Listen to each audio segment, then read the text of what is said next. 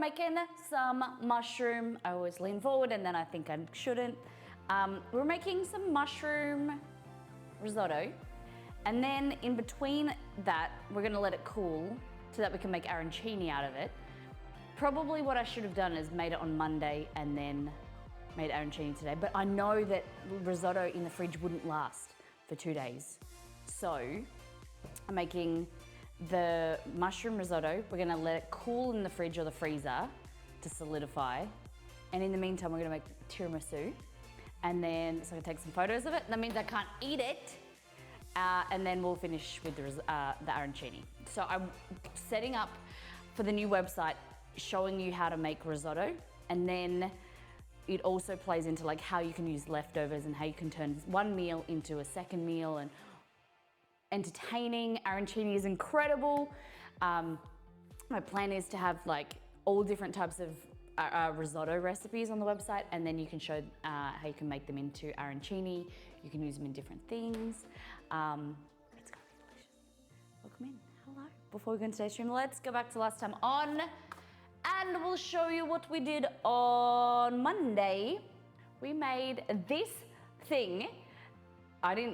Guys, I'm just saying, Exceed took a big like into it. Big fan. We both are. He said he'd rather eat that dip than have nachos. We were both big fan. I didn't eat as much.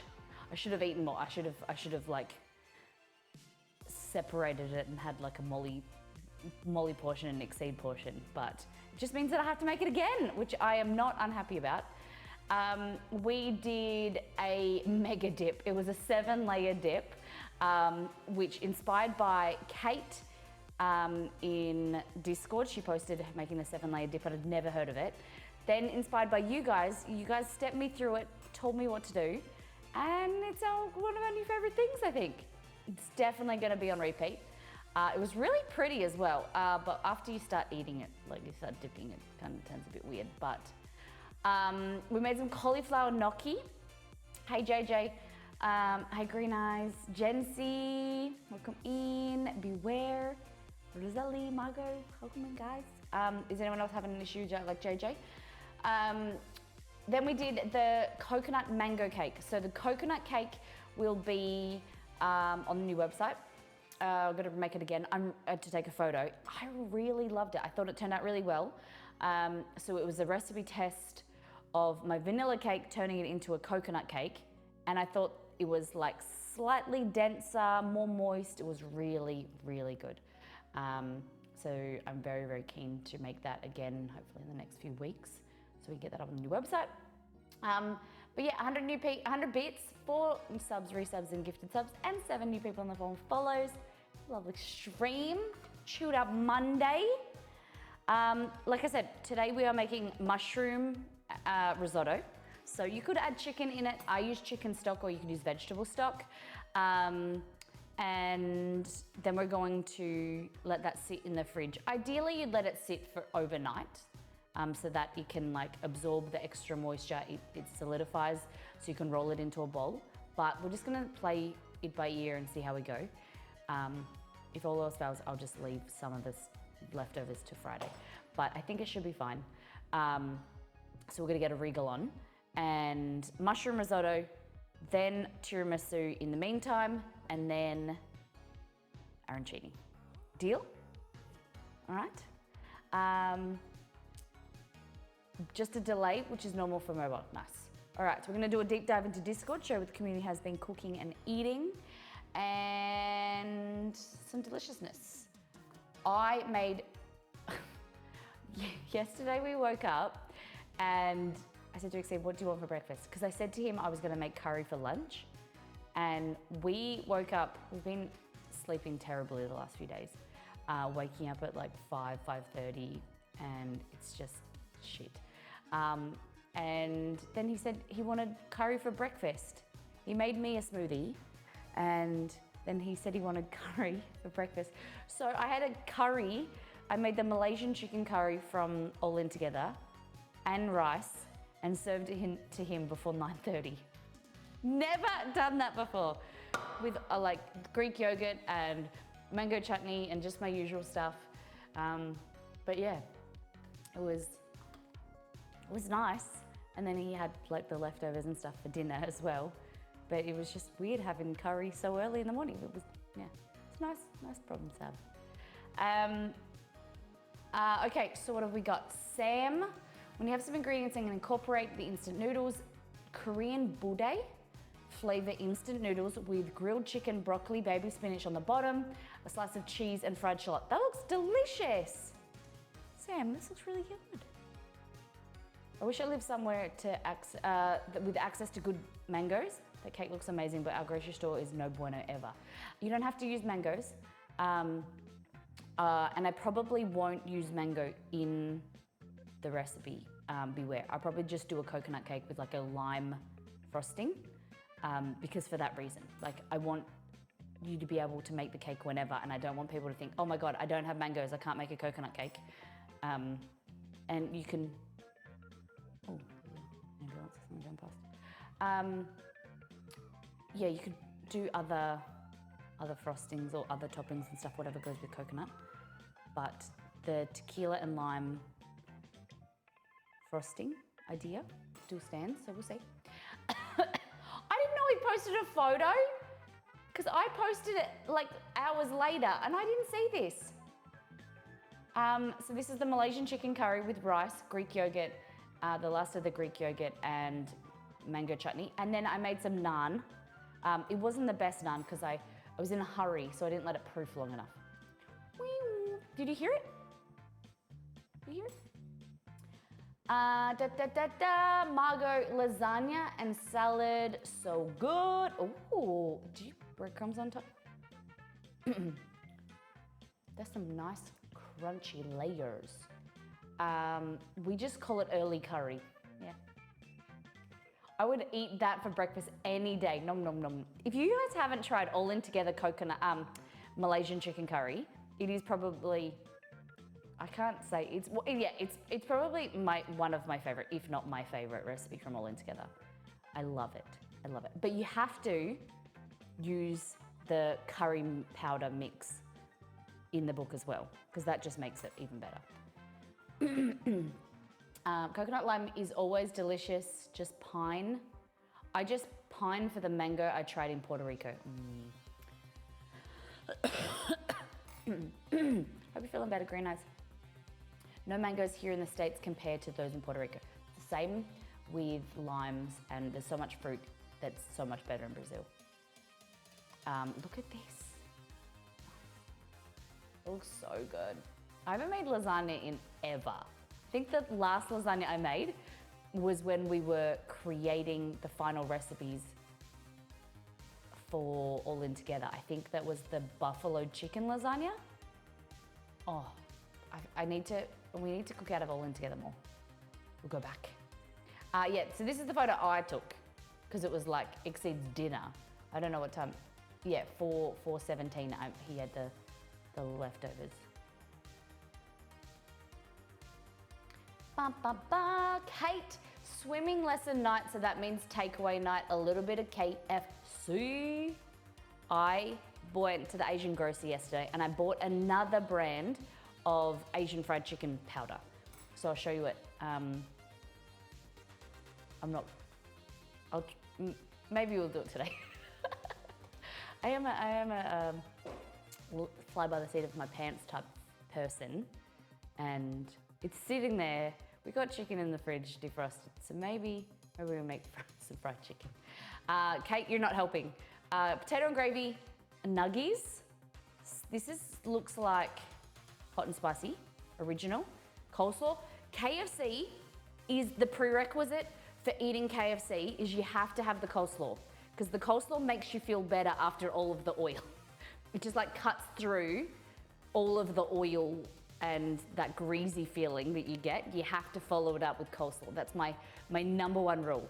I always buy like a tub of coleslaw, and my last kind of bite, I finish with coleslaw. It's just, you have to.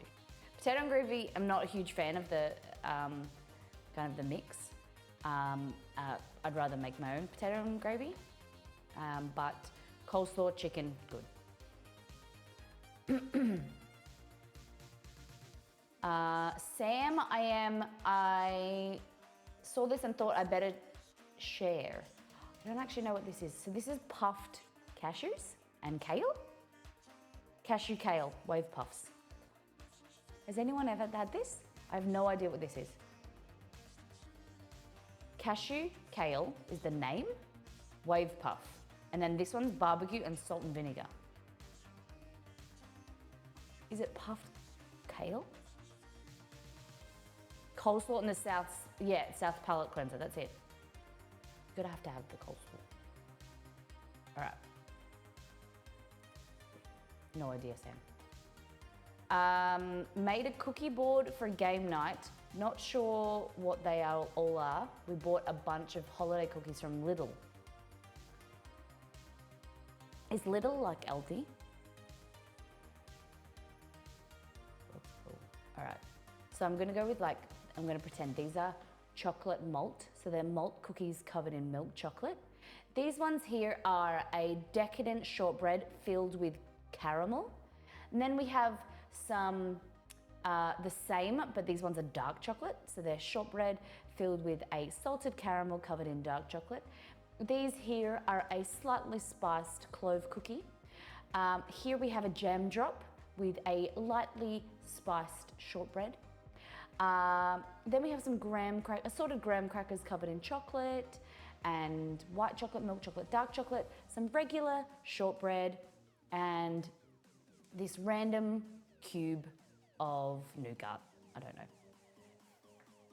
Thank you to coming to my presentation on cookies. I have no idea what these are. They look good. These are good dipping cookies. I have an obsession with hobnobs. Exceed said it's because there's some part of my brain that thinks that they're healthy, which is probably true because they're like a graham cracker covered in milk chocolate. But only one side has got milk chocolate. It's kind of like, it tastes almost identical to my graham cracker recipe on the website, but I don't have to make them. And the underside is covered in chocolate, they're dipped in chocolate, and they're delicious. And they're good because you dip them in your tea. Unfortunately, your fingers get sticky for where you're holding onto them, but when you dip them into your tea or your coffee, it starts to melt the chocolate. Oh God, that's what I can imagine these would be like. They're a little bit messy because then you kind of have to eat them all in one go or put it on a napkin. But I'm all about that life. Chocolate coated cookie life is for me. Crunch styles. Okay, BCK. I didn't realize, I said this on last stream, I don't know if you watched the VOD. I didn't realize you're a chef. Have you told me that before? You just live in the trucker life and moved away from kind of hospitality? Because you said something last week on stream about being a chef or something, and I didn't realize. Because I know you have an awesome kind of mind and you're very knowledgeable about cooking, but I didn't know that you were trained. This is Crunch Styles, BCK Crunch. Tonight's dinner, country fried pork medallion on roasted garlic cauliflower mashed with steamed broccoli and buttermilk gravy. Damn. You made this, this is a solo portion. That looks good. Okay, what is the underneath? Cauliflower mash. Nice. Yum. And it's a pork medallion. I don't think I remember the last time I had a pork chop. Yeah. Or a pork medallion, piece of pork like that. That looks good. It's really yummy. And what's the sauce? What's the little drizzle, sir? Jency, snowing? Oh my God. I always get jealous every year around this time when everyone's like, it's snowing. Because for us, I know that a lot of people, when you live in an area that snows, you hate snow. But to us Australians, it just seems so magical. And it just seems so lovely, especially when right now we're going into the inferno. November, December is where it's we're walking into a kiln, a fire, basically. And then January, February is where it's ridiculously hot. And then you guys are talking about like snow and it's so cold and you get, warm by the fire with hot chocolates and stuff. It just seems so lovely. And yeah. I'm probably gonna go back to it. Just got a job offer with a high scale inn in rural Tennessee. Oh my goodness, that's pretty cool. How nice. So you'll take some time, you get off the road. Nice to give you some kind of continuity. What are you thinking? Permission. Oh, well, I'll let Roselli, because you asked Roselli. I'll let Roselli. Well, Roselli be like, no links.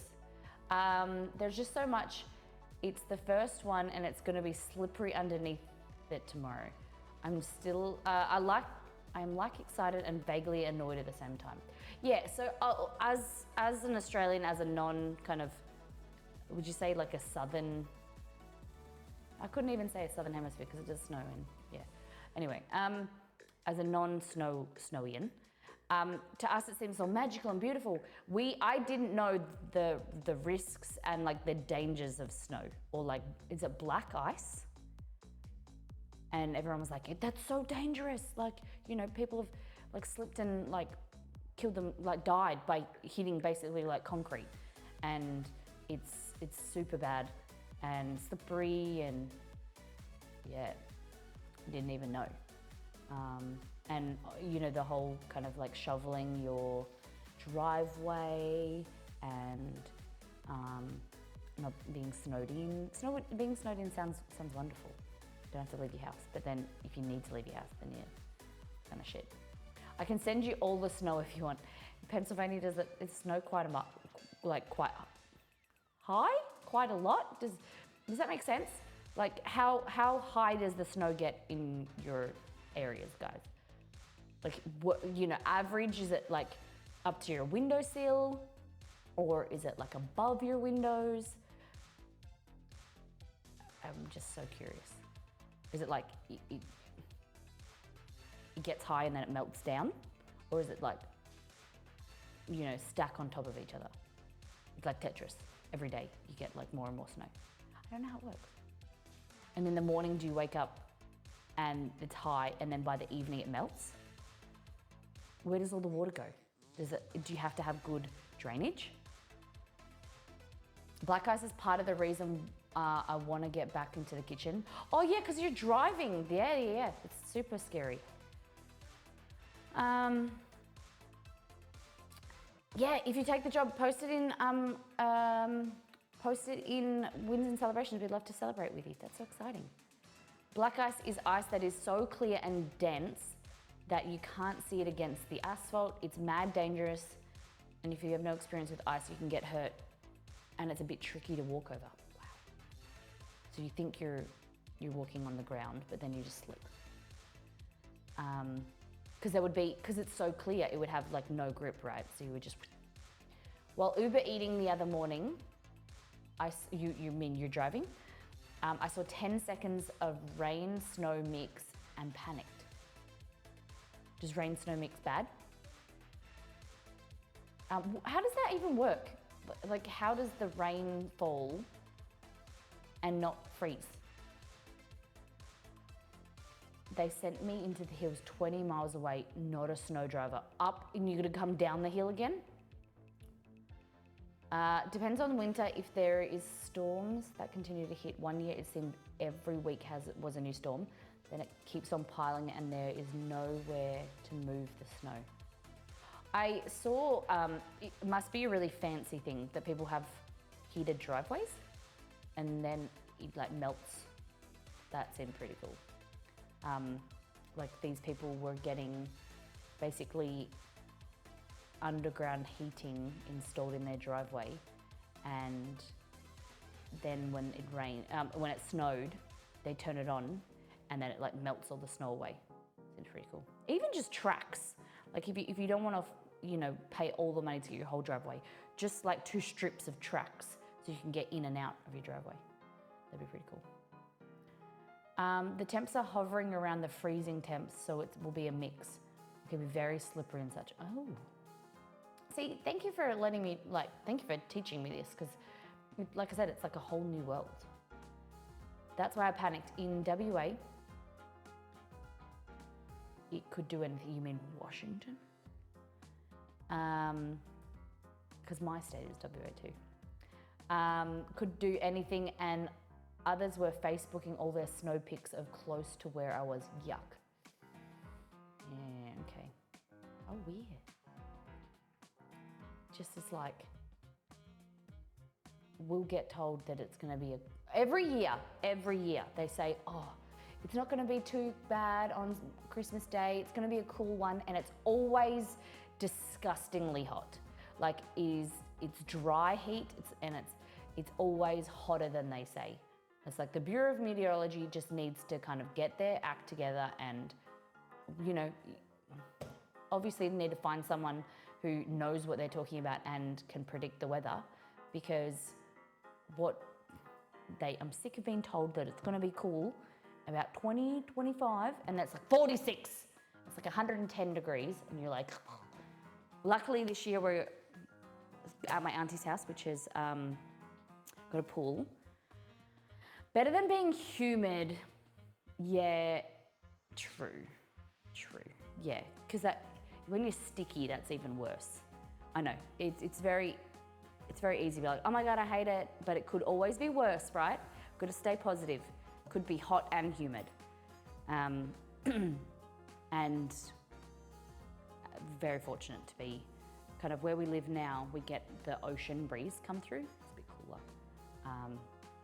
Yeah, but it does suck. Exceed and I are both winter people. I don't know about you guys. Do you prefer the cold months or the warm months? Are you like a what do they call them? Summer bunnies? Where you love to be out doing like outdoor sports and being in the sun and just like thriving. I thrive on bright light. I love like opening all the windows and things like that. And that's what I don't like about winter. Spring, you know, the mid-spring, autumn, fall, is nice and bright, but it's cooler. They're probably the in-between months that I love. But when I used to work with nurses and they were like, oh my God, summer's coming. It's time to go out boating and go outside and oh my God, be in the sun. I'm like, no way. Let's be inside in the air conditioning and let the light in. That's it. Let me have my cold drink with the aircon on and the bright lights, and I'll be good. Cold months, 100%. You can always add layers. That's true. Warm food, warm drinks, cuddling, yeah. I preferred cold to hot. You guys are my people. Or Margot, I get too depressed on winter. I understand that. That's what I'm saying. Like, I like the bright lights. I think you definitely need to simulate the bright sun in winter and open all the blinds and try and get some light in, because it is doomy and gloomy, right? That's why all those English people are so grumpy, because they don't get any sunlight. Okay. But yeah, it's just kind of like a generalization. Is generalism a word? Hey Google, is generalism a word? Anyway. On the website yourdictionary.com, they say generalization, lack of specialization. Okay. All right, so it's not. Okay, I couldn't find a headband today, so I found this. I'm not a massive fan of it. I think my hair needs to be up. Oh, Roselli's a big rev head. Okay. I can't ride my motorcycle much in winter, makes me sad. I bet. Born in December, brought home from the hospital right before a Christmas blizzard. Your parents would have loved that though, because they would have been like, not have to have guests and visitors, they can just be home with you. And maybe that's why you're extra amazing as a human, because you got that one-on-one connection with your parents during the blizzard. Late summer to the late autumn, slow, warm days, colors are lovely, and then it's a mix of cold winds and warm air. Love it. Nice. Seattle grey is perfect. Marine layer. rain, I can't live in a hot and humid, yeah. Seattle is nice, but when we were there, it was super humid and it was hot rain. It was like, it was unseasonably hot. It was like September, I think. And we were there 6 years ago, I think. It was beautiful. We loved Seattle. We would definitely plan on going back there. Next time, we plan on going from New York to like going across the top back to Seattle, or make like zigzagging across up and down, like Montana and stuff, and go back to Seattle because big fan. But because we've done the East Coast, we've done the West Coast, we've never done in the middle. So big plans to do eventually. I've always wanted to go to Montana, South Dakota. Yeah, I don't know where it is. Colorado. That was Exceed's big plan. Okay, reading but oranges and clementines. Not really sure. Is a clementine a hybrid of an orange and a mandarin? Never had one, but I've heard a lot of them. Harley Nightstar. Interesting. Okay, so what we're going to be doing is making some risotto. So I've got, you'll be able to have this soon. Made some big progress on the new website. So, it's, hold on. And clicked it. Okay, ready?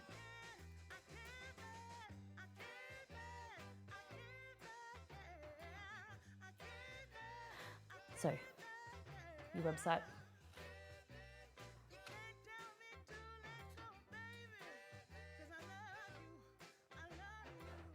Okay, so you go here. This is the, obviously, I need to do the description. Exceed wrote that. I heckin' love risotto. So this is what the blog pages will probably be like. Obviously, we might make some more changes, but you go here. You can jump to recipe. You can print the recipe, pin the recipe from here, and then this is my plan for all of the recipes at the top to have like flavor, texture, difficulty, and like versatility. So like what you can expect, like why the recipe is good, like what the flavor is, what the texture is going to be like. Because, you know, for some recipes like bread, you want to know like if it's a soft, chewy bread, or if it's like it's a denser, chewy bread, like a focaccia, has a different texture to then a soft dinner roll that's really light and fluffy. How difficult it is, so like this is 2.5 out of 5. And like versatility, like how much you can change it or make it your own.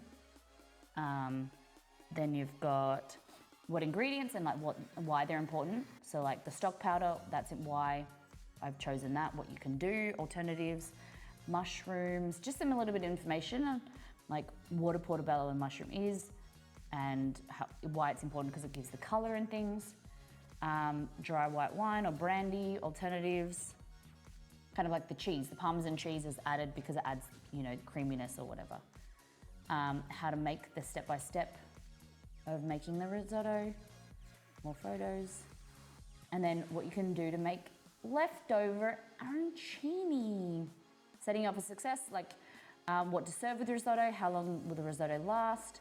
Do you have to use spinach and mushroom, like, you know, alternatives? How long, like, can you let it sit before eating? Can you freeze it? Things like that will be, I'm trying to make this format consistent with all of the recipes. It's like, you wanna know how to store it, how you can freeze it, how you can defrost it, things like that. And you know, a guide. Some recipes you shouldn't reheat, or like you need to eat fresh there and then like a souffle, you need to eat it there and then while it's hot. It's not, you can't freeze it, it's not the same if you put it in the fridge and don't eat it straight away. Things like that. Yeah, you could probably eat chicken, add chicken, yeah. And then this is the recipe. So for here, you've got your servings, your prep time, cook time, total time, equipment, ingredients, and then instructions. And then here, if you go here, you can add double it, triple it, halve it as well. And that will all change here. And obviously this isn't in, it's all in cups. It's not a baking recipe, but it will have, like where, I haven't finished it yet, but where it says grams, it will also have ounces and whatnot. So yeah, that's how it's looking at the moment. Oh, and then scrolling down.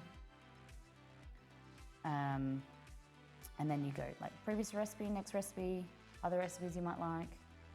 Leave comments, which you're all gonna do, and then there's our Instagram feed. So yeah. So if you go to here, like you come to the recipe, you just go like this, jump, takes you to the recipe.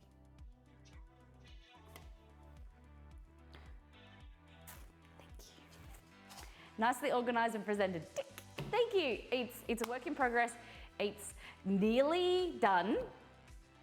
It's just basically making it pretty now, and then I have to go through. I've written a lot of the recipes, but now I need to like proofread them, which is going to take a bit of time, Exceed and I to go through them. And then basically once the format's done, we'll make it live, and then I just update, like I just need to update recipes and add more recipes, and then behind the scenes I've got to do like the SEO stuff. But I just want to get it live and then tweak it as we go. That portion conversion is the juice. I've never heard that term before, but I like it. It's got the juice. It's got the juices. Yeah, so I have been working behind the scenes. I'm sorry that it's taking so long, but it's just things that like, okay, this is what it's taken me like 2 days to do. Like this section here that says, hey, Molly and Exceed, this sidebar, recent recipes. It's just things like, okay, this here with the icons, you can click these and then they will go to Instagram, Pinterest, YouTube, or Discord. Just getting like this border, like it's grayed. I don't want that. Like I want to be able to make that white, so it's just the logo sit on. It's taken me like hours to figure out. Just kind of like learning how to write HTML code, or you know, figuring out blocks and things. Trying to get these to be square and to be the same size. It's a lesson. It's really interesting learning about, you know, I'm always asking Exceed about different like languages and being able to create like this as an image, but then it's clickable to then have, you know, open another tab or take you somewhere. Yeah, I need to like pretty this up. It's just, you just think that it would be just so easy, but I can just write this and make it look pretty. It's just a lot long. It just takes a lot longer than you expect. But yeah, getting there. And for me, I some skills, I'm very, very lucky to have Exceed, but he's also working, so yeah.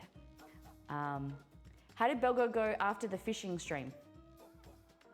What do you mean? What do you mean, how did Belgo go? Did I tell him? I haven't talked to him about the fishing yet. I sent them a message and my stepdad laughed about not getting fish. But I haven't actually seen Belgor in a few days, so I'll have to go and see him and figure out our next fishing trip. Okay. So.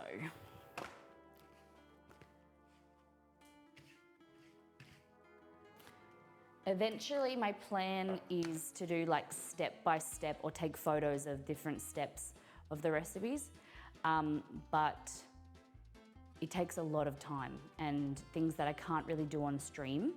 I figure out how I can do them on stream.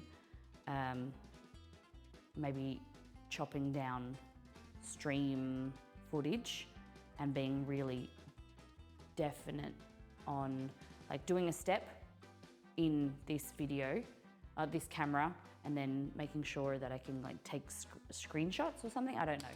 Because I want it to be educational as possible, but I'm thinking that maybe I'll just write the recipe, get it up there, and then revisit it in like a few months. But also I know that I'm gonna be moving on to new projects or like new recipes. I don't wanna have to come back and re-edit it, an old recipe that I've already written. So yeah, it's just seeing how we go. Okay, so I'll stop talking so we can get into cooking. The things you'll need, we need a liter of water and some stock powder. I went and bought my favorite stock powder, my chicken stock powder, is this, but I cannot find it in big jars. And this store that I buy it at is overpriced. It's $9.50 for this. So I'm trying to find this brand, Lee Kum Ki. This here, chicken bouillon. I love it. It's made in the USA though. It's a what am I gonna say? It's a Chinese company, but it's made in the USA. I don't understand. So if anyone sees this, and it comes in 1 kilo packet, so 4 times as big as this. Just don't know where to get it from. So yeah, chicken stock powder. You're gonna need a liter of water. And the most important thing with risotto is to have fun. Another rule is to have warm stock. So you wanna warm up your stock and have a saucepan and like a deeper saucepan like this, like a deeper fry pan, or kind of another pot. You can do like a cast iron pot or something. And then you have a saucepan of warm stock and you ladle it in there. Okay, so that, olive oil, brown onion. Hey, I'm gonna get a nut. Portobello mushrooms are here.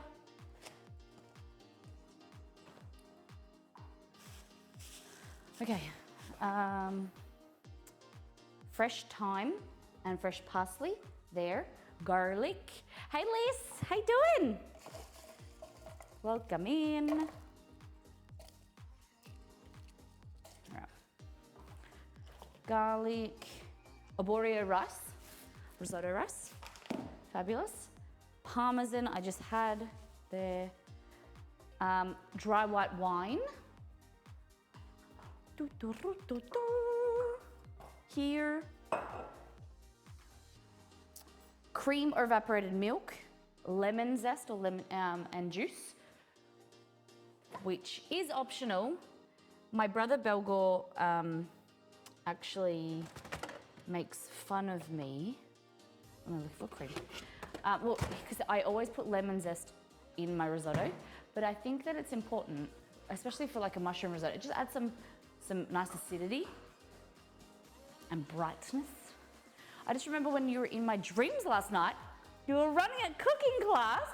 Were you there? What were we making? I love that. Parsley, pepper, salt, and spinache. So we probably won't add the spinach into all of the risotto because we're making arancini. And I think this is unnecessary for arancini. It's optional, okay? Are we ready? That's so cool, Margot.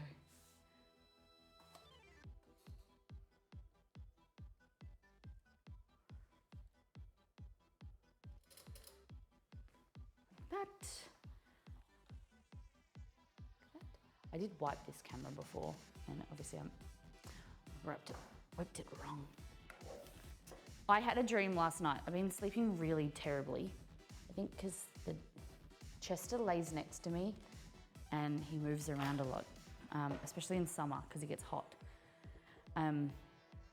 But I had a dream last night that we got an email, because we were hoping we got an email yesterday that our car is ready to pick up, but we didn't come. So I had a dream last night because I'm nervous, excited about it. And I keep doing a drive-by past the dealership to see if it's arrived yet.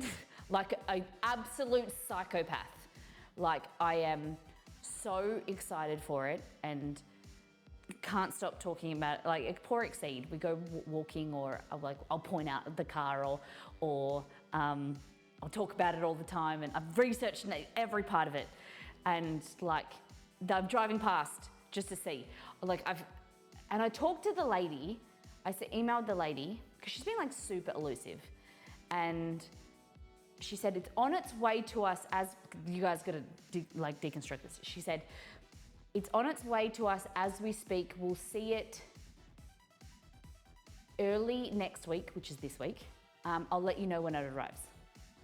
Does that mean to you that it's on its way, like it's landed in WA and it's on its way and it will get to the dealership this week?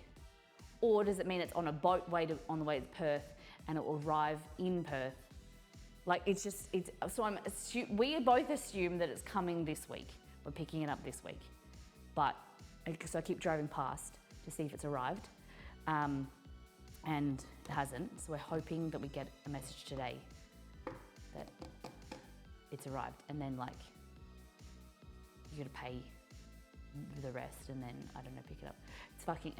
It's driving me insane.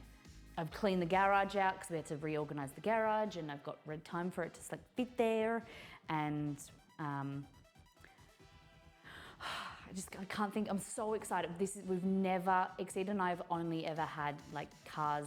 The Prius is his first car that he was handed me down from his mum.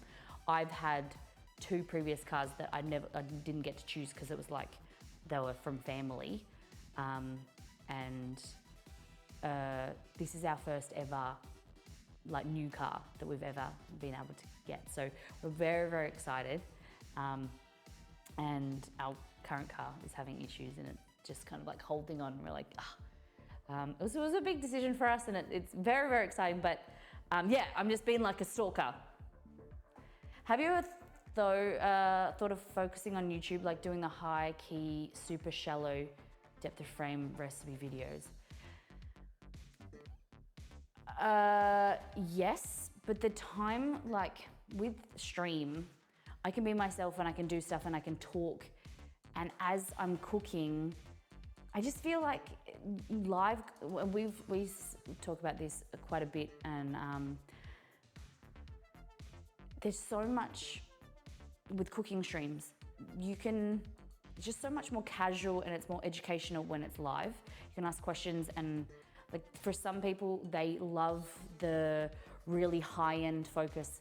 But for educational purposes, like I can be myself and I can talk about things, and I can like throw in tips and tricks and like things that come up in my mind where as I go. Whereas on YouTube, I get super nervous because you've got to like take one shot and like one take at something and make it really smooth.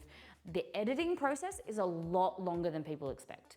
Like even us who, when we do sponsor streams, we do like highlight reels, especially for when we're working with some companies. We'll do like our 3 streams, and then we cut and edit it into like a short video.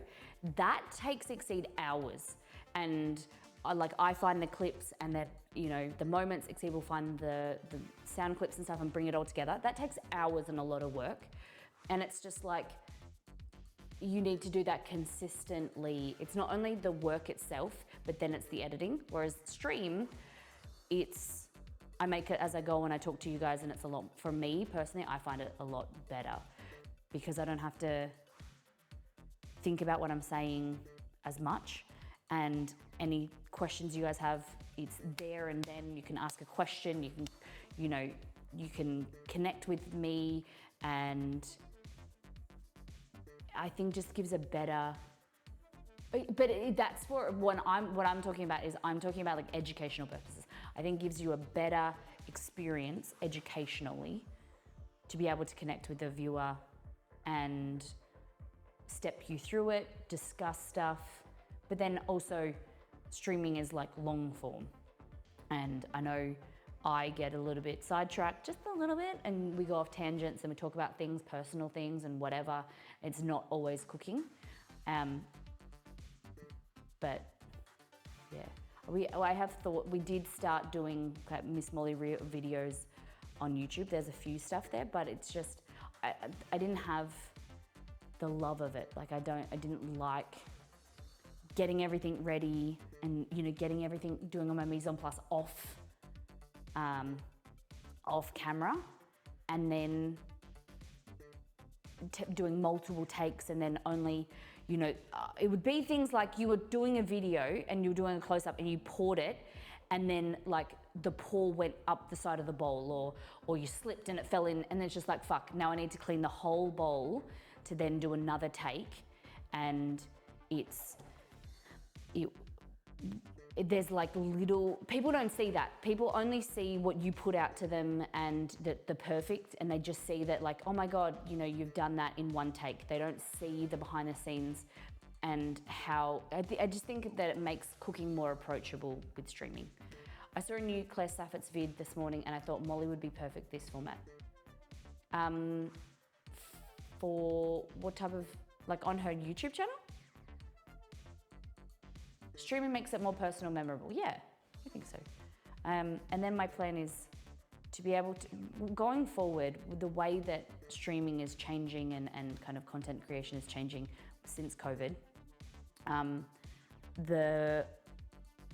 the longevity of it, we need to pivot into something to help us financially.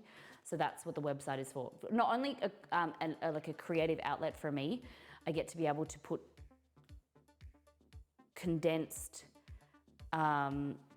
tips and tricks and write down kind of step-by-step recipes and things. We can, you know, monetize the website, but then also you'll be able to connect with me on stream, and then I'm recipe testing and creating and things here, and so we've got both.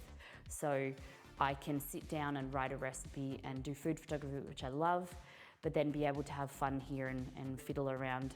And then if you're making the recipe, you've got any questions, you can come back to the stream and ask me questions. But then also if you miss the stream, or you've watched the stream and you want to make what I'm making now, you can get the recipe live. And then you can watch the VOD along. You know what I mean? Like there's just, they play into each other, where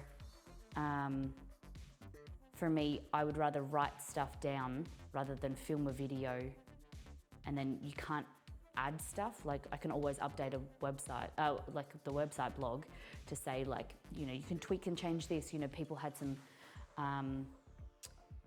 you know, say for instance, like I made a spelling error, or there was, instead of half a cup, I changed the recipe to use 1/4 cup of wine. And I can update on the website because it's written and it's always updatable. Whereas the footage will say half a cup, or you'll see me measure half a cup or whatever, and then it's wrong. Does that make sense? Like, I just find the website just a better, I don't know how I got, yeah, I kind of went on a tangent. I hope that I answered that right. But I'd definitely be keen. I love Claire Saffitz's and I like her content because I think that she's very kind of real, and she, you know, the way that her videos are edited as well, she laughs and she makes mistakes, and, you know, she jokes around about, you know, this is not how it was in the book, or, you know, this is just how I'm doing it today. And yeah. All right, so I'm just peeling this garlic. So here, peel your garlic. What I'd probably do is take a photo of this. A question that I have is, are you interested in the brands that I use? With photos and things, I usually decant everything and put it in different like bowls and whatnot. But are you interested in the brands of, like, I was thinking about doing a blog post on like the chicken, this type of stock powders the brands that I use, because your food will be similar with recreating my recipes, but it won't taste exactly the same if you don't use the stock powder that I use or whatever. And you might have potentially be shopping one day and you'd be like, oh, this is the soy sauce that Molly uses or whatever. Like, is that interesting to you? Would you like that? Because there are some things that I just buy willy-nilly and it's whatever, like panko breadcrumbs, they're all kind of like the same. Whereas like I am brand conscious on certain things, like chicken stock, corn flour, custard powder, things like that. And I know a lot of them are Australian only, but not many. A lot of them should be available internationally. And they're bigger brands. Like I like Kewpie. You'll be able to find that somewhere. Hey Liz. There's plenty of times I've gone back into your VOD to review while I cook. Okay, I like that. I appreciate that. I like seeing what you use in Australia and dream of getting it here. I'm the same. I'm the same with a lot of videos that I see in America and the brands that they use.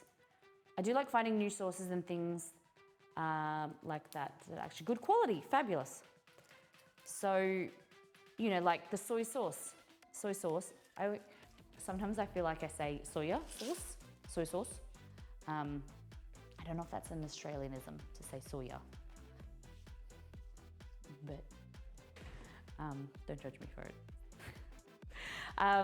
Like there's a soy sauce brand that I use that I prefer. I don't buy Kinkuman because I feel like that's more expensive, and I don't know the flavor is any better than the one that I buy from China.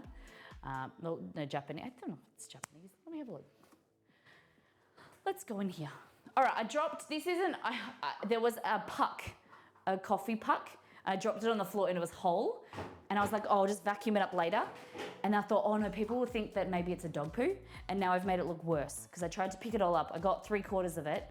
That is coffee grounds, okay? It's coffee. It's not poopy. Cool.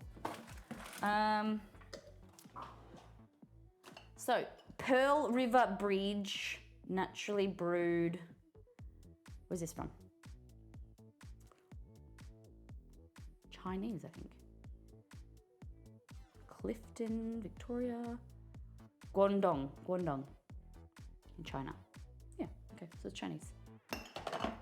And then this one is Li Kum Ki, which is Chinese as well. So kind of brands that I recommend, I'm happy to do kind of a post. And it's here and all there. Like you can take it if you want. Like this is the sesame oil that I buy. Gyos or whatever.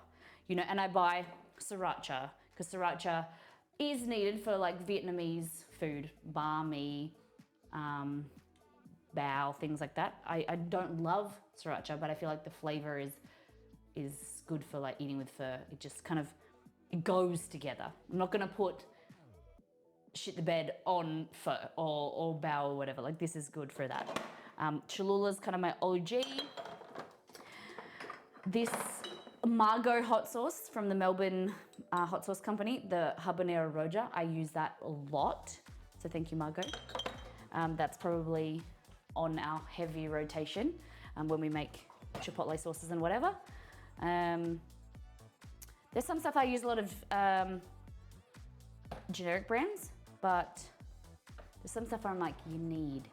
Like corn flour has to be from, or custard powder is Nurse's. Deflecting. What am I deflecting? A lot of stuff is not available in the UK. Block cream cheese is basically unheard of. Really? No, Morn Ghost. Block cream cheese? You don't have Philadelphia cream cheese. I tried to find shredded coconut and failed. Is it maybe just called a different name? I love hearing things like that. Please, if you're having issues with the way my recipe's written or something that I've written in the recipes or whatever, I need to know this because if you're having an issue, then more likely than someone else is having the same thing, or they find it hard to find that ingredient. Like I use caster sugar majority of the time, and it's basically the same as granulated sugar, it just dissolves quicker. We have it in tubs only. Interesting. And is this, do you like shop at, have you looked at multiple grocery stores, like grocery chains? Have a look. I do like finding all sources. Read that already. All right, we need to get a wrinkle on. Okay. Anyway.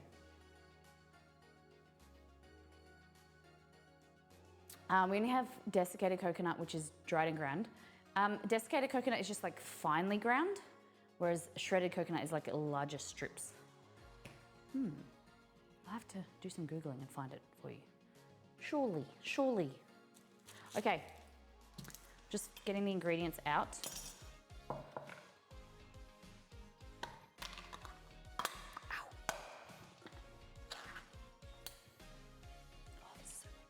Here in Philadelphia, it comes in tiny tubs too. No blocks. So maybe a tub is okay, but you just need to make sure it doesn't say softened or spreadable. It needs to be like just plain cream cheese, because then the softening or the spreadable element to it makes it not set. My pet peeve is that Tupperware labels don't have a label for coconut. Really? We have blocks here as well as tubs. All right.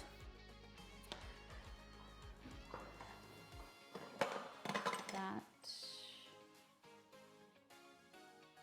I think is the only thing. Oh, this is the thing that I was mentioning. I found this yesterday at the Asian grocer.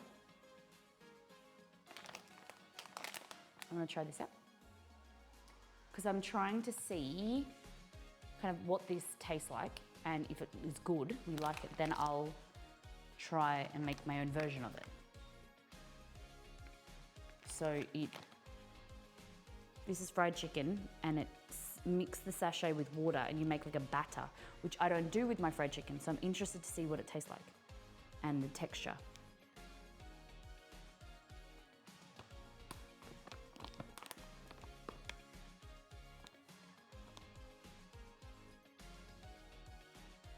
So it says mix sachet with cold water, then pour cold water into seasoned flour.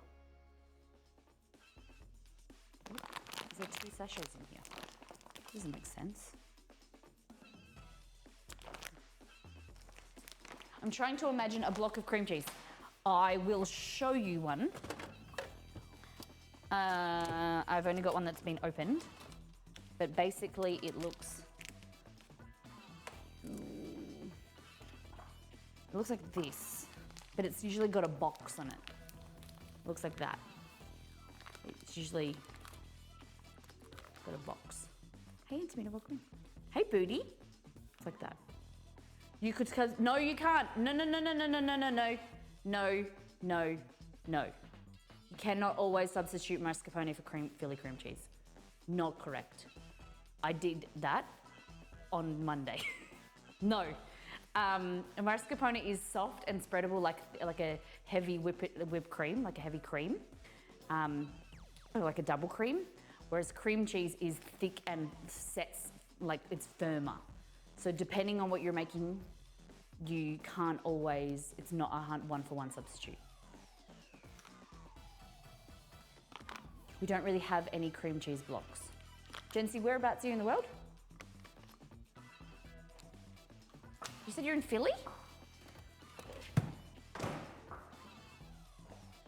I made your sweet rolls with a tub of cream cheese in the icing, and they were grated. Delicious. Yeah, that's fine.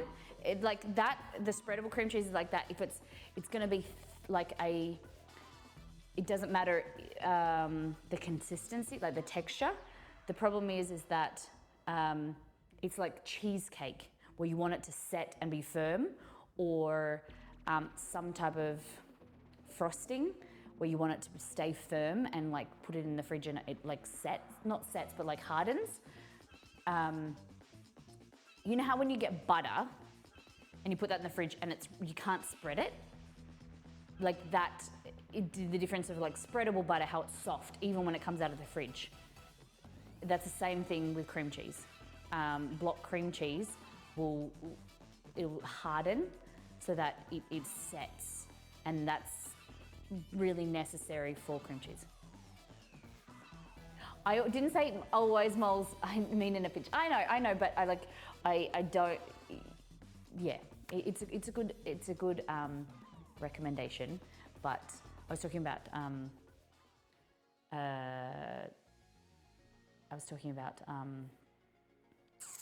cheesecake, yeah.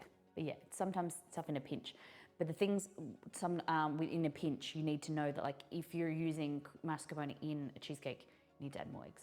But yeah, it's the shitty thing is that the thing that I worry about, guys, is that giving people advice of like substitutions, it's like, yes, you can substitute that, but usually you have to do something else. So it's like if you're substituting milk for cream in a recipe, you need to like the texture will change. Or if like you instead of, you don't have any cream, so you're adding milk, you might want to add some butter, like to add some fat content or something like that. Like your cake won't be the same because it doesn't have the fat content to keep it moist. So you want to add a little bit of extra something, you know, like it's never really one for one. And it's just one thing, just something that you need to learn of substitutions of like, you need to think, like, what is this ingredient doing in a recipe? And if I substitute it, what else do I need to add? Or what do I need to take away? Like sometimes you add something and it'll be, the new ingredient will be watery. So then you just reduce the liquid content in your cake or in your bread to then make up for that, like that moisture content, because your dough might be too sticky because you've added more water. It's just, everything is a lot more complicated, I know. And I'll make it more complicated for you.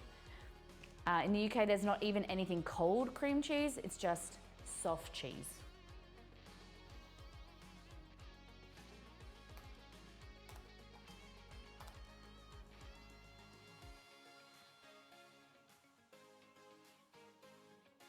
Cream cheese in the UK. Soft cheese. Okay. Interesting. Philadelphia is referred to as a soft cheese too. Oh, okay. What is cream cheese called in the UK? Soft white cheese. Yeah, okay. I wasn't doubting you, I was just trying to learn some information. Cream cheese for cheesecake. In the UK, the fat content of cream cheese can theoretically be as high as 55%. Let's see what Nigella wrote. Okay. Philadelphia is the best known cheese brand, marketed widely across the world, and especially states cream cheese on its packaging. UK, cream cheese 30, 52.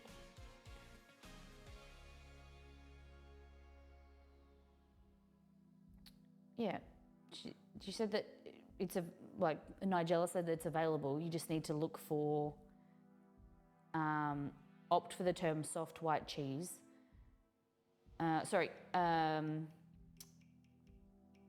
You need to look for have cream cheese on the packet. And look for, put cream cheese into the search engine on UK supermarket websites, then you'll find what they bring up, Philadelphia and soft white cheeses. Interesting. Weird. This does bring the question, while you can't sub cream cheese for mascarpone, can you do it for the reverse manner? Mascarpone instead of, yeah. Well, it's always dependent on what you're making. Like cream cheese, like BCK said, cream cheese is substituted, they can be substituted for each other, but cream cheese, which we're gonna be using mascarpone today, so I'll show you the difference. Mascarpone is basically like a thickened cream.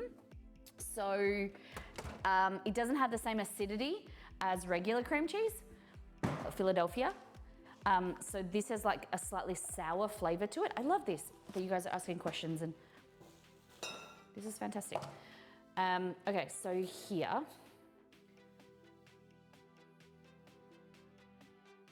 this is mascarpone,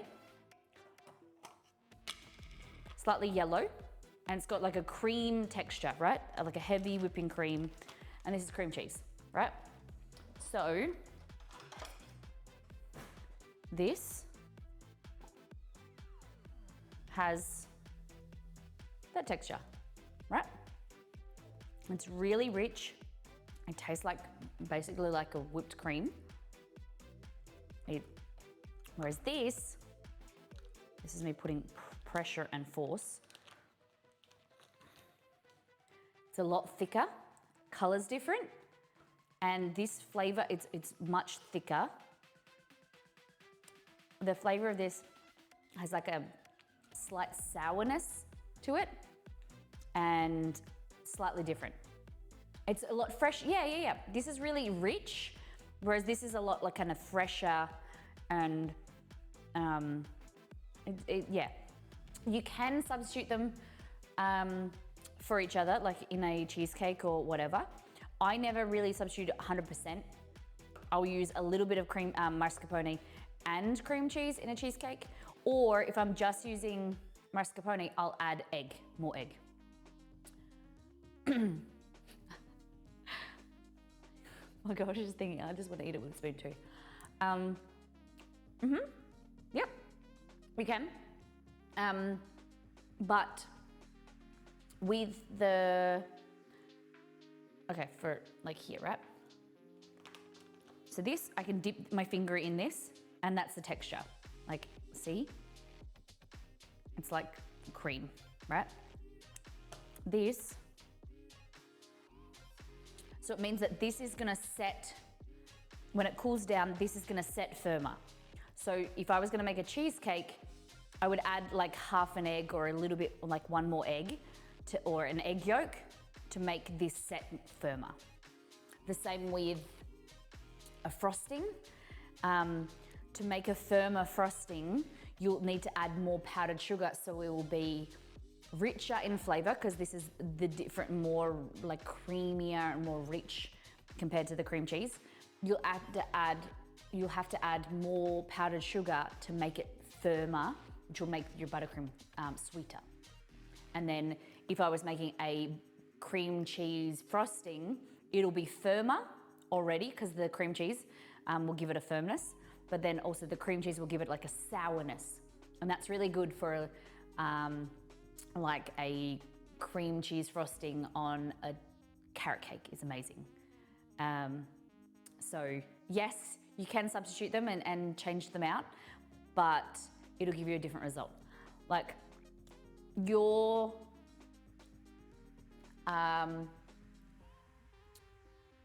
making tiramisu today. You can make tiramisu with cream cheese, but it won't have this like richness, like luxuriousness that you get from mascarpone. If you wanted to substitute mascarpone, I would use a double cream or like a heavy thickened like cream. We get it in jars, it's called double cream. And that is better for tiramisu than cream cheese is. Because you just, like this has like the acidity, sourness to it, and it doesn't really tend well to a tiramisu. But you also might like that. I'll stop eating cheese. Hey, Levy.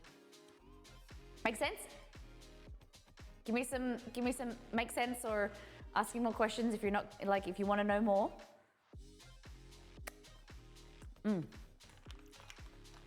can add a dollop of mascarpone into instead of adding cream, you can add that into your risotto.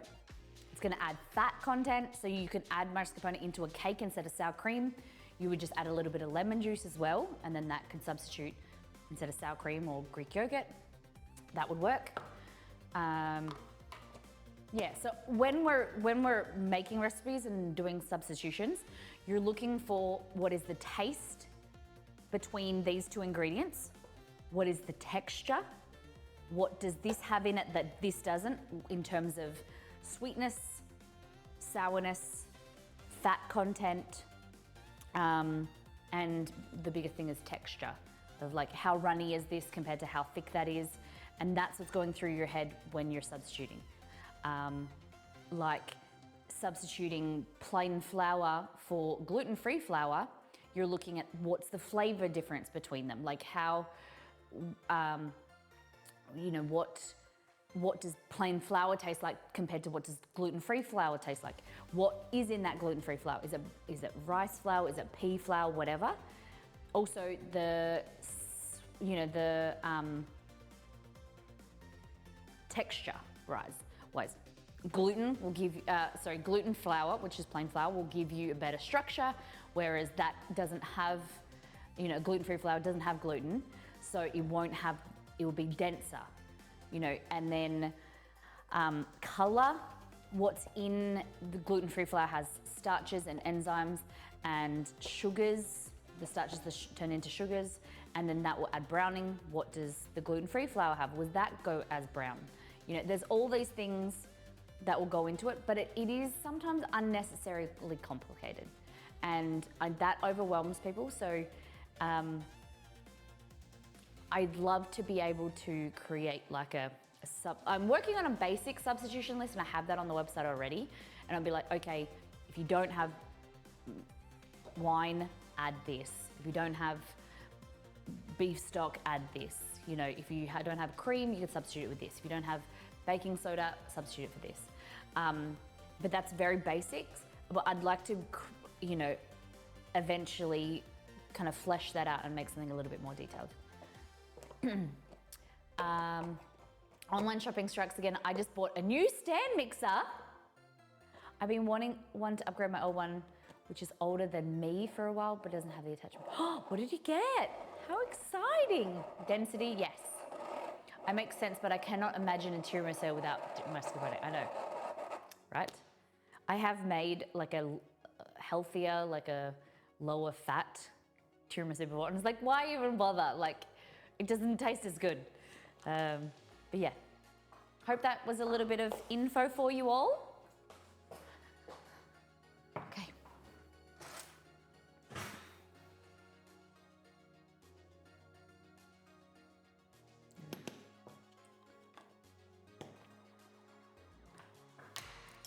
How exciting. Margot, that's so, I always love hearing about things that you guys are excited about. Just got one from House for $100. It's down. Ooh! I have to take some photos of it when it arrives. Why make a low-fat tiramisu? Just have a smaller slice. Once you pop, you can't stop though. Is that a Pringles ad? Where does that come from, that saying? Once you pop, you can't stop. Okay, so we've got water, stock powder, olive oil here, portobello mushrooms here. So, portobello mushrooms. Let's talk about mushrooms. Did you know, because I didn't when I was researching, like writing stuff for this web recipe, I learned, okay, a button mushroom is the same as this mushroom. As they get bigger, they go from white, and as they get older, they mature and they go brown. So a portobello mushroom is the same as a button mushroom. This one's just older. That's why it's more expensive, because it takes longer to grow, has more flavor, and the color gives a nice richness to your dish. So, little fun fact for you. I'm not saying that like every type of mushroom is the same, it's not, but a button mushroom is the same as a portobello mushroom, specifically, because they're the same shape. I'm not saying like a button mushroom is the same as the chanterelle. It's not like that. I'm saying a button mushroom is the same as a portobello mushroom, or also like a Swiss brown or whatever. The varieties, I don't really know, but a portobello specifically is the same as a button mushroom. It grows in size. Just think of, I don't know if you think of the mushrooms, kind of looks like a Goomba, but it reminds me of Mario. So as the mushroom grows, it gets this darker color on top and also the inside. And that, when you saute, these are actually full of water. They're like sponges. And this breaks down and adds wonderful color to your dish. And that's why I recommend having a brown mushroom in a risotto, in majority of dishes. It has a slightly increased flavor, but it's the color you're really going for. These aren't as cheap. The button mushrooms are cheaper because they're younger and they propagate quicker. But this recipe can also be done with all different types of like enoki mushrooms, chanterelles, oyster mushrooms are all fabulous. But usually I make it with a simple mushroom like this, and then I put the fancy gourmet mushrooms on top for serving. So a baby Bella is a teenage mushroom and the button is a real baby. Yeah. Yep. That's it. So in the website, on the website, I wrote, portobello mushrooms, the older brother to the button or the cremini mushrooms. These guys are just more matured mushrooms. They're larger in size and are more brown in color. Yep, you can, I never really know how I should write. Like, I don't really know how to, and I'm getting better. The more I do it, the more because I'm a casual person. I don't want to be like super formal in the way that I write on the blog. So it says, yep, you can use most types of mushrooms. I like these because they tend to give a richer color to the dish and they are easy to find. Want to go gourmet? Try a few varieties of mushrooms all together. Add the small, softer ones like enoki mushrooms towards the end, as they'll break down too much during the cooking process. Yeah, so little fun fact. I don't know why I've broken this. Oh yeah, to show you in the side. But yes, that's what we're using, them. Wine, another thing is when we're substituting, wine, I just keep an SSB, Semi-Sauvignon Blanc. I am not a wine snob. I don't really care about what I cook with. And I'm not a believer of like, what you drink is what you should put in there. It's the flavor changes in cooking, and sometimes you want a really rich flavor, like red wine specifically. I don't think you should waste your money. Don't buy like a really cheap kind of vinegary one, but buy something that you like the flavor of. Don't have to buy like a $40 bottle to go in to a bolognese, but like a $10 bottle is fine. $5 to $10, well, $5. Yeah, sometimes I use whatever I've got.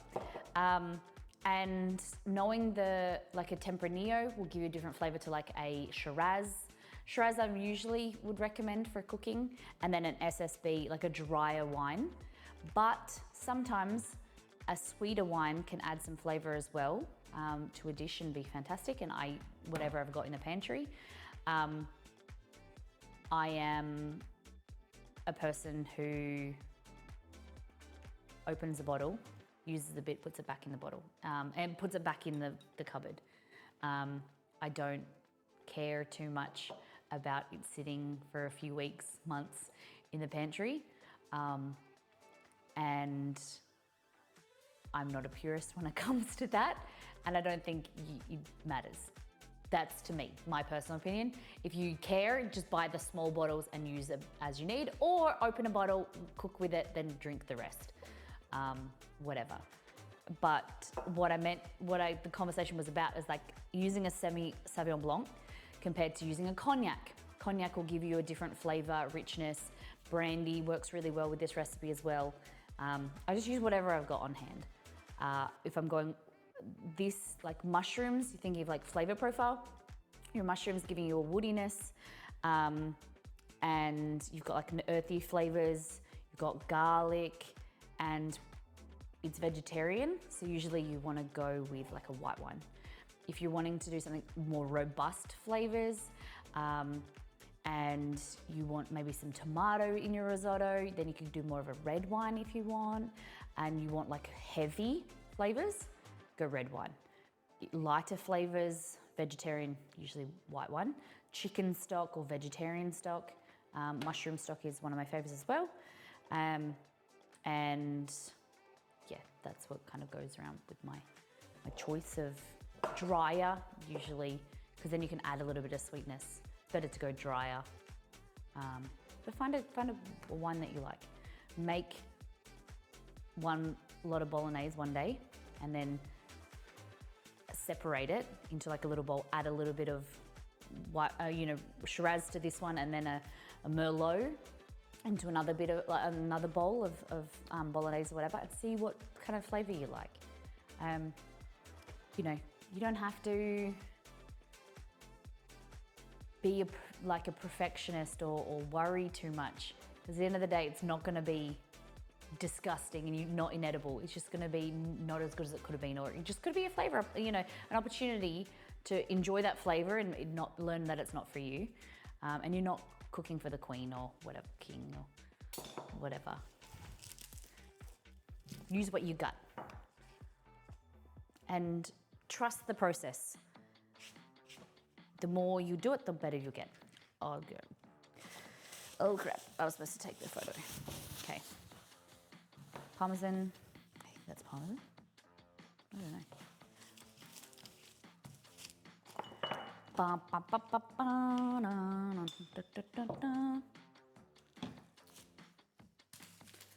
What if we are our own? Yeah, well, true. Like, if you think of yourself like that, good. But what I'm saying is, like, just don't, like, I just don't want people to be uptight and feel like it has to be in a certain way, or you'll die because you used a Shiraz instead of a Merlot, or you used a $5 bottle of wine compared to an $8 bottle of wine, or a $15 or a $30, whatever.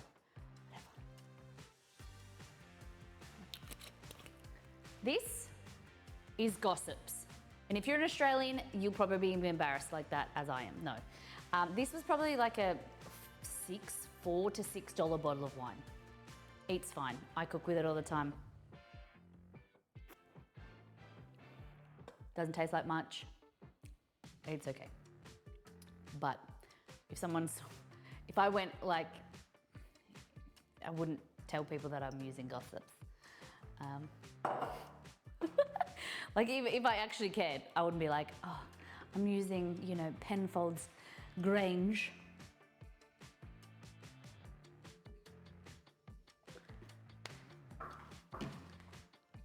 Maybe what I meant by that, if I was cooking for like a big fancy dinner, I might use more expensive wine, but for every day, I don't think it's necessary.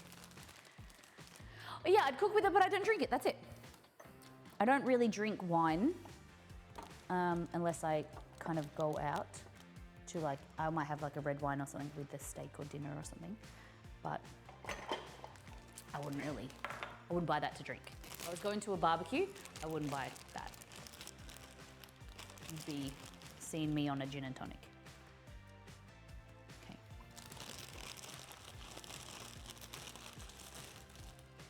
All right, please.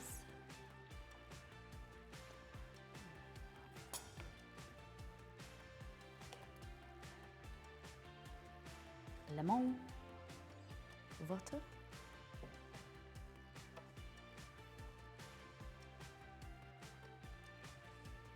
Like that, and then how much we need. I wouldn't say I've wasted time, but I've delayed myself cooking by turning, which I'm not happy about. Gossip? Nah, we don't talk about that. We don't talk about Bruno, no. We don't talk about Bruno. Who is a wine drinker and unashamedly like a wine snob or a wine connoisseur? You like your wine.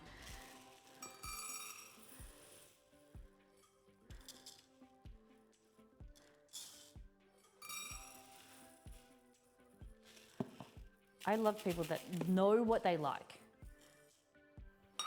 and it interests me because you know what you like, and they. Oh no!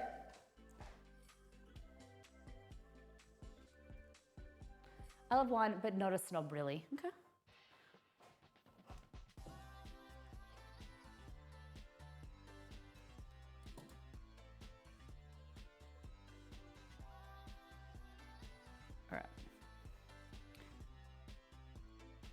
someone take a snapshot of that.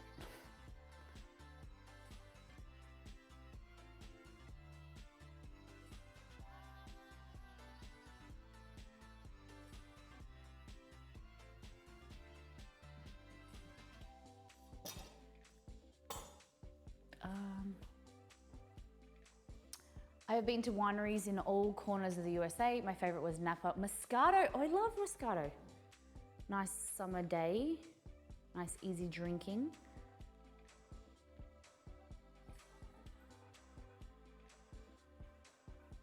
Okay.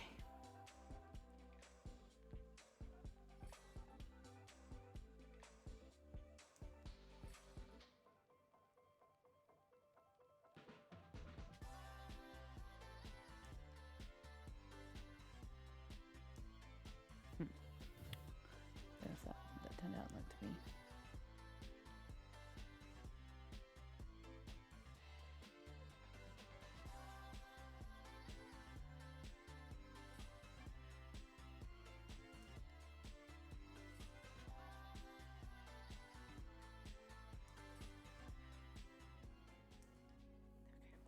Mushrooms. Okay, so now, first thing, use this one. Water in here. Stock. Like that. Okay, that's it. Easy. Pop it in the stove, and you don't want it to bubble. You don't want it to be too hot because then it's going to evaporate and you lose your stock. Okay, it's important. You just want to let it warm up and stay warm. Okay, you can put a lid on it if you want. Thank you.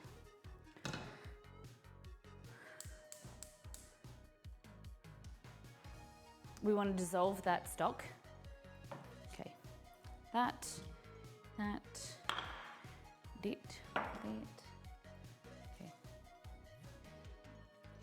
We're gonna, not a lot of preparation is necessary. You're gonna kind of, what am I saying? You're gonna mince the garlic, chop the mushrooms, and chop your onion. That's about it. It's fairly quick. It's just the stirring. The agitation of the rice. So this is arborio rice, which has a high starch content. And when you agitate it, when you're stirring, basically the granules of rice bump up against each other, and it causes them to release more starch. And so the stirring action instigates more starch release, which will give you a creamier texture. And so that's why it's necessary. If you can't find arborio rice, there are fancier, more expensive varieties of rice that are for risotto. Try them out, they're more expensive. Arborio is probably your most well known, okay? It's different to sushi rice. Sushi rice and risotto rice kind of look different, kind of look similar, but they are different. I've never tried to make risotto with sushi rice, but I have made sushi rice with risotto rice. It works okay, but I don't know about making risotto. Anyway, keep this. Let's go. So, where's my crusher? I don't know. All right, don't know where it's gone. Mushrooms, we're aiming for them to be sliced. So you can have some really finely sliced mushrooms and then some chunkier mushrooms for texture. The thinner and finer they are, the more they'll break down. So you have them there, but you won't really see them. But you don't want them too chunky because then they kind of don't look as nice in the risotto.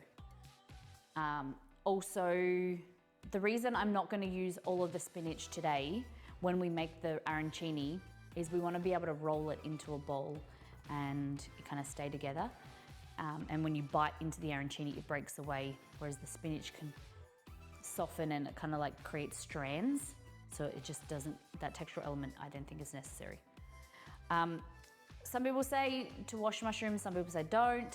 I don't unless they have like a lot of dirt or sand or whatever. I just make sure that they're kind of cleaned, a brush or whatever. But these ones are pretty good. Let's go here.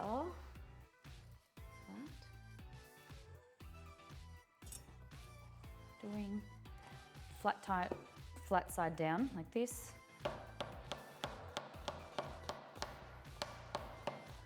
And then slice.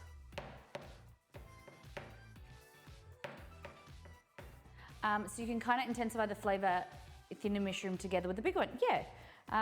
One thing that the difference between professional chefs and home cooks is like the difference between my brother cooking compared to how I usually cook is chefs do a lot smaller, thinner cuts and you get more concentrated flavor per bite, whereas home cooks are a lot rustic and larger chunks. So definitely I think that's something that plays a part is if you want to take a page out of a chef's book is to chop things smaller. Okay. Biggest thing, I always make like terms like biggest thing, most important thing, whatever, but there's a lot of tips and tricks that nothing's really as important as the other, or it's hard to like rank them. But something that is important here is there's not a lot of space, right? So my chopping board, I've got stuff on the chopping board, half off the chopping board. I've got a hole here. And don't cut your way or chop your way into a corner or off the bench. You need to make space. So get yourself bowls, decant everything, place it away, keep your prep area nice. This is too small. Nice and neat. And the more space you have, the safer it is.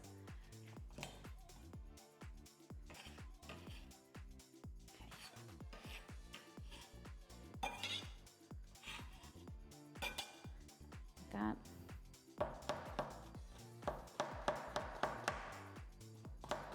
And what I just did here is my knife skills aren't fantastic. I'm a home cook. So what I do is I chop a little bit like this, and then I push and go back into the middle of the chopping board again. And then if you get to here and you kind of can't have anything to grab onto, flip it over, hold on to this edge, and like that.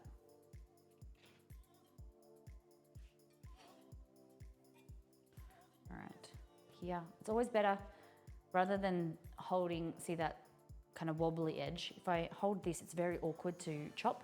It's better if you flip it over.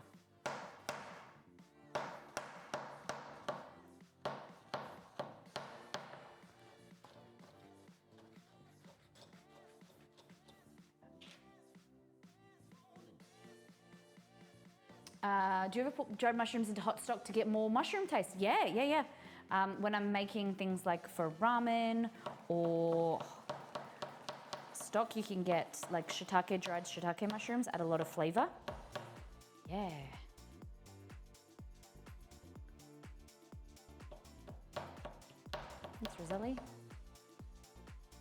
Michaela, are you watching on a specific browser? Notice that, so Opera, I think Twitch is, please tell me if this is incorrect. Twitch has come out and they've said that they support Chrome and is it Firefox only, but they're not supported, like they're not supporting Opera now. Something about Opera, I know I read a few weeks ago. Oh, it's buffering? Morngorst, what were you watching on? Am I saying your name, Morngorst, correctly?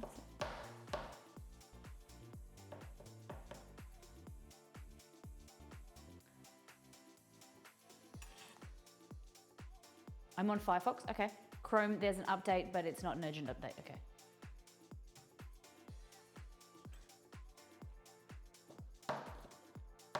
So, like I said, here, now we've done thin pieces. You can do a little bit wider if you want, like that. So we've got all our mushies there, and then they'll all kind of cook down. And we'll add the smaller ones first, because then they'll give you your color, and then you've got your chunks. It's like when we do a stew, we'll do really finely diced carrot for our milpois, and then so your carrot, your celery, your onion, you chop that really, really fine. They'll cook off and really soften and break down to like nothing. And then I do big chunks of carrot, so then you have no more rustic, you know, chunks in the stew. They look more pretty, and they're also like nicer to eat as well. I hate that because I like opera. Both Firefox and Opera were messing with me yesterday. Ah, okay. I only use Chrome, so I am sorry. I've tried Opera a few times. I don't remember what it was for, but I wasn't a fan of it. Okay, garlic, I can't find my crusher.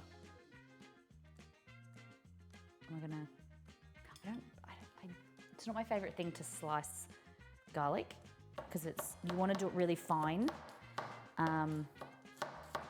but I just don't think that it gives as much flavor, because you know we talk about allicin and the release of allicin from the more you crush or mince garlic, the more flavor you get out of it.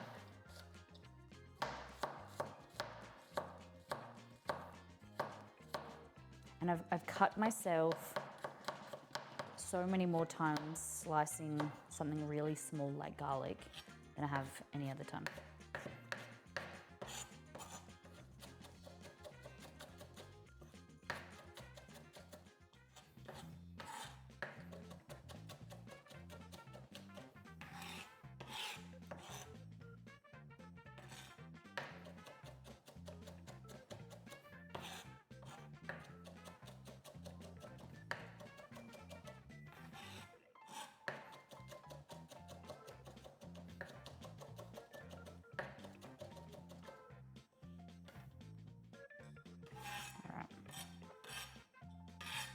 Go.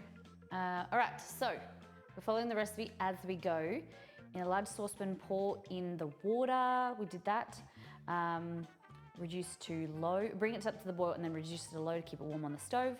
In a large deep frying pan, heat the oil over medium heat. Saute onion. We need to cut the onion.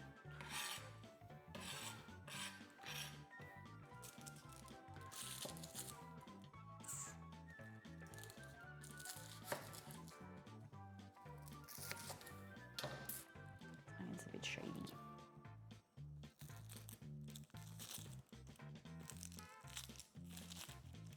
Dropped it. I was just getting all the ingredients out before stream started.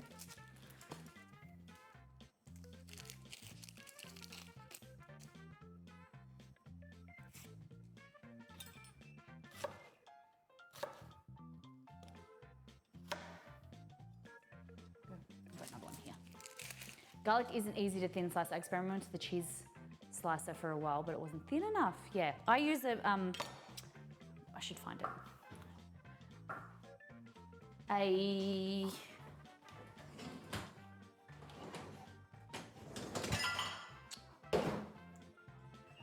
turned the dishwasher, well, I thought I turned the dishwasher and I didn't. I use this.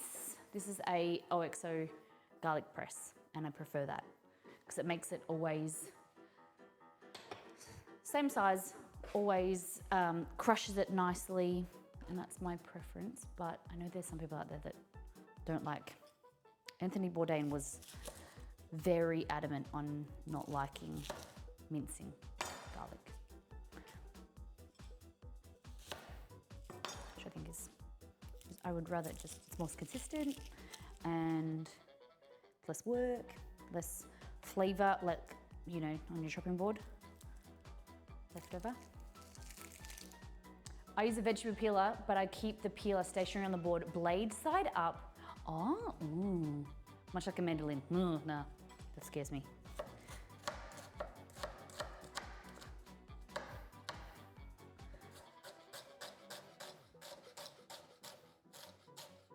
Oh, this onion is potent. Woo! Okay. I'll put the garlic in here. These prep bowls are from IKEA. They're kids' bowls. They're amazing. Oh my God, my eyes. Put the exhaust fan on. Okay.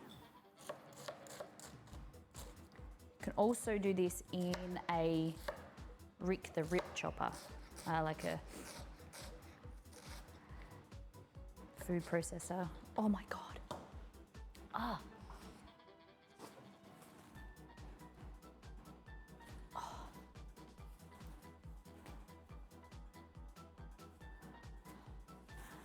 Surely it has to do with these onions being a bit older.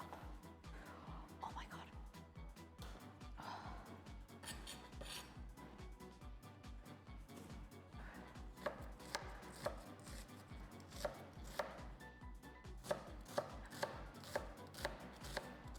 Oh. Turn your stove on.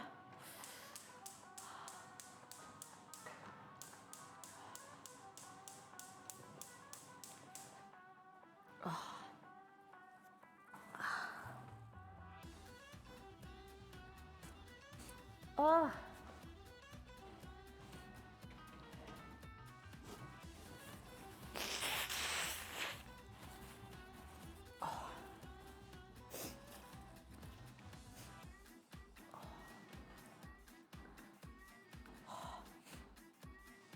Okay, we got it. We're fine. We're fine. Okay, so if we go here, this here is our saucepan. Fry pans. So like a deep fry pan you would call it instead of a saucepan. And our saucepan full of our stock. Just get warm there. Okay.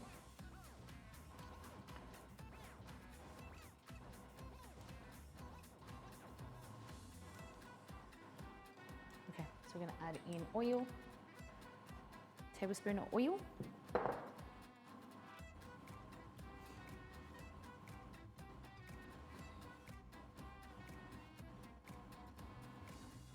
Alrighty. I'm gonna add in our onion. Let that sizzle. Hey, Kerry. I always just get so emotional when I see you. I'm just so excited. Always. Why would I not be? How you doing? Oh. Okay, I always use a silicone spatula. I don't like wooden spoons. And I explained that. I've written a blog post about it on the website. These are cleaner, easy to clean, dishwasher safe, safer, like they don't burn. You want to get good quality medical grade silicone. They don't smell, don't leave over flavor. All right.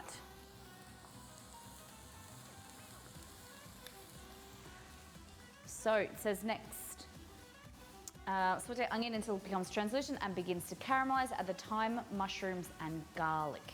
So we've got our thyme leaves. Yeah, master splits. Yes, yes, yes.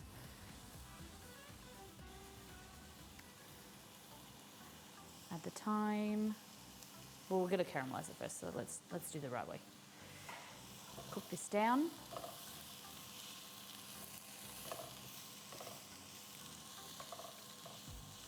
I'm just going to give our stock a bit of stir.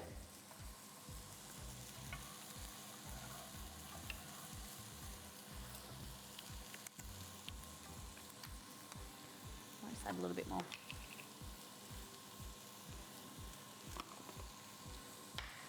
A little bit more. Nice.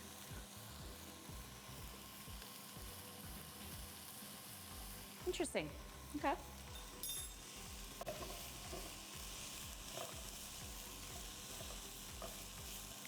So we're aiming to get the natural sugars in onion to caramelize. So depending on your variety, some onion varieties have more, they're sweeter, have more sugar, so they'll caramelize down quicker or better. Basically, if you look, you'll start to sweat off. So that's the as the cell membrane starts to cook, and the the cells start to burst open. They'll release their water content, and so it will become moist. And then the caramelization will happen. So they'll start to sweat, and then they start to caramelize. And the Maillard reaction happening with your amino acids and your sugars, and adds depth of flavor, depth of color.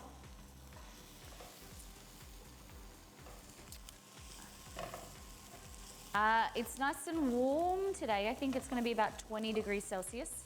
Hey Google, what is 20 degrees Celsius in Fahrenheit? 20 degrees Celsius is 68 degrees Fahrenheit. Jency, I've never heard of a silver onion. You mean like a white onion? Like a salad onion? Hey Google, repeat. Sure, 20 degrees Celsius is 68 degrees Fahrenheit. 68. So the thing is with the sugars, they burn, they'll caramelize better, but you need to do it at a lower temperature. The sugar will start to brown and then it'll burn before the rest of the onion starts to cook. So it's better to do it low and slow, so it gets more even browning and you don't burn it. So reduce the temperature down.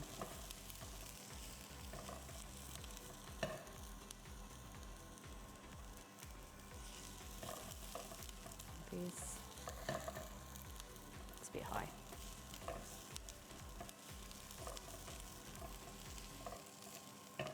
We're going to add the thyme now and our garlic. You could keep caramelizing it a little bit longer, but keep cooking it. I'll just reduce the heat a little bit more. And we're going to add in the mushrooms.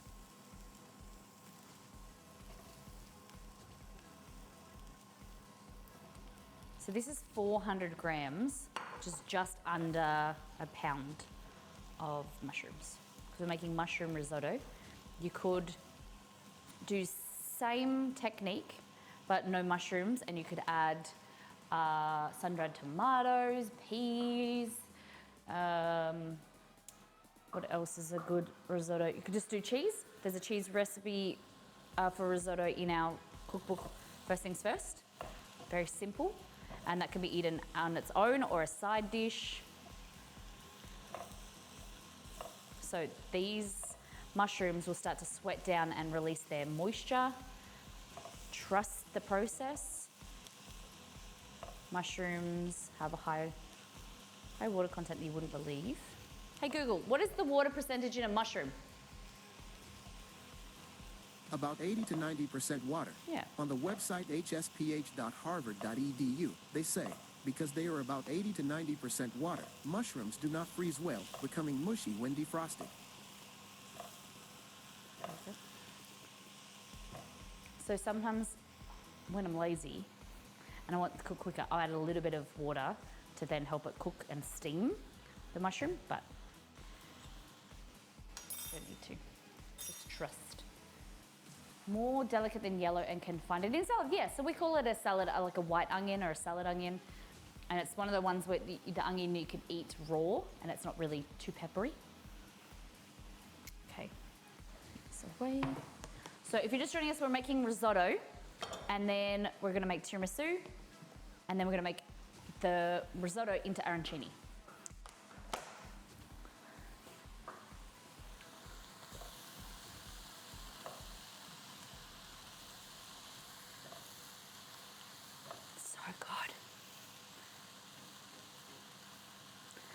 We'll do some deep fried arancini and some air fried or baked arancini too.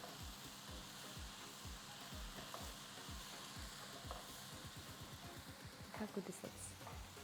It's getting there. And that's why I said this deep color that we're getting from the mushrooms now adds to a better, a better appearance of the risotto at the end.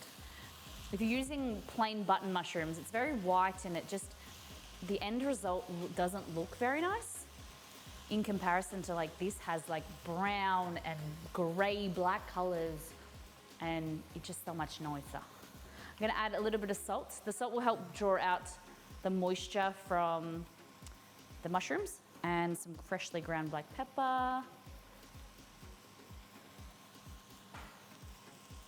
Like that.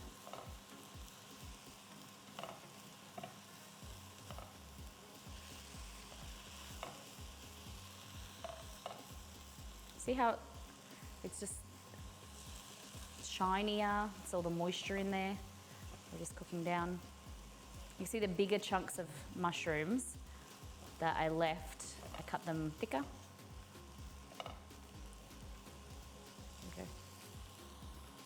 Okay. Tastes delicious. Yum. Okay, next step after this is we're gonna add the rice. So we're gonna toast the rice. Hey Google, why do you toast the rice in risotto? On the website lacucinaitaliana.com, they say, the first fundamental step in making risotto is toasting the rice, which serves to make the grain more compact to prevent it from breaking as it cooks. Do you want a little more context? No. So you're toasting the rice to give it like a toastier flavor, but then it also creates like a kind of like a barrier so it doesn't break down as much. Sorry, I don't have any information about that.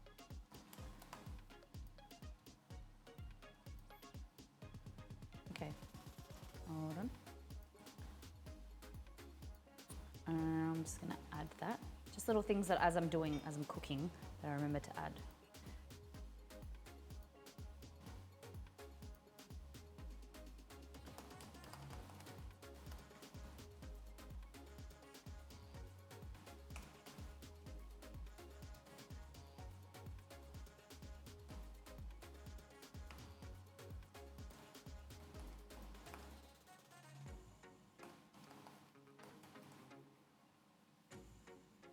For 2 to 3 minutes.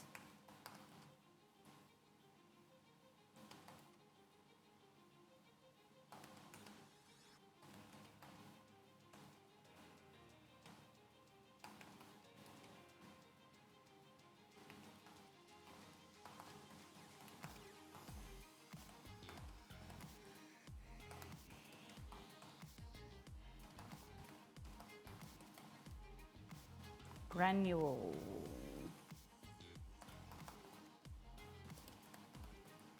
Prevents breaking down.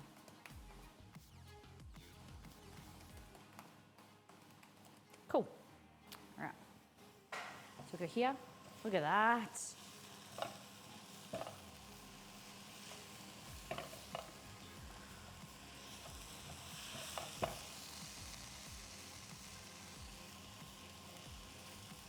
So here we're going to add the rice and then we're just going to cook it, toasting it for about 2 to 3 minutes.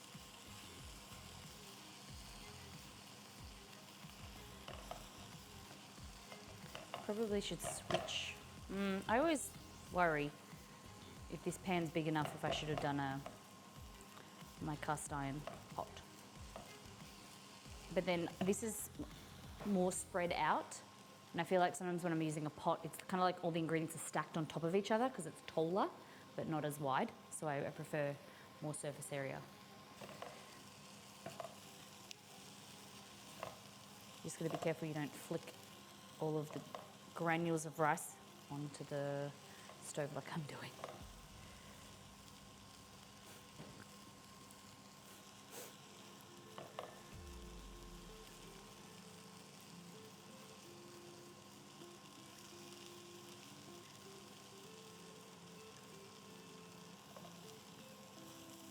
There we go.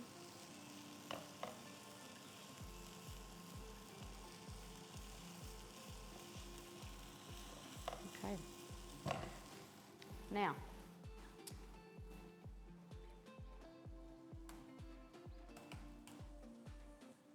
easy to keep an eye on too, that's 100% it. You just gotta be careful towards the end when we're adding the stock, it evaporates quicker as well. So you just gotta be more careful. Now, toast, so we're stirring constantly. So you don't have to be like consistently like stirring all the time like this. You just wanna do it like every 20 to 30 seconds. Okay, turning down the heat. We wanna get a ladle, if I can find one. Here we go, ladle. And this, grabbing your stock, and you want to add a ladle. So this is nice and hot. So you want to add a ladle, stir, and then only add the next ladle when all of that stock has been absorbed.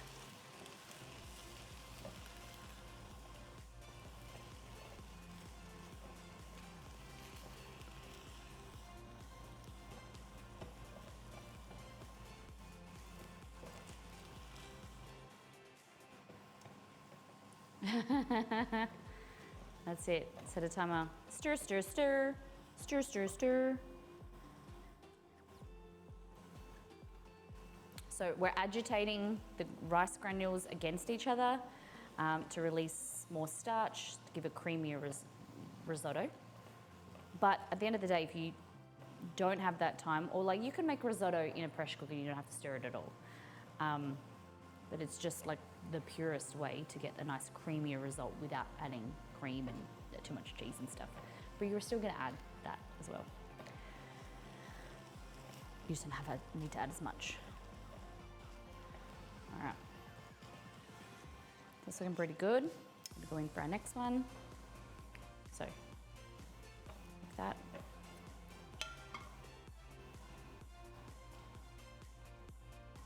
My ladle's maybe also a bit big.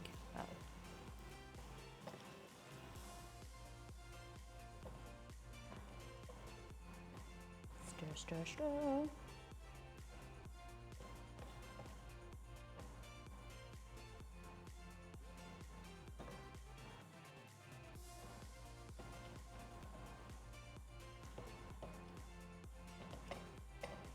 Life of an easy distracted person. Yeah. That's why sometimes it's just easier just to stand over it and stir. Like be on your phone or something and just like stir as you go. Like that. But definitely let this sit, like add this like that and let it sit and bubble away. Come back in 2 minutes. You just gotta be careful of it not burning. It'll create a really great result. The flavor will be great. It just won't be as creamy without stirring. You just gotta weigh up if that's what you want. It looks so good already, doesn't it? We've got here this granule of, not granule, what's it called? Stalk of all the timers come off and left that, so you can pull that out if you want. There's another one as well. Take that away. Because it's already been sitting in there for long enough. You could even, yeah. Because you just don't want someone to end up with that. It's very fun. Snack on. There's another one. See how the color, the sauce that's coming off, it's like brown. It's nice. I still have these, and it probably wouldn't, if I went back again and had it now, it may not have been the same, but I have these fond memories of a place in Melbourne when I had the most incredible mushroom risotto. It was amazing. And like nothing has compared to it since. But like you look back now and like, oh, maybe mine that I make now is better or whatever. But I just remember it being loaded and then having all different types of mushrooms on top, and it was incredible. It was on Lygon Street in Melbourne. I could picture where it is. Probably could go back. but I just don't want to. It's like I have those such nice fond memories that I don't want to ruin it.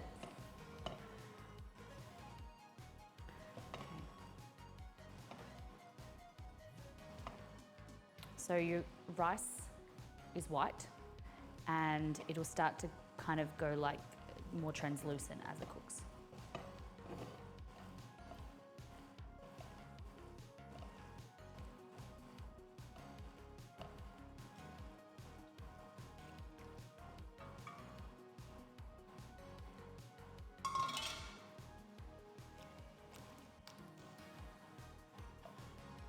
More time. You don't have to go looking for it because you just keep stirring and you'll find it.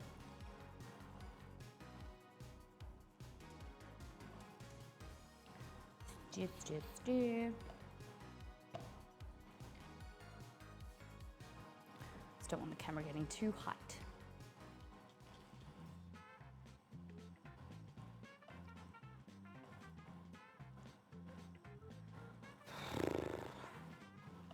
Starting to feel warm.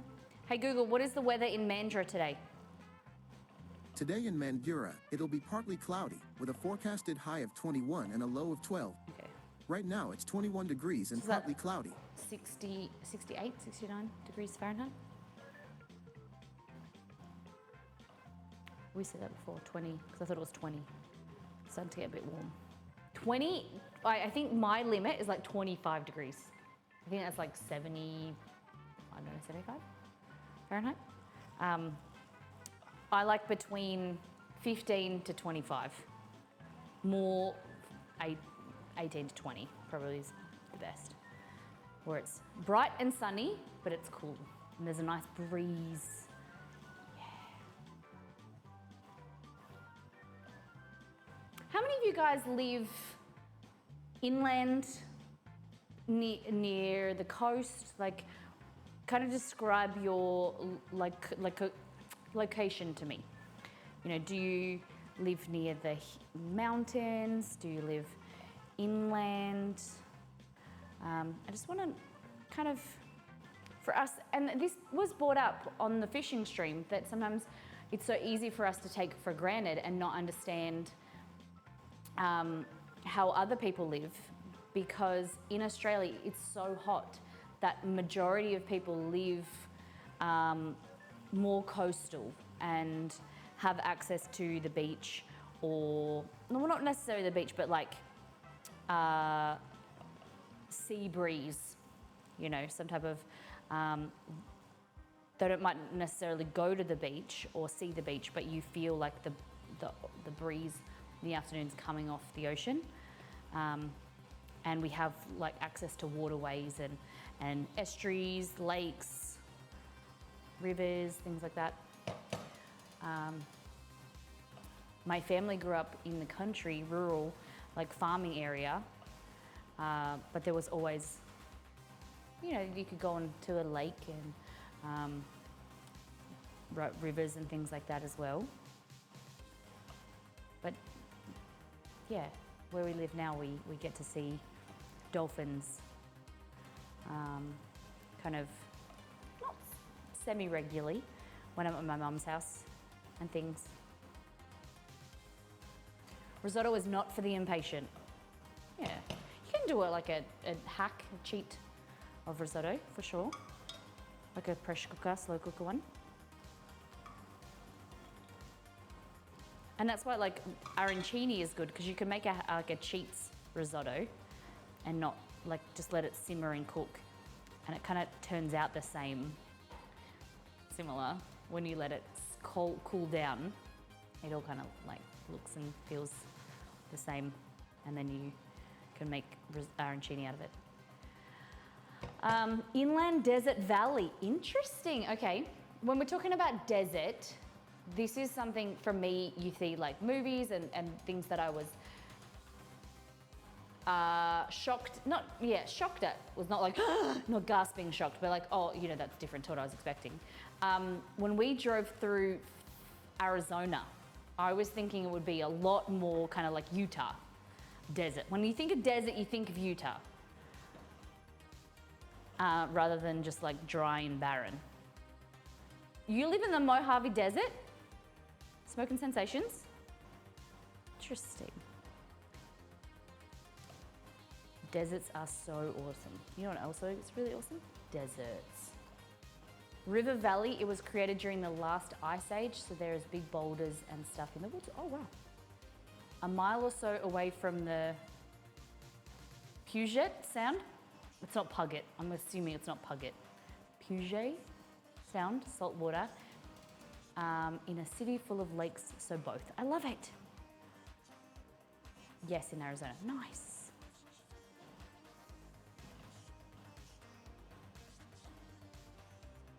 It's very hot here, yeah. Yeah. We drove through in October, 3 years ago. We didn't stay for very long. We met one of our friends in Arizona, in Phoenix, and then we kind of decided that we were gonna elope in LA, so we kind of quick drove through Arizona, but it was really pretty. A lot of dryness, a lot of hot. But that was only on October. I can't imagine it in like June, July. Puget. Sorry, Puget. Okay.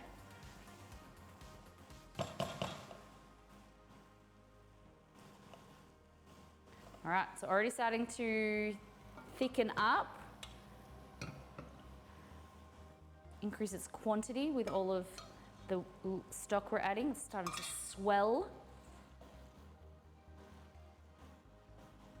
Okay.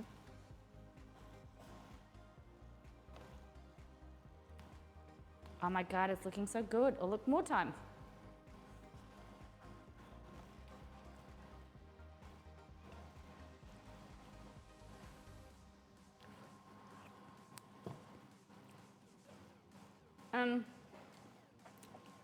Does it, I'm assuming no, but does it get really cold and or snow in Arizona? I'm assuming no. It's like usually always quite warm. You guys have those big, are they called a bobcat in Arizona? They're like massive cats that like just walk around Arizona. Or like, no, not cats. Is it a bobcat? Or like pigs.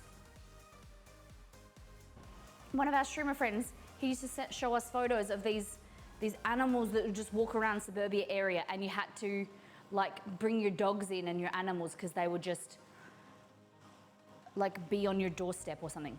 Bobcats and mountain lions, damn.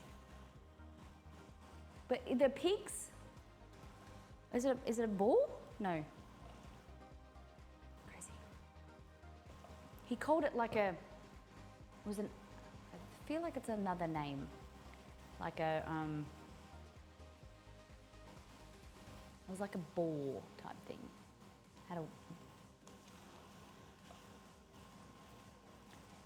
And he said that he was walking his dog and he saw one come out of the bushes and they had to run.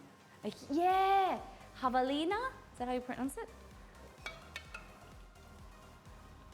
And they had to like run home. Coyotes as well? They're very dangerous. Is it called a javelina? It snowed in Arizona when I was there trying to move from California to Florida and broke down outside Flagstaff. Oh no. That's not good. Because they don't see so well, so they'll attack anything. Okay.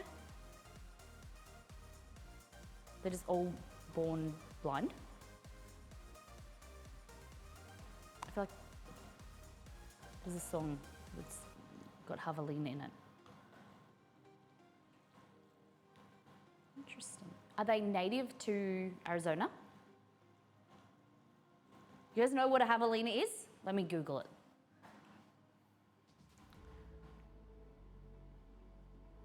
Javelina.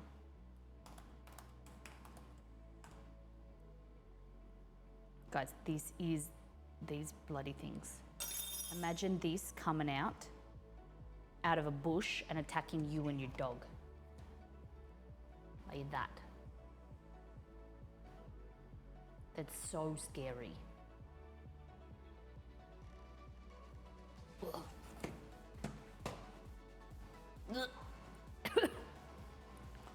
No way, Jose. And you guys give me a hard time about Australia being like so scary. We don't have coyotes, we don't have javelinas, we don't have mountain lions or bears or bobcats. Like you guys are fearful of like a little snake or that you never really see, or a spider, compared to a coyote or a mountain lion. You guys are whack. We've got to remember that. We've got to remember that. Bobcat, mountain lions, and bears. We watch YouTube videos. Obviously, yes, he's in Canada, but he talks about like, this is Steve, Camping with Steve, and he does like videos where he does like self-camping and whatever. But he's scared of like being in a building, like camping in a building, and about worrying about an earthquake or bears, carries bear spray. We don't ever have to worry about anything like that. Like, if the people are scared about a spider that's this big, that you could literally step on, compared to a bear that could rip you open like it did Leonardo DiCaprio. And I don't remember the last time, touch wood, I have seen like a snake in real life. I think the last time I saw a snake, I remember riding over one on my push bike on the way home from school. It was a baby dugite, it was about this big, and I was 12, and I'm now 32, 31, 30, I'm 30. But yeah, that was like 18 years ago, the last time I saw a snake. You guys got nothing to worry about. But you have deadliest octopus. We don't have deadly octopuses. I'm pretty sure they're not octopuses. They're, what's it called? What do you call them? Not a squid. Is it an octopus? No, not an octopus. What the fuck are they called? We don't have massively poisonous trees. What is that? Jellyfish. We got jellyfish. But again, swam in the ocean, swam in a river, lakes. I haven't been stung by a jellyfish. That wasn't. They just sting, the stingers. They're not like poisonous or whatever, since I was a kid. The only bears we got are koala bears. Blue ringed octopuses. You like never really see them. Whereas I've seen bears when we were in the US, the ones. Eucalyptus trees aren't poisonous. They're amazing. They're good for cleaning all your, they smell nice, cleans off all the goo from your stickers. It smells nice. It's antibacterial. It makes all of the koalas really dopey and sleepy. It's a great cleaning product. Eucalyptus is the best. It's the best. All right, ladies and gentlemen, look at my risotto. Our risotto is amazing. I'm gonna add a little bit more stock. I'd rather the recipe have too much stock than not enough stock. And you have like uncooked stuff. What's it called? Uncooked rice. Look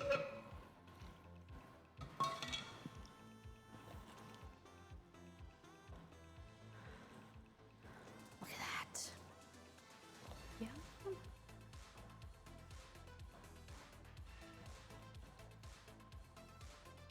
Never had risotto, but I would try that out. You never seen me make this before? So good. It's so good. It's like rice. It's a creamy rice mixed, but it's so good. So good. Squid has 10 arms. Do they have 10 arms? There are many more venomous species in Australia than the US. There are more venomous things, but a lot of Australia is bushland, and you never come across them. And I think it's one of the frustrating things about. I understand, and I say this because I know that you guys know who they are, and I talk about them because they're no disrespect to them, and I respect what they're doing for the wildlife or whatever, but I'm very much not a fan of like the whole Steve Irwin. I get why he's popular in America, because it's like, oh my God, everyone likes a bit of hype and a little bit of excitement and whatever. But I feel like there's a lot of like scaremongering and like fear, because it's all for the shows, it's all for the excitement and stuff. And then people get a really bad rap, like Australia gets a really bad rap about all these venomous, species, and oh my God, if you come across this, make sure you walk away in a slow movement, because if it gets you, then you're dead in 2 minutes or whatever. It's just like, come on. Majority of Australians haven't seen snakes in years. Like, see, the US tourists do go bush though. Not really. No. Like, when we say bush, like it's out of towns and like in the middle of nowhere.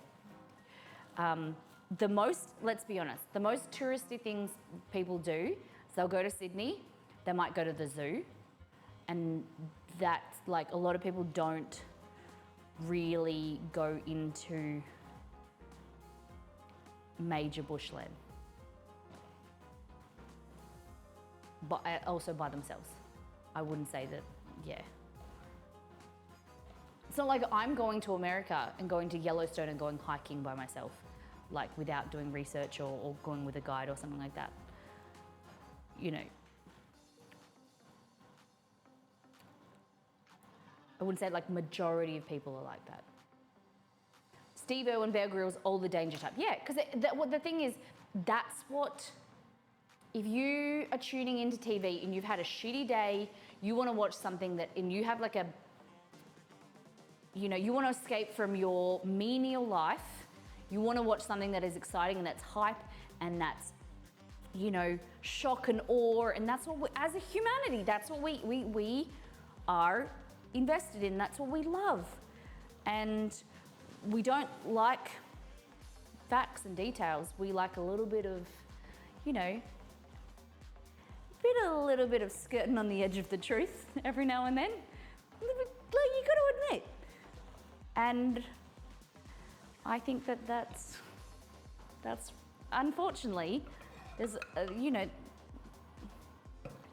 people assume that that's what Australia's like, when it's just, no one walks around and going, oh crikey, yeah, talking like Steve Irwin.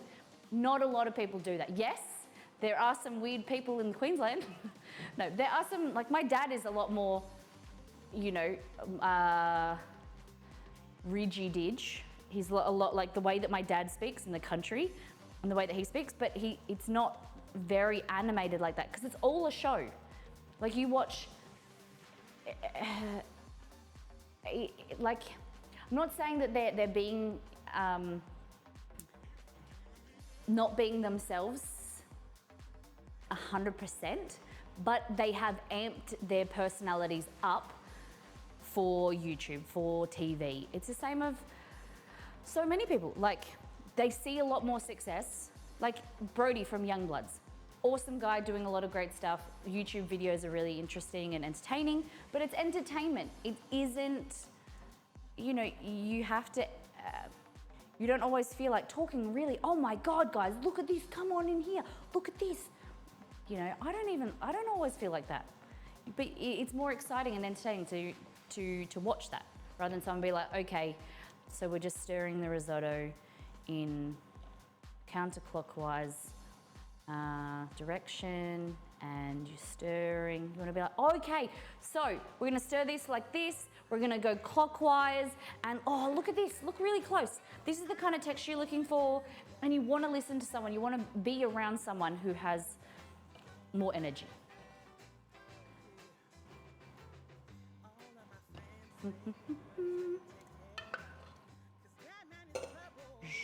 delicious. Do you ever put cheese in that risotto? Smoking sensations, just you wait. We got a little bit of cream and some Parmesan cheese. Thank you for 2 months. Thank you very much. Welcome to Mollytopia for another month. Thank you for being amazing. Thank you for supporting our content. Thank you for enjoying yourself here.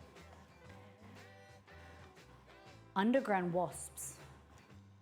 And feel free to tell me that you disagree with what I'm saying, and we can have a back and forth and have a conversation. Because, you know,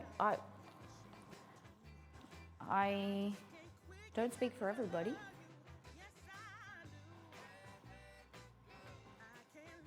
Maybe the Australians, maybe Delirium Dream is like that. Ridgy-didge, really Australian, and plays with spiders and crocodiles every afternoon in their backyard and says crikey, and this just, I speak for myself, and the views expressed here are my own. Okay, so look at that texture. Cool, hey? Add a little bit more water. I would never want to see a moose or an American buffalo in the wild, too scary. Have you seen where they're just, these big fucking moose is just walking down the nature strip between the two lanes of traffic? It's like at the size of a truck with its horns and are they horns or antlers? And it's just like walking. It is massive. I would shit myself. Oh my God. I did watch a video on Reddit where a guy was, I assume a guy or anyone, a person was hiking, and they had to hide behind a tree off the trail because a moose was walking past. Like a massive moose. They had to get off the trail so that the moose didn't see them, and had to hide in case it was a buck. A buck, I think the buck is the right term. A boy moose. Moose are tasty. Moose. I saw that video, yeah. Okay.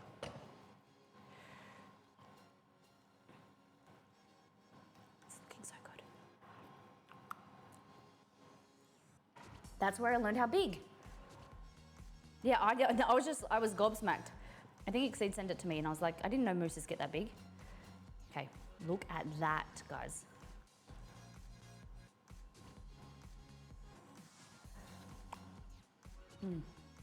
Yum. Okay, just editing to add a little bit more stock, just so I can update it. My laptop just turned off. Damn it. I left the charger on the kitchen table and I was like, I won't need it. Okay, I haven't used it since I charged it last time. It's just turned off. Okay. Ooh. How good does that look? I know it looks a bit ho-hum, like it doesn't look fantastic, but it looks better for me in real life. And it is so flavorful. I use chicken stock, but you can definitely use mushroom stock, which I also love. I make it vegetarian. You could add some chicken. I'm in two minds of recommending you cook the chicken with this, because this is cooked for a long time, right? Cooking the chicken with that would make it tough and chewy. So a lot of the time, you can like add grilled chicken into it on top is probably the best thing. Or use chicken thighs and cook it together. But yeah, it just has just kind of like overcooked. All right, just judging that. And the cows will rush you, pin you to the ground with their head, and then it's stomping time. Vicious ladies, but necessary. Okay. That's if their babies are around, right? But that's if you get in their way or into their paddock. So like, if you're a trespasser on someone else's land and you get hurt by an animal, I'm sorry, that is your fault. I've seen videos where people have gone to rob a farm and then they've climbed over the fence into a paddock and they've got like attacked by a bull or attacked by a cow or something. And I'm like, that's not the farmer's fault. You were trespassing on their land and you deserve, like, not deserve, you don't deserve to get beaten, but like, it's your fault. You can't cry wolf. You shouldn't be there on someone else's land. And what do you expect? The animal, it was defending themselves or the rest of their friends. I mean, moose cows.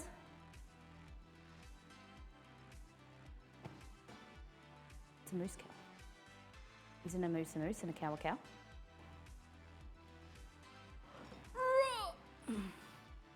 Karma, yeah. Yeah. All right. Okay. This is our risotto.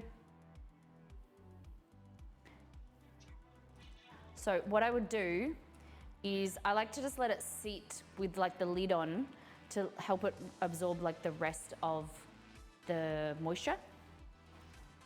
But we're gonna add a little bit of this.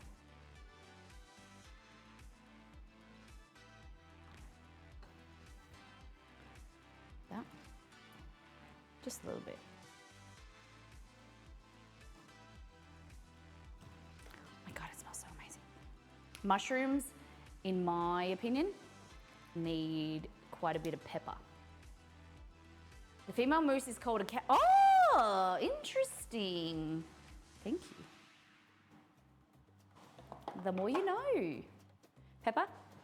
And then this is my favorite thing to do is you grate the cheese and then it's not happening with this, but you kind of like watch it like curl. Like, you know when you get okonomiyaki and you see the strands of the dried bonito flakes like curl? Yeah, it's not really happening with this grater. Hold on. Let me find my other grater.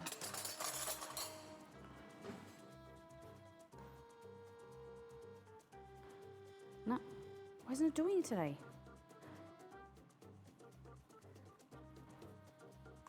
I don't know. It's a lot of cheese. All right. Parmesan.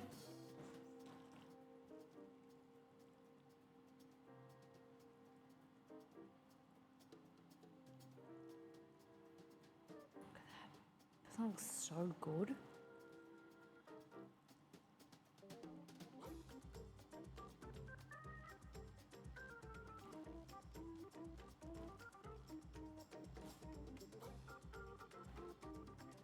Like little ribbon ends. Yeah, and they like curl, like they dance. See how like they're a little bit.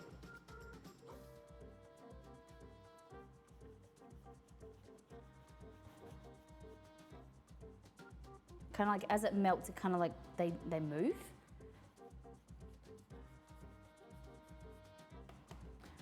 Okay, so that's our risotto, and you would just eat this like now, right? But we're gonna make arancini, so we're gonna pop this in the fridge and let it sit and cool, and then we're gonna turn it into the most amazing arancini. We're going to roll these into bowls, fill them with maybe a bit of mozzarella, coat them in breadcrumbs, and either deep fry them or bake them. So that is risotto. And then if you've got leftovers, you make arancini. Have a taste. Oh, I didn't do lemon zest. Hold on. To finish it off, a little bit of lemon zest. Like that. Just adds a little bit of brightness. And let me just chop this parsley.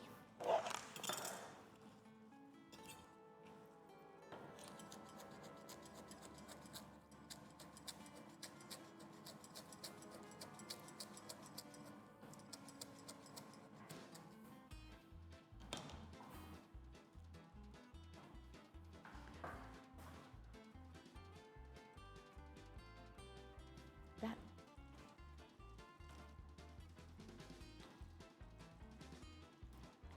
Yes. Yum. All right, let's have a tasty taste.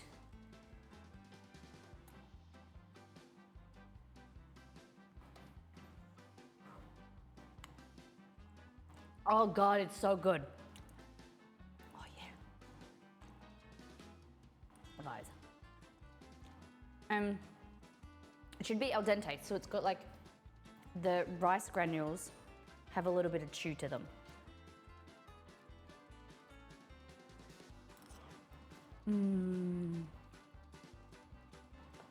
See, these are the larger chunks of mushroom. You could make even larger chunks and then so that they've better texture if you want that, but I think it just breaks up nicely. You know, it softens and you don't have like massive pieces in there. Oh, this is so good. Okay. Pop this in the fridge. Okay. So I'll pop it in the freezer maybe. Hope it cool down quicker. See if I can find a place for it. In the freezer. Oh. My knees are cracking like an old lady.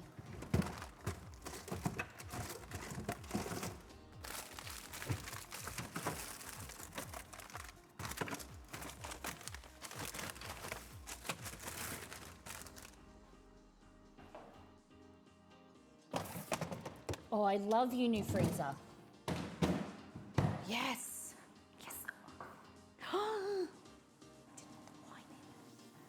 Didn't put the wine in. That's why I didn't have enough stock. I needed to make more stock. I didn't have the wine. It's okay.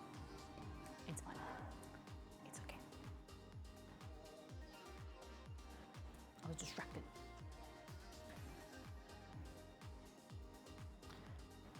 Okay. Tiramisu. I am so keen. I love tiramisu. I don't know about you guys, but I need to make it. It needs to be really pretty to take photos of for the new website. So the things you will need are some sugar. I already measured it out.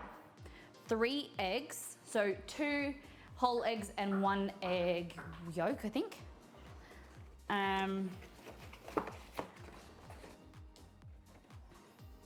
Mascarpone. That, I'm gonna get a full mascarpone out. Sugar, eggs, lady's fingers. Gonna make some coffee. What else? Tiramisu is so good. We had a little Italian place. Ooh, I miss tiramisu every day.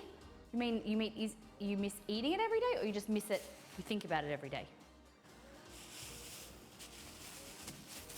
I'd love to eat tiramisu every day. I've been meaning to make this for a week now, but then we made cake and then we made other things, and I've been postponing it. And so I think Exceed and I were just ready for it. Okay.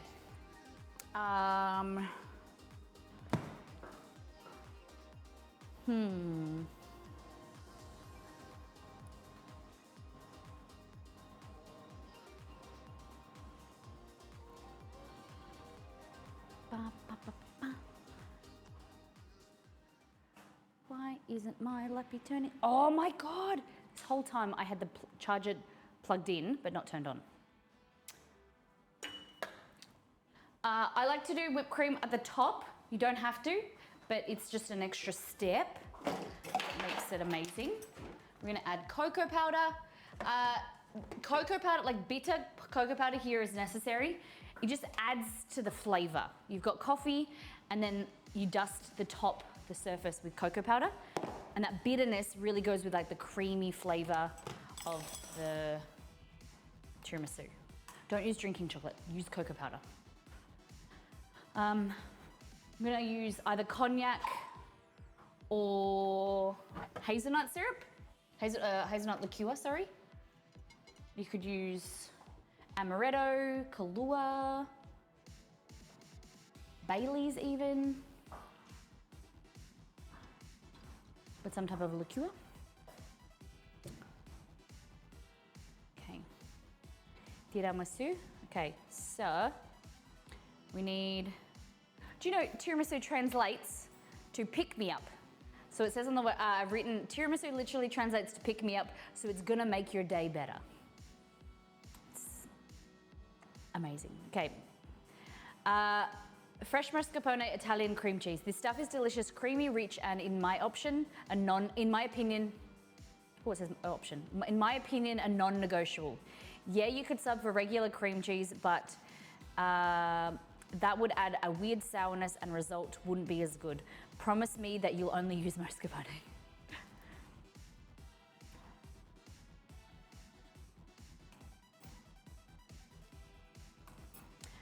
Lady fingers, these little guys are little dry sponge fingers. In Italy, they eat them like a cookie with coffee, but I think they're only good dunked and sandwiched with mascarpone cream.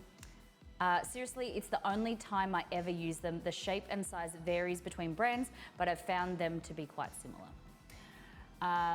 Espresso. Tiramisu is only tiramisu when it's caffeinated. Make sure you have a nice, good quality brew that is on the stronger side. Ensure it's cooled because warm coffee can cause the sponge to absorb too much moisture and fall apart. No one likes a soggy bottom sponge finger. Fresh raw eggs. Yep, I know the idea may make some of you squirm, but the more modern technology in Western countries, the quality of fresh eggs shouldn't be something you need to worry about. Also, the health benefits of raw eggs are fantastic. Remember, always use the freshest eggs possible and consume the tiramisu within 1 to 3 days, even if it lasts that long.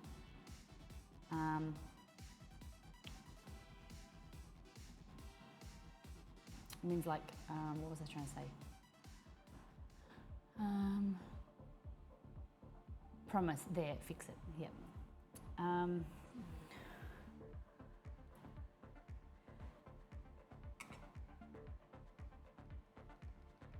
I imagine it won't. I imagine it won't last that long. If you are worried, grab some pasteurized eggs or learn how to pasteurize them yourself. I will probably do a guide to like pasteurizing eggs or like for this recipe. Liquor of choice. Marsala, a sweet red wine, is the most authentic option and is delicious. My family love a good splash of liquor in their desserts, and Mum always just used what she had in the cupboard. The tiramisu is just the same. I love Frangelico, a hazelnut flavored liqueur, but Bailey's, Kahlua, spiced rum also work. You are totally fine with omitting the liqueur if you prefer, or even place it in a saucepan and bring to the boil to remove the alcohol content. Welcome in, Mum Boss Lady. We are making tiramisu.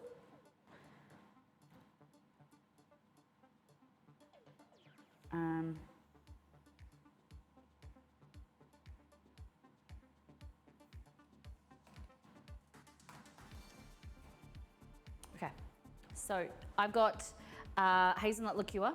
It's not the name brand Frangelico, but it's just the same, similar. 3 eggs. So we're going to separate the eggs. Okay, so tips and tricks here. Whip your beaters. Wipe your beaters and bowl with vinegar. Cooled coffee, then dunk them. Ensure the coffee is cooled as it can cause the sponge fingers to absorb too much moisture and they'll disintegrate. Also be quick, submerge for 3 seconds total. Any longer, it'll go too soggy and fall apart. Narrow pans equal more layers. I opt for narrow pans, roughly 15 centimeters or 6 inches rather than bigger. Individual dishes work too. Narrow vessels mean that more layers and more flavor in each serve. So that rather than going a pan and doing like 2 layers, you can go and more layers. Got one egg, looks like it's gonna escape. Throw it in the fridge. This is the hardest step, no doubt. Try to resist and refrigerate for at least 3 hours, but overnight is better. The flavors will have time to meld and work their magic together. and then they set more firm. Heck, if you can even last that long, I think a day-old tiramisu is the best as the flavors get to know each other a little longer. Don't forget the cocoa. The bitter cocoa on the top is another non-negotiable for me. I like it a little thicker, but that's just me. You don't use drinking chocolate or sweetened cocoa. Cool. How long can tiramisu last? Up to 3 to 4 days. Oh, yeah. 1 to 3 days is.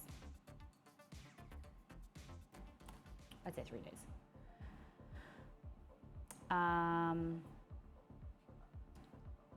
All right, so the things we'll need is 3 eggs separated, 110 grams or half a cup of sugar, 1 teaspoon of vanilla extract.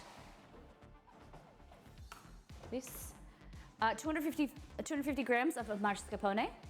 Some brands, I've heard that some brands like have better results.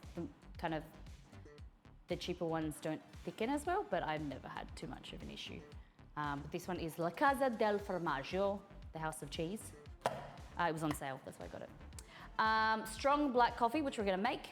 Ladyfingers or Salvari. I don't know exactly how to pronounce it, but I say Salvari or Ladyfingers. Liquor of choice. Hazelnut, or cognac, or Baileys, whatever you like. Or the best is Marsala, but I don't have any. I've never bought it. And cocoa powder.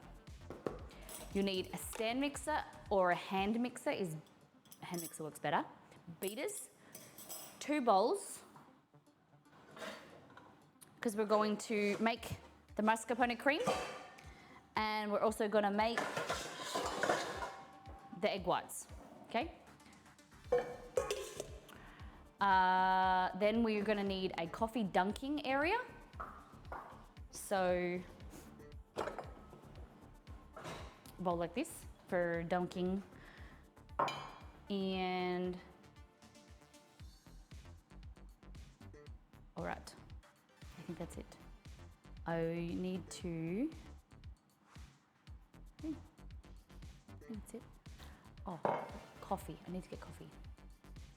The kind you drink, got 1 egg, look, the kind you drink.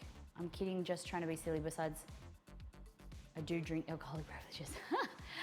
If you want to omit the alcohol, you can completely do that. You can just add more coffee.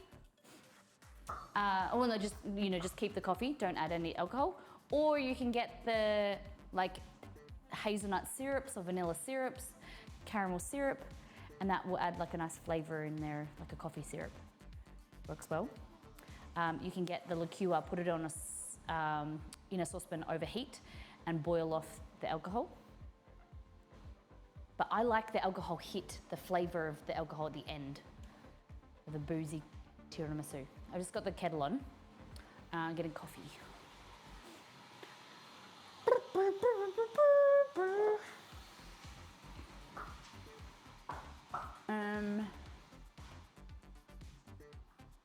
So it says we need 1.5 cups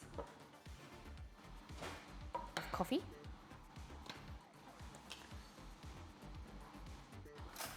Yeah, no worries, Mum Boss Lady, I get it. Usually I always have an alternative, so you don't have to use alcohol, because I completely understand. The little sting is nice, yeah. I like the coffee stronger, so I add 2 teaspoons of instant coffee powder or brewed coffee. I just can't be bothered brewing the coffee.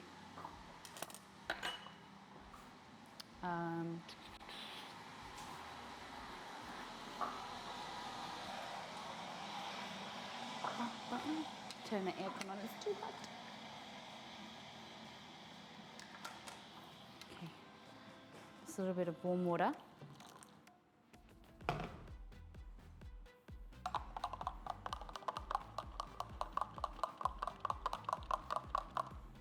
Okay, so like I said, this is hot, so I want to put cold water in there to make it cold. Or at least room temperature. because then the sponge fingers won't absorb too much of the flavor. Sorry, too much of the liquid, and they don't disintegrate. Okay, one.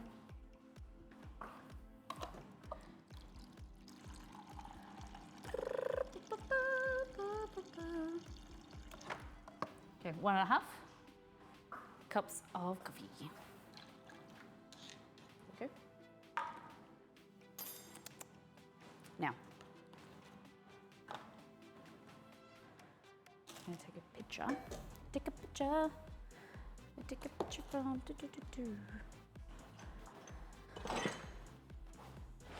No worries.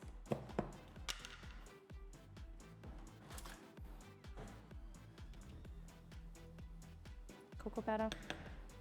If you don't like coffee, you can do chocolate or green tea version of this.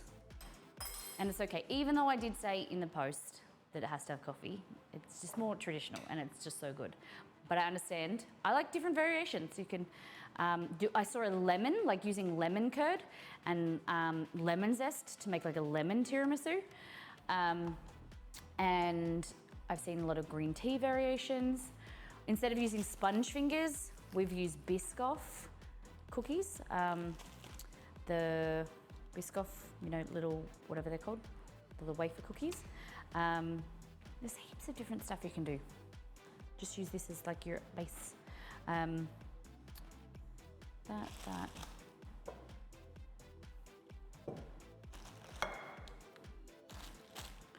think that's it. I'm just gonna make sure I take a photo of everything. Sugar, yes. Vanilla extract, yes. Mascarpone, yes. Strong black coffee, yes. Savati, yes. Liquor, cocoa, nice.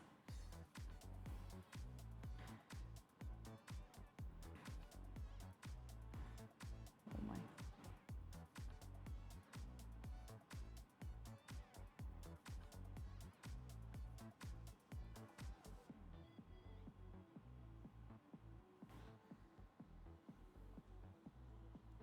That's all right.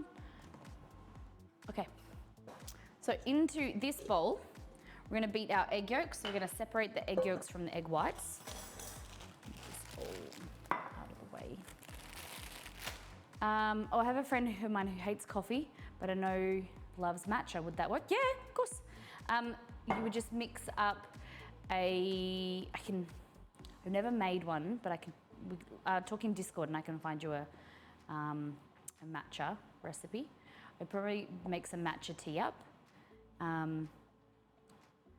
and dip the sponge fingers in the matcha tea and then use matcha powder in the mascarpone mixture. That would be good.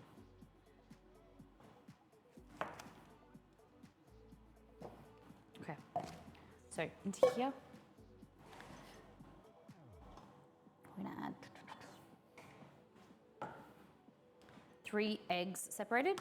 So egg yolks are gonna be in here, egg whites are gonna be in this little cup. Oh, I've done it now. Doesn't really matter.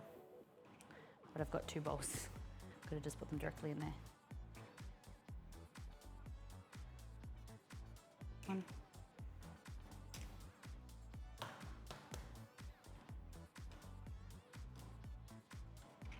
So I always crack on a flat surface rather than onto the side.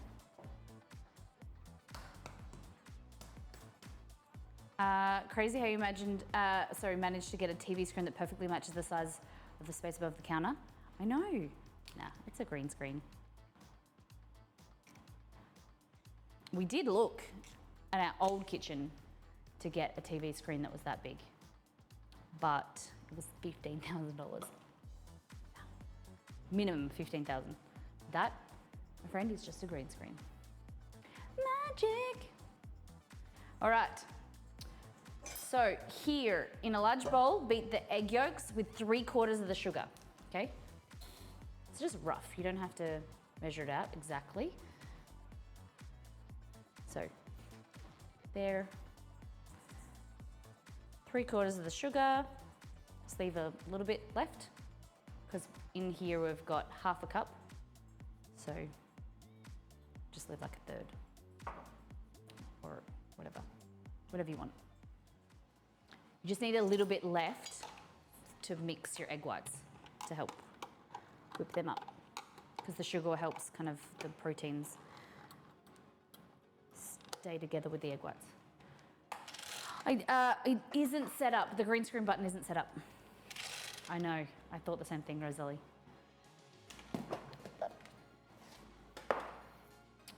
But I can show you some magic.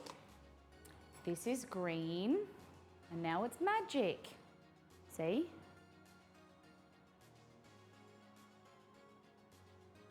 This cup.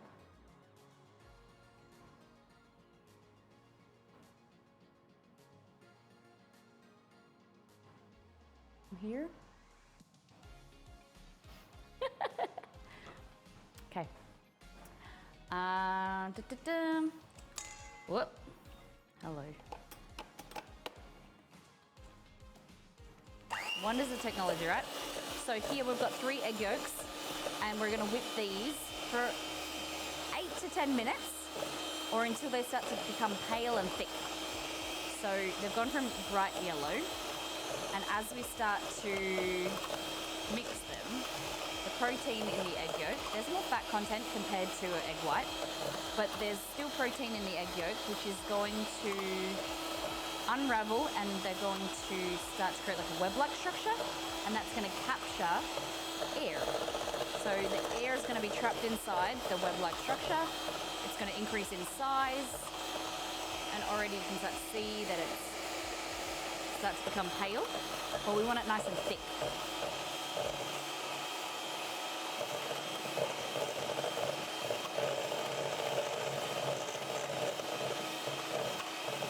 I use what's called caster sugar or baker's sugar. It's just a really fine granulated sugar, and it just dissolves quicker. But you can see already how pale it's become. And basically what we're doing is we're just dissolving the sugar inside the eggs.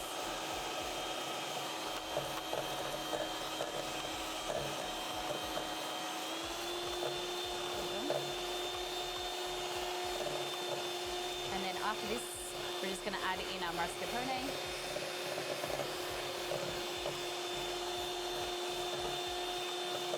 See how thick it's getting?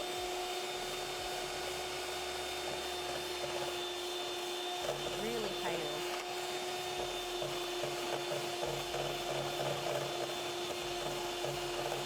Same when people in recipes, they'll say cream the butter and sugar together. It's to dissolve the sugar in the butter, in the fat.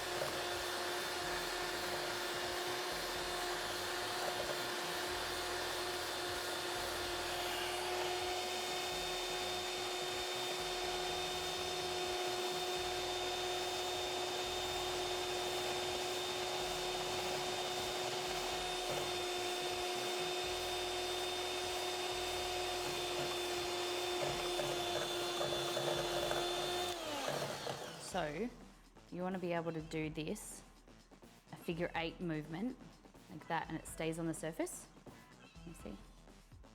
A little bit closer.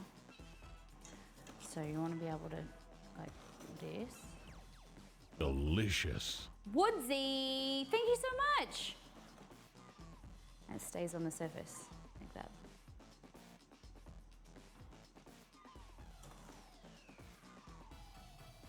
When you're making things like my sponge cake, this is what it needs to happen. Woodsy, legend, thank you so much for 2 months.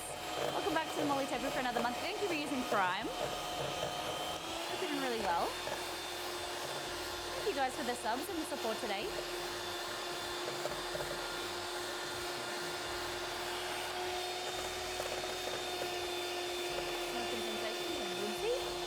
Appreciate you.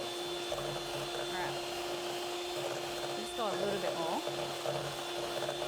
And what I'm doing is I'm just rotating the bowl as we go, just to make sure we get the stuff that's on the sides as well. You can scrape down the sides if you want.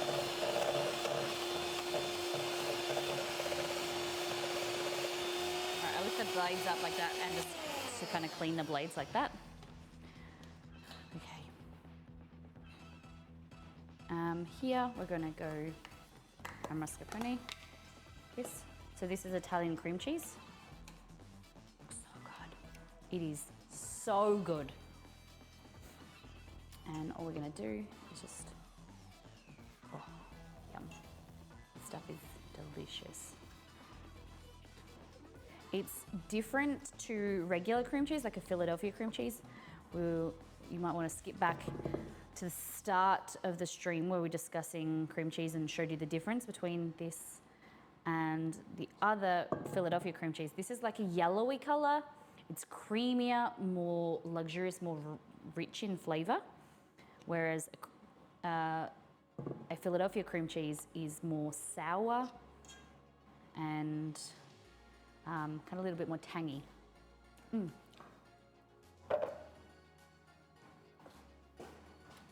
Mascarpone kind of tastes like a thickened, heavy cream. Okay, now we're gonna add in our vanilla bean paste, like that. This, I just wanna whip first until it's incorporated.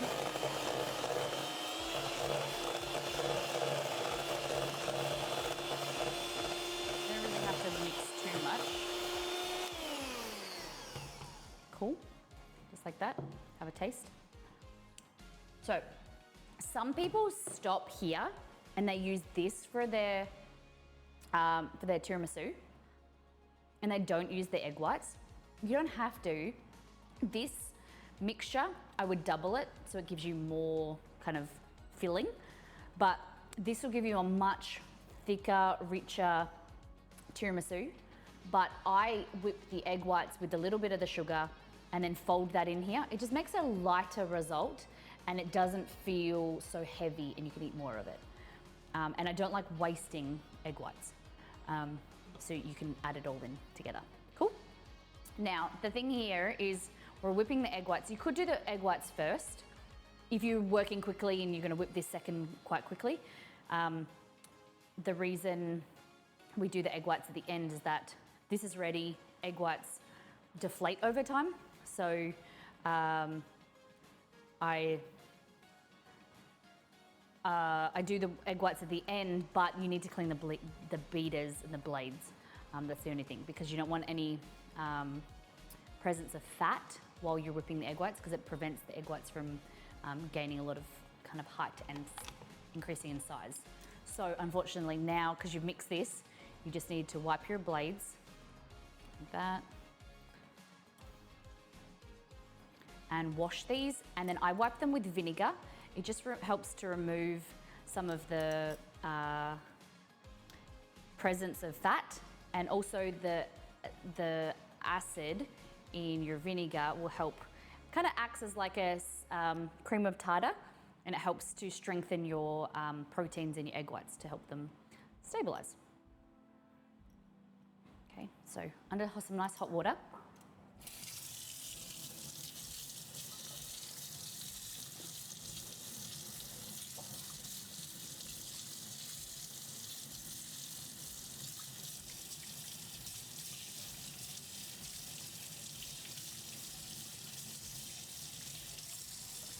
Soap. The hot water kind of just helps the fat kind of soften and just wash off the beaters easier.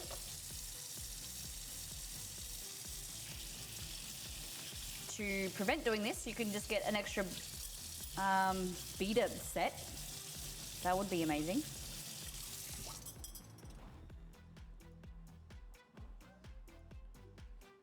Alright. Now we're just going to grab some paper towel and some vinegar. So just buy some white vinegar. Let's put that over there. This.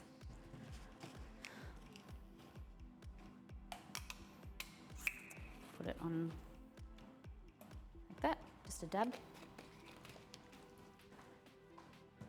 And we just want to wipe these beater blades with the vinegar. Just help clean them. This isn't necessary, like it's not the be all and end all, just gives you a little bit, you know, sets you up for success. And then wipe the inside of the bowl. You can never 100% trust the dishwasher or whatever that it's gonna have clean out all of the fat content. It's a great way. I bought double strength vinegar. It's very strong. It was an accident. Okay, so here, add in your egg whites. Okay. I did hear that. Fun fact, use cream of tartar in your steak, your dry rub, to crisp and sear and trap in the moisture. Interesting. Okay, so we're just gonna put our beater blades back on. We're going to start to whip these just slightly, and when they start to foam, then we'll add in the last little bit of sugar in the recipe, okay? So you just wanna start to agitate the proteins so they start to go foamy, and then add in your sugar, just slowly.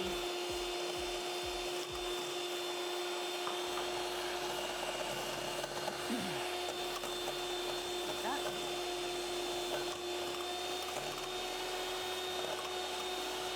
And then we're just gonna whip these until stiff. So the rest of the sugar all in.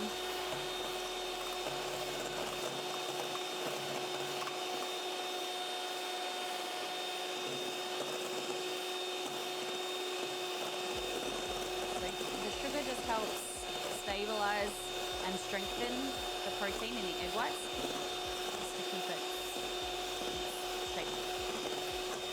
Can you guys hear me over the beater?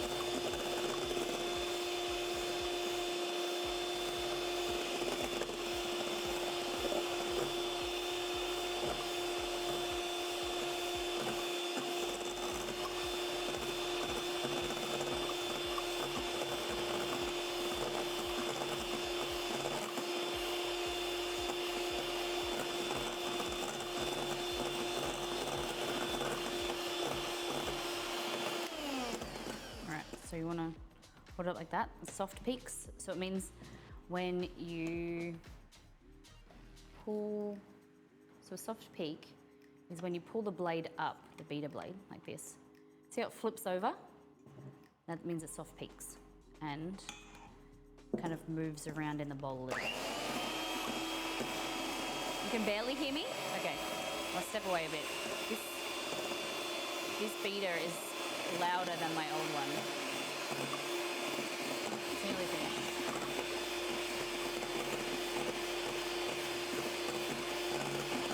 So you can over whip egg whites. They'll start to break together, break apart. It's just like how you over knead bread, the proteins start to disintegrate. Okay. So it'll start to look shiny, glossy, like that. And when you go like this, lift up, there's still, yeah. So if I do this and pick up a big bit, of course that weight is gonna lift up, but you just wanna lift a little bit and it stands up. So, and the real test is when you do this,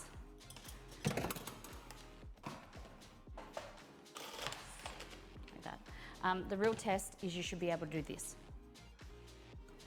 I always get nervous every time I do it. But the tension in there, the proteins will hold so much tension and structure into the bowl that you'll be able to turn it upside down. Okay, so now is the time we mix. Okay, so here, what we're gonna do is add a bit of this egg white into there. And you're just gonna fold it in. Loosen up, I always add a little bit at the start, and then you can be a little bit more rougher with it because you're loosening up this batter, lightening it, like that. And then add the rest.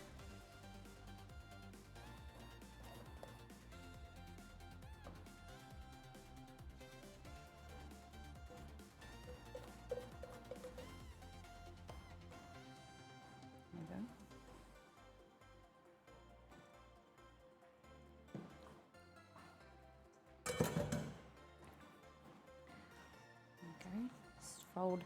So stir around the sides and then over top. Inside, flip over. Always got to remember to bring from the bottom to the top, because that's sometimes where it's undermixed. Okay. How good that looks. Nice, hey? Mmm. Delicious. Okay. Now, I'm gonna get our container, which we're using today.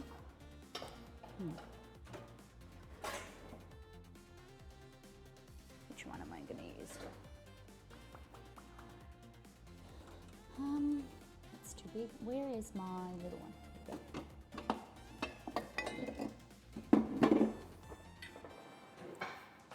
Let's go.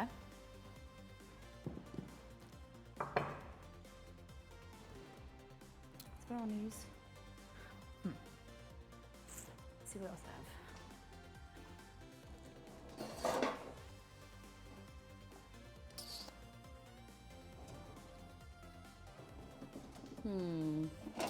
The only problem is I don't have stuff that's as high-sided. It's like the width and the length that I want, but it's not high enough, or it's not square.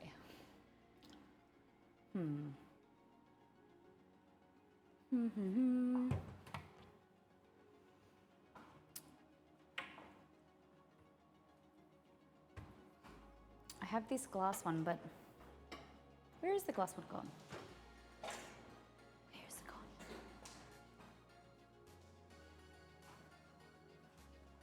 I had a glass one.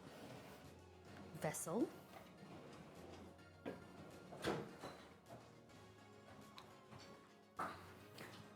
Story of my life. Anytime I want something, I can never find where. Oh, there it is. I feel like this is gonna be too. We'll try. I think the last time I used that. What's better surface area? See, what do you think? Which side? Which one? Huh? Which one? The bigger one. The left one. Yeah, I think they're about oh, same size. This one needs to be cleaned. You want some risotto? Huh? You want some risotto? Here's one prepared earlier, so I can make arancini with it. Remember, today's arancini day.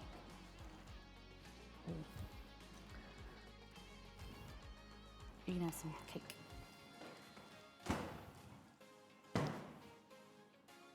You giving me frozen Yeah. risotto? Pretty big seeds of frozen risotto.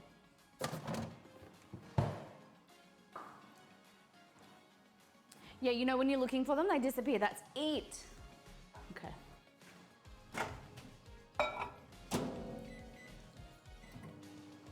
Oh. Okay, guys. I said this to Exceed yesterday. Do you, or your friend or partner or family member or something, are they like Exceed? He has, I called it his something trait, toxic trait, something that he does that I just don't understand.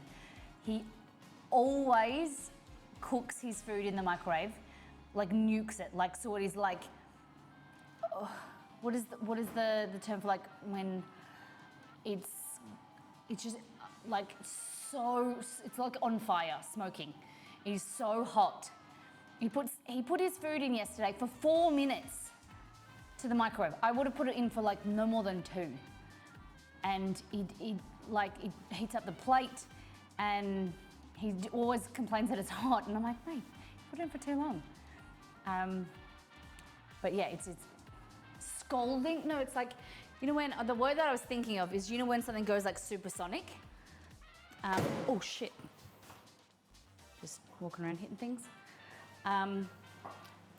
When it goes really fast and then it heats up. But yeah.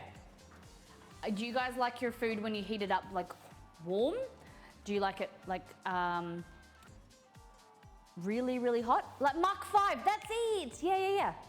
Yeah, that's what I'm thinking of. Dr. Wriggles, welcome in. It's insane. Whereas I'll heat my food up, probably more times than not, I am lazy that I don't want to wait for the microwave to cook for that long. I just want to eat it like semi warm. What does he want? The crunch or something? Like he likes cold flavor? No, it's not burnt. It's really, really, really hot. And the bowl's hot and it's hot, and it's like he wants to make sure that it's like inferno all the way through. Whereas sometimes like when you heat up spaghetti and stuff, you know how it's hot on the surface and then you start to mix it and then the underside is cold?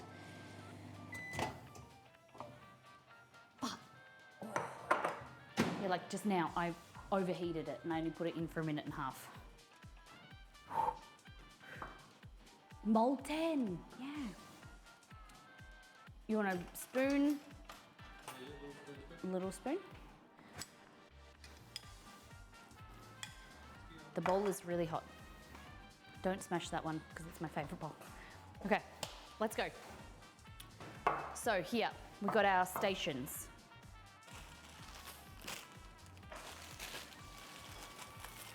Sponge fingers, coffee, which we're gonna add our liqueur to.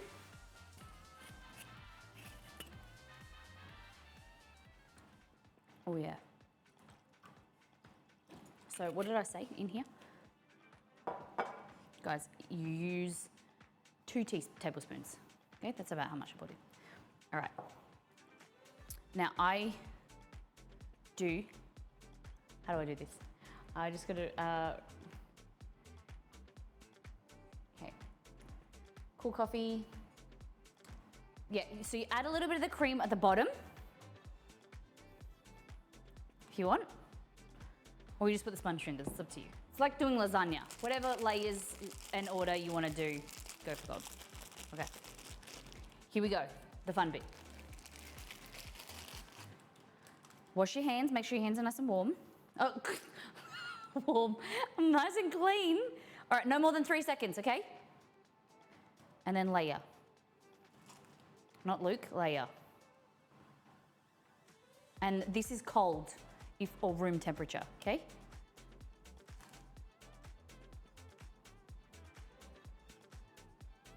So layer, layer, layer, layer, layer, layer, lot, Luke.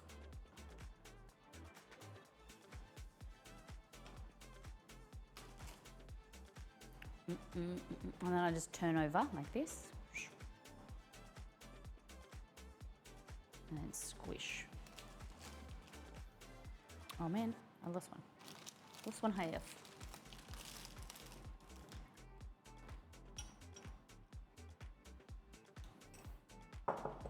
Is it better for you guys to see? All right. Okay, we have to cut half of the end ones off. Okay. Okay. So these won't all fit. You can push them up. See if we can push them up. Yeah. You want to like push up all the way to the side at the end. So then you get like good visual layers. If you're using, it doesn't matter, but glass looks nice. When you get like a layered dessert, you can see the layers, but you don't have to. Yeah, because then that kind of fits in. Nice. I got this last little sponge finger that I broke off.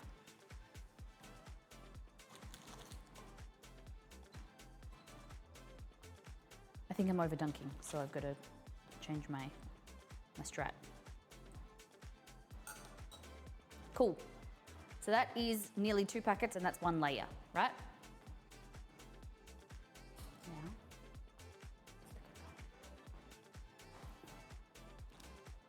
get this, your tiramisu cream, new layer,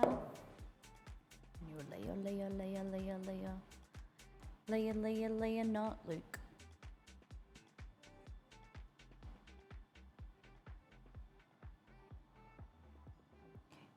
Like that.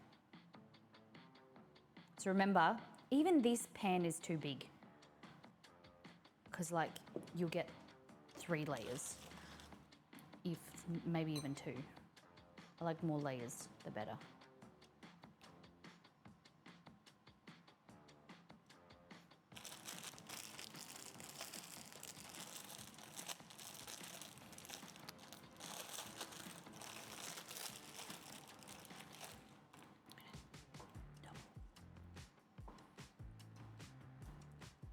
Like that. Try and push them all the way.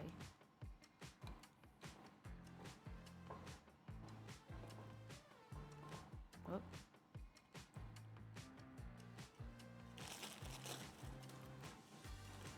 Yeah.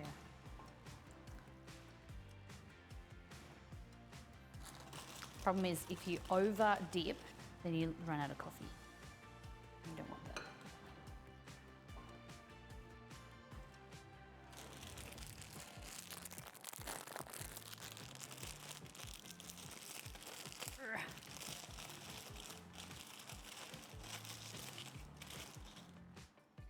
Whoop.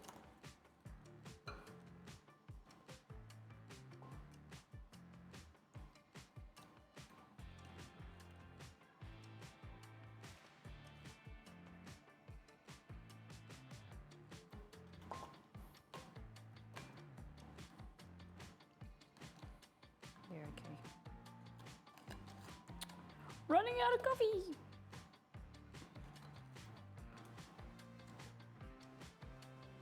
Damn it. I refuse to run out of coffee. I'm gonna add a little bit more. That was my fault. I might increase the amount of coffee. So I'd rather you have leftover coffee.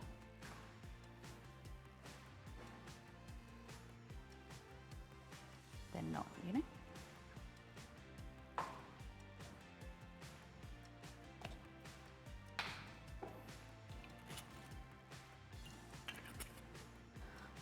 I've never had this issue before. All right. On the side.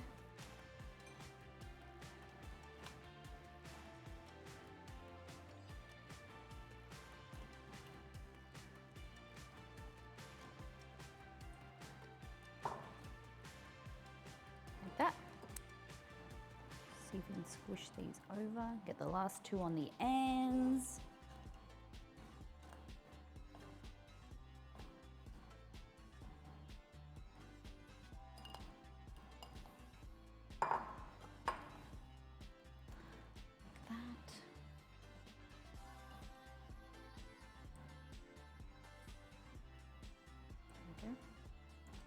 Squish them up. Like that. Last little bit of coffee. Just drizzle on top. Like this. Okay.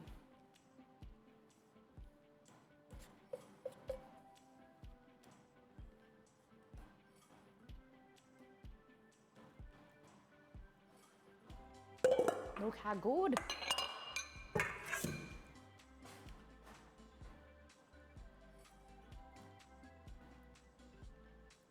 All right, and like I said before, I like to do a whipped cream layer on top because this is quite sweet, and then I find the plain whipped cream is just like, it just balances it out. You don't have to.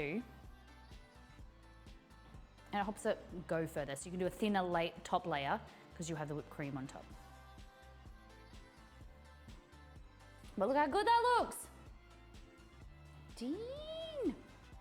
So if I did this thing again, you could double. or like 1.5 times the recipe. You get more layers, but just smaller squattier pot or casserole dish. Okay.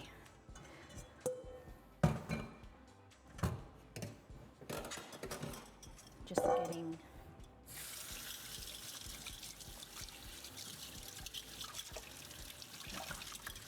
feeder blades.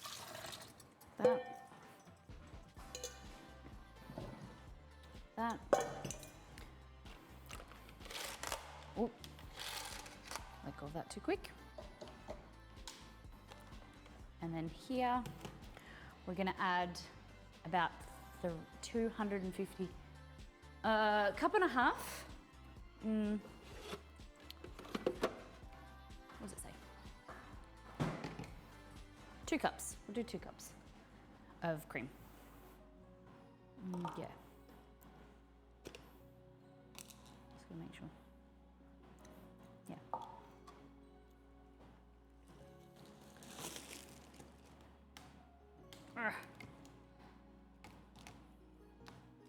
This feeds about 6 to 8 people, depending on how like big your portions are, or like a Molly and exceed over 2 days. We love tiramisu. Okay.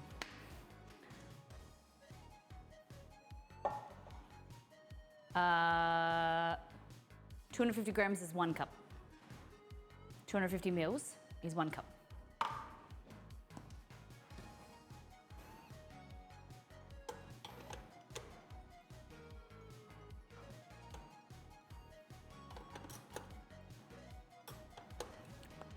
Okay. I'm just gonna whip this until it gets stiff peaks. I'm gonna put it in a piping bag and I'm just gonna pipe it on top.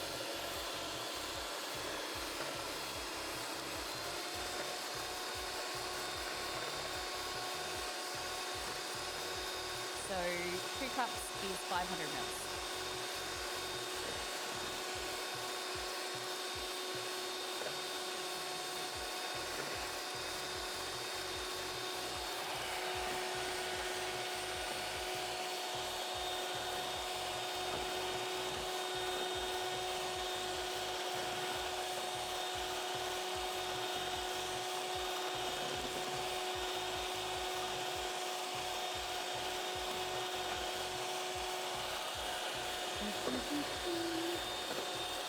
Cold cream will start to set you up for success. The colder your cream, it'll whip up quicker and you'll be less likely to over whip it. You just get that, it's kind of like the colder fat. I don't know I've got to figure out the scientific kind of what's going on, the science with it. But cold cream is just a better product. I'm just kicking my butt. See you, Rosetta. Thanks for being here.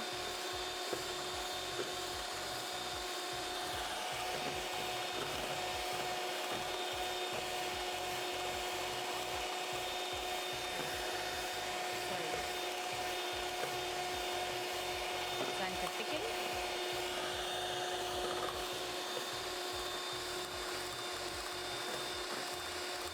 You could add a little bit of powdered sugar in here, but like I said, this is plain cream to go on top of the mascarpone cream, which is quite sweet.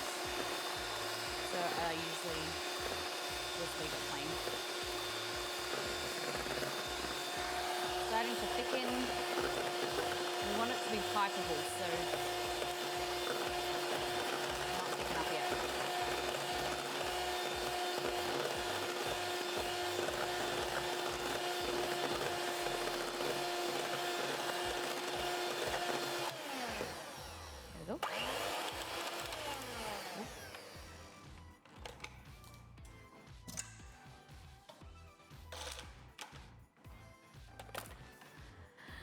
Fab.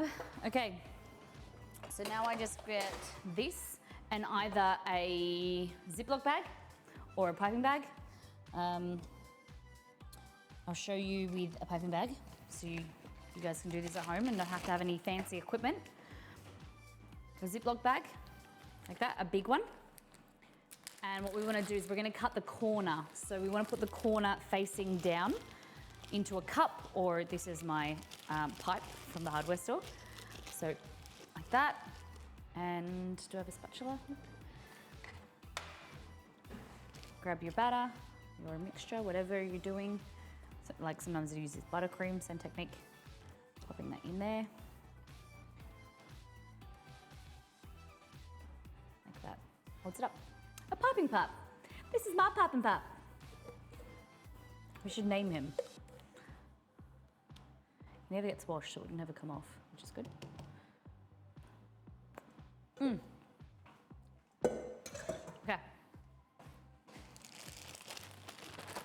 Like that. Grab it, twist it,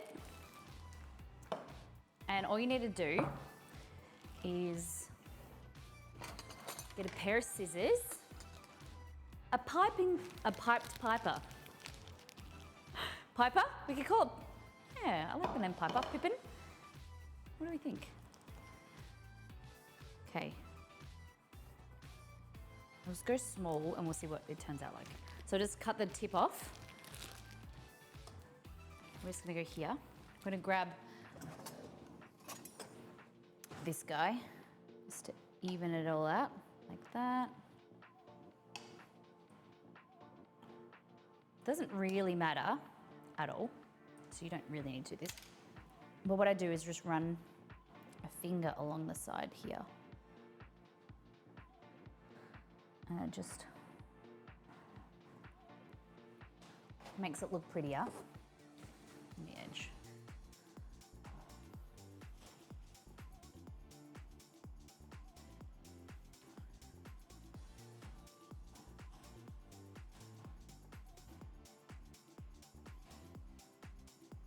All right, so,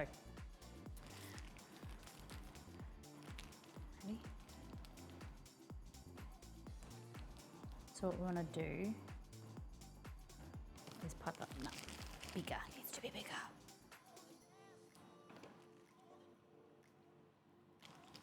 Okay.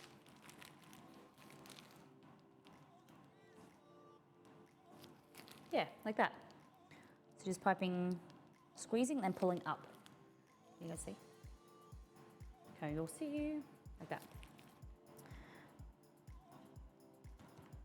So hold it down as you squeeze and then pull up. Yeah.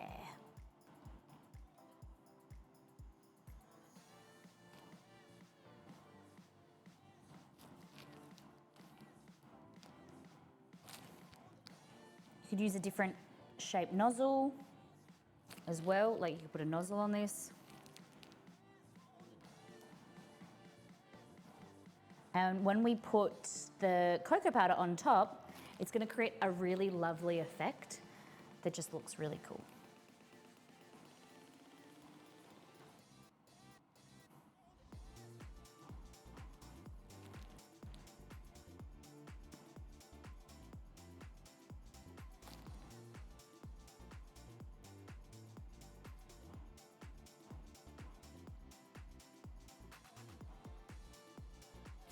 This is such a great recipe for sharing with friends and family when you're kind of got, it feeds, like it's easy to make and you can double, quadruple it, makes big portions. So it's fantastic to just pop in the fridge and serve for like Christmas and Easter and all the things, all the times, all the gatherings.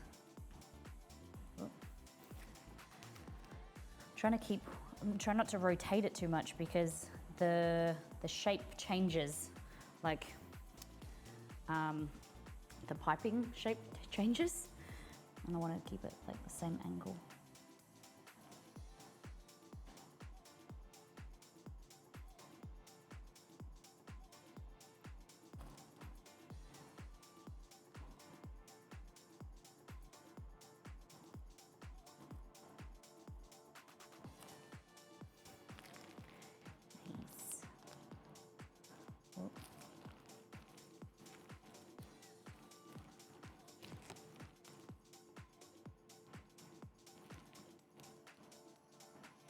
Wrong way.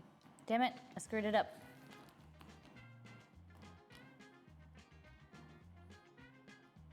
Just ignore that bit, okay? Everyone just ignore this bit. It's going so well.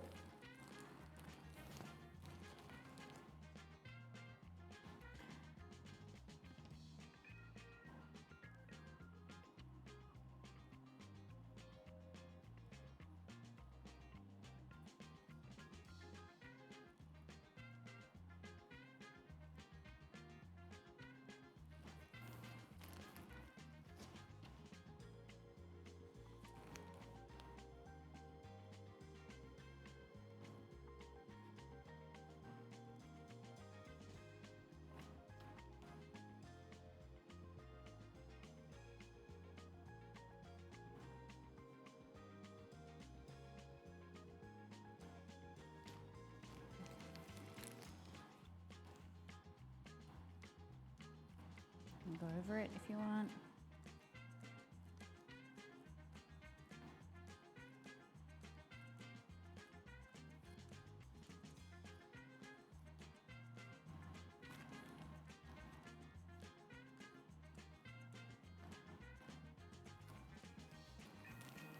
Yeah, it's cool, hey?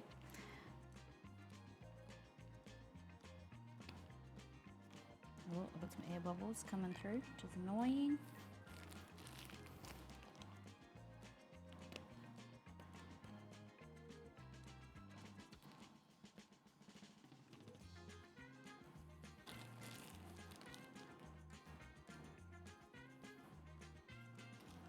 There we go.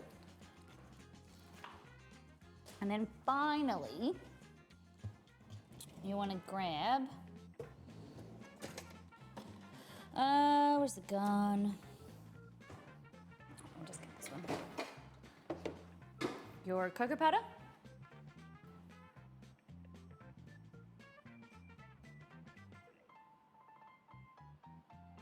This.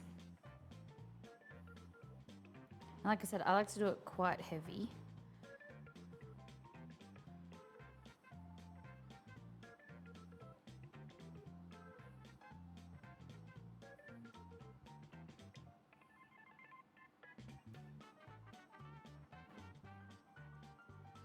Pretty, hey?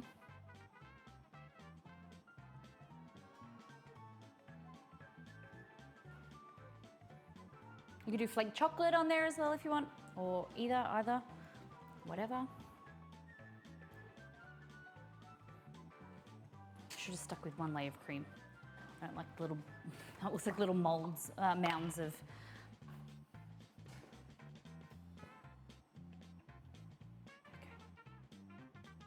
Look at that. What do we think? Unfortunately, I can't cut it open because I need to take some photos of it first. But look at that. Looks so good. So this goes into the fridge for, I would say, like 3 to 4 hours. The sponge fingers absorb any other extra moisture. The flavors kind of get to know each other. It sets, it firms up, and it tastes better after a few hours or the next day. That's amazing. Delish. So that's gonna go in the fridge. Let's look at our arancini in the making, our risotto. Okay. So imagine you made risotto yesterday and you have this left over. That's your leftover day-old risotto, right? It's firmed up. It's cold. Looks good, right? It's cold. Kind of like gluggy. We're gonna turn this into amazingness.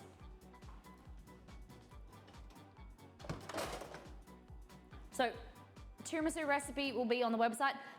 Will be on the website, and the arancini will do on the website too. Okay. We'll just wipe this down. I don't do leftovers. Do you mean that you don't, you make sure you eat all of the food, or you don't like having leftovers and don't like eating the same thing twice? Thank you. Thank you, guys.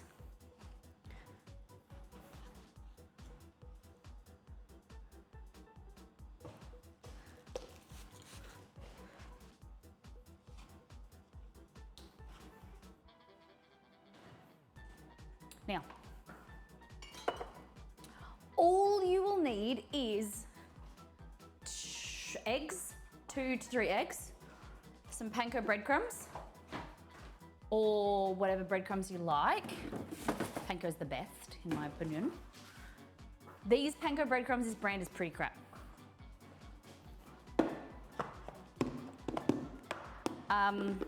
Flour, plain flour. I'm just thinking what you need.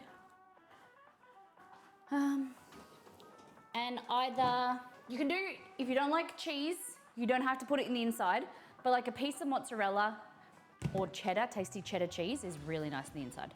So what we're gonna do is grab some mozzi.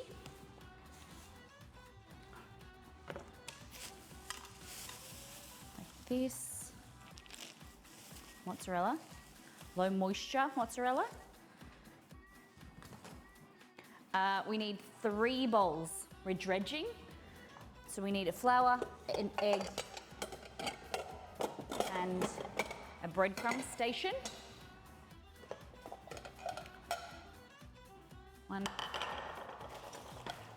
2, 3. That. We're going to start with 2 eggs.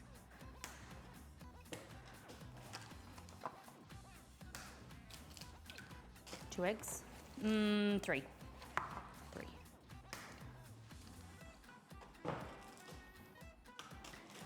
2 cups of flour. I need to write this down. You put your whole skillet in the fridge, in the freezer.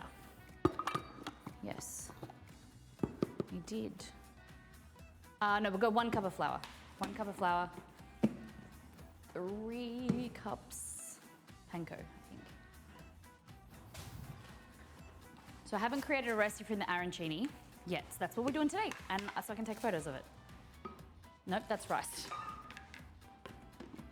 Oh, it's there. I was like, where's the panko gone? Where's the breadcrumbs?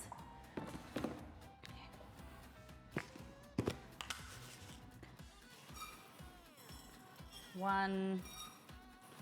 We'll start with 2. I think we'll need more, but we'll see. Okie-dokie. So, mind me 1 sec while I just do the arancini, create the recipe.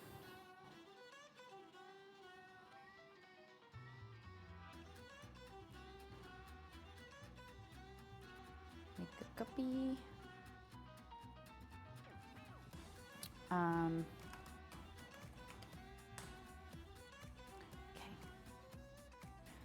Are you cereal? Okay, what kind of cereal do you use?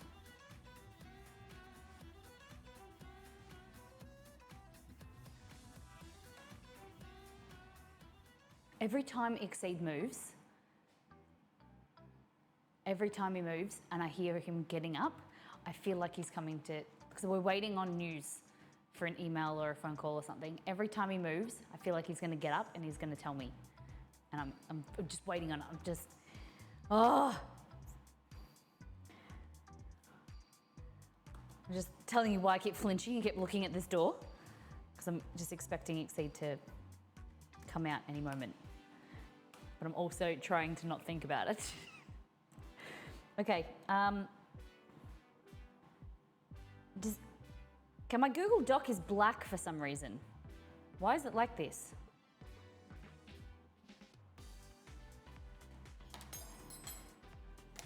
Who uses Chrome and Google? Why is this happening? Why is my Google document black?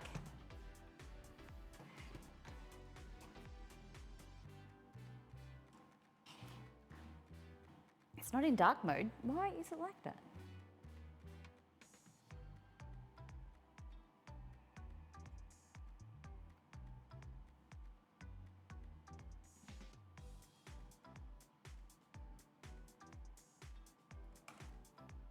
haunted. I know, crazy.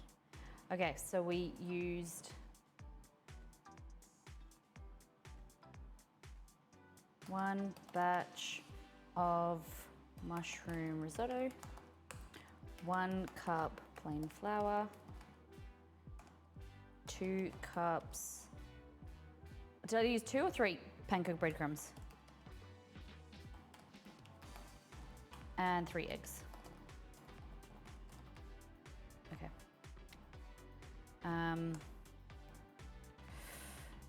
Cubes.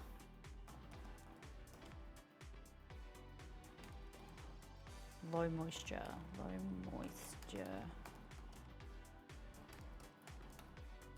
think I used 2. Thank you very much. Cubed. Okay. So all we want to do is just kind of feels like slime. All right, so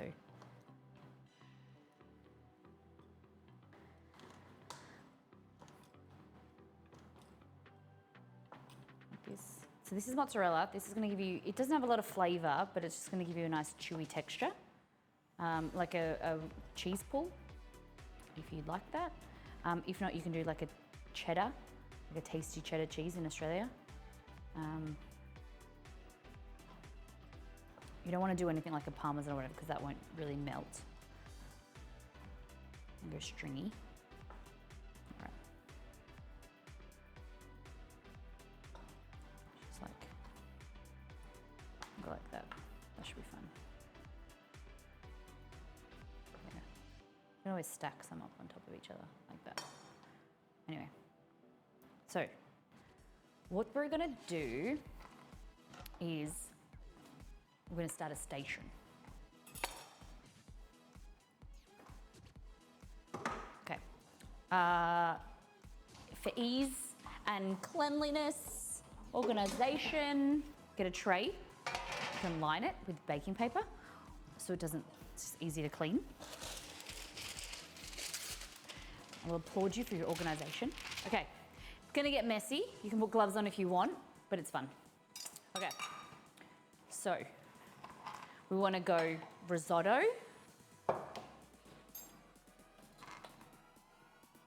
mozzi, flour, egg, panko, tray.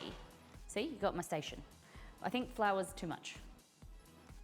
That's only 1 cup. I think it's too much. I'm going to take half out.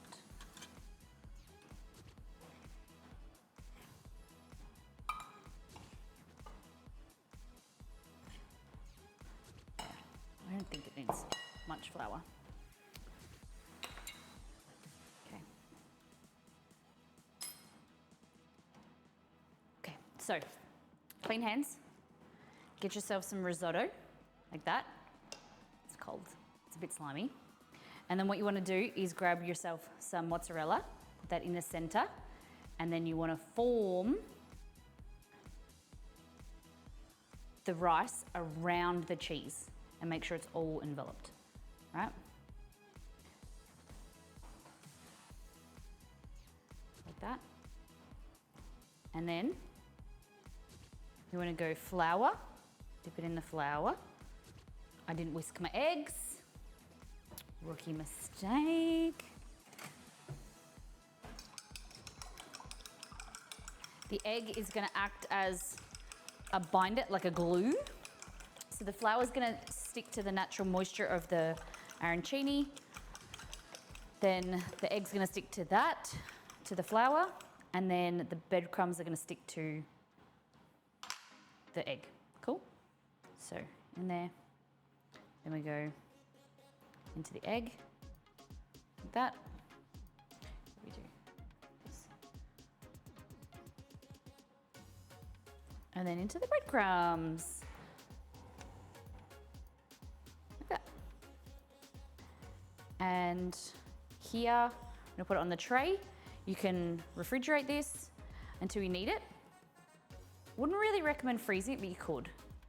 Just your mushrooms might go a bit softer. But then we can either bake in the oven or deep fry. Air fry, whatever. So back here again, The chunks of mushroom are a bit annoying. You want kind of a smaller chunked up piece of mushrooms. Okay, so we might do a smaller piece of cheese inside. You see? And you just want to make sure that there's nothing peeking through. Yeah, of course you can season the panko if you wanted to. I'm gonna add some salt at least, but you could definitely add some more seasoning, some cumin, paprika, heaps of different options, yeah. Of course. Could even add some grated parmesan to the panko as well. Be really nice, and it'll add some extra crunch when it's cooked. But this is something that you can get the family involved in. Kids like playing with their hands, and you're gonna show them get them involved with cooking. So, cheese, envelop, like that. So like this is only like a few hours old rice, arancini. Risotto. If you left it overnight, it will absorb more of the moisture and it'll be drier, which is recommended. But for the purpose of stream, I thought it would be easier for us to do it all in one day. Okay, bowl, breadcrumbs, sorry, not breadcrumbs, flour, egg. So deep fry is always gonna give you a better texture. But you can spray with oil and then oven or air fry. We're gonna try air fry and deep fry. You can make these smaller as well, so we can grab like a smaller piece, a smaller chunk of rice, smaller piece of cheese. You don't need to add cheese. It's just like a nice inside layer. A lot of people, when they make arancini, when I go to a restaurant or something, you find that the outside flavor is really boring, like it's a plain risotto, and they add cheese in it to make it less dry. But I think I'm a big believer of like every aspect should be tasty. It's like when you make a curry, your rice that is the side dish should also be tasty. And it's the same with this, like the risotto should be flavorful as well as the inside. If you don't want to add cheese, you could add like I've seen people do a sauce. They get, I don't know if it's frozen. I don't really know how they fill the inside of the arancini with the sauce. Maybe it's a frozen like block or something. But cheese is good. Block of cream cheese would be nice.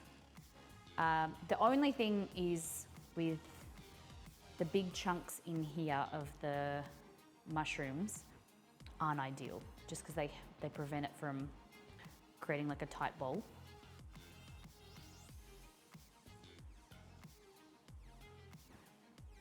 One of my favorite appetizers. Now you know how to make it yourself. And a vegetarian version. Okay, so I'm just gonna make a few bowls. All right, so like that. We might make some without cheese. Nah, let's make more with cheese.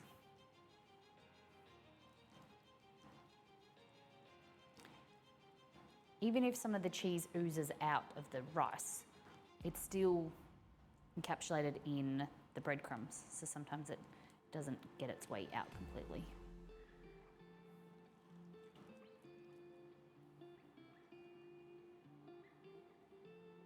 I never thought of making making arancini balls with leftover risotto.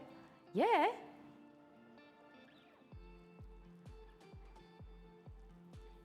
You can do like a sun-dried tomato one. You could do a plain cheese, and then dip it into like a nice sauce, like a marinara sauce or something.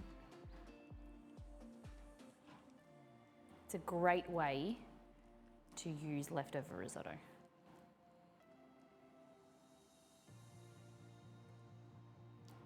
Or I usually just if I'm making arancini, I'm making it the risotto to then make it the next day. Because you guys know me, I don't have that prior thought of like Um,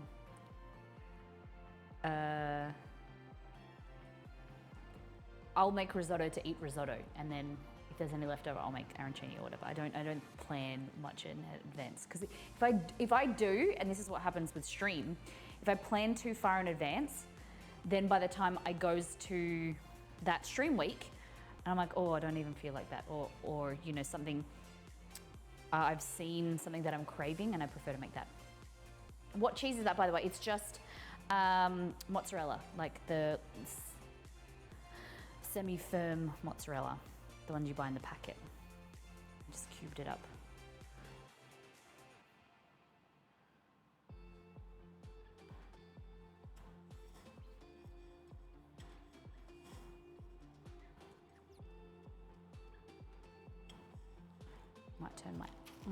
Might turn my oven on somehow.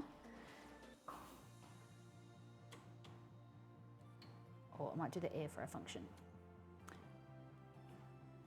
To be honest, have not had great success with that air fry function, but it just seems like it's just the fan forced oven. But maybe we just need to, I don't know, use it more and try it out. Okay. You could use clean hand, dirty hand, but I like to use both hands for everything and just hope that these crumbs fall off. You get really good, you can use like this, double dip.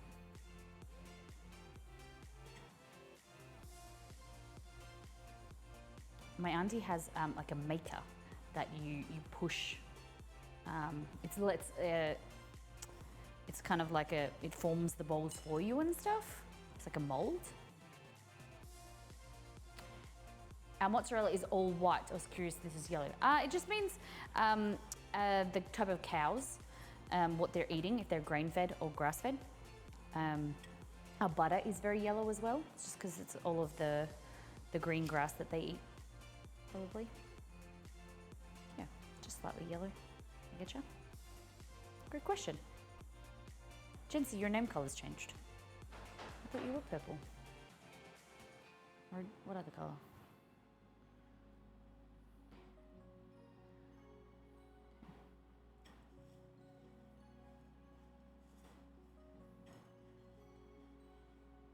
Cool. So we've got 3, 4, 5, 6, 7, 8, 9 so far. 9 mozzarella balls.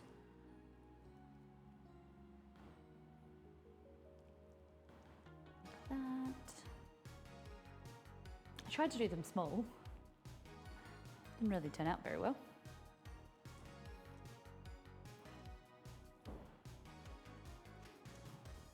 Because they've got to be a bit bigger, because I chopped up my mozzarella a little bit larger. Okay, let's go that. It's a little bit smaller.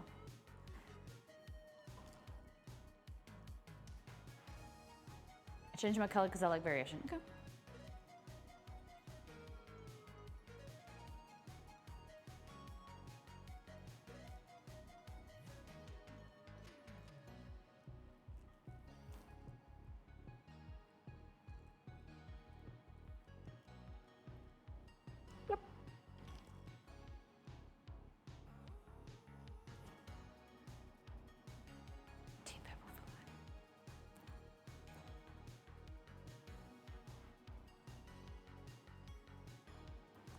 Like, I just get connected to people's colours, that's all. Like if Sig said to me, he's like, oh, look what Roselli said, I would scan for purple. Margot or Liz, like that bluey teal colour.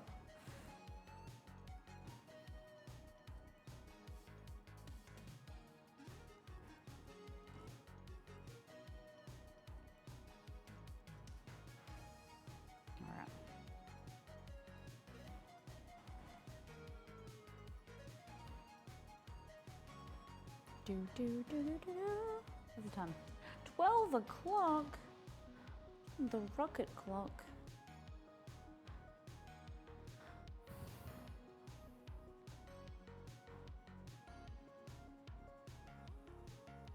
Do do do do do do do do do do do.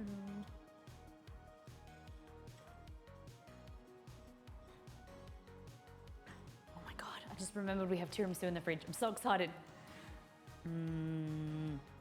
It's gonna be a good day. Risotto or arancini and tiramisu. It's amore. When the moon hits your eye like a big tiramisu, it's amore. It's amore. Has anyone watched that show that I recommended called From Scratch?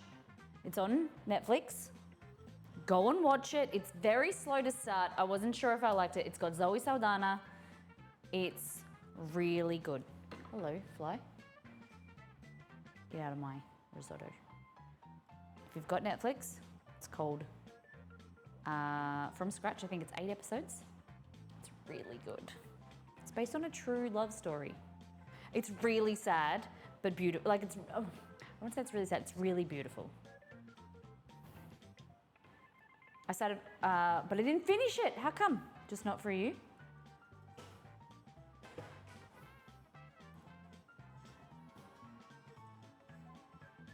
The first few episodes, I was like, oh, it's slow build. Slow build. But I promise, I loved it. First episode, I was like, first few episodes, I was like, wasn't really watching, I was just listening. And then I didn't realize how into it I got. That's good. I got distracted. Maybe I'll try again this weekend. I just love, you know? From scratch. It's about food, it's about family, it's about food bringing people together, obviously. That's all what I'm about.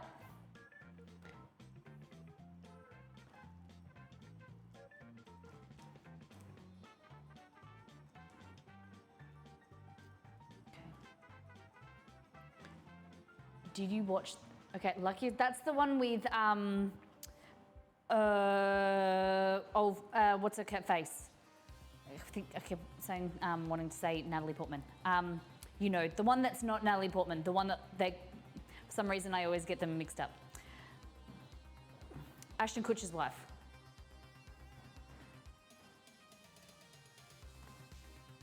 Mila Kunis. That's it. Because I thought, who's the girl in that 70s show? Mila Kunis. I have started watching the show. I've got maybe a minute into it, and then I also got distracted. But I haven't got distracted. I've been not getting distracted and doing the website.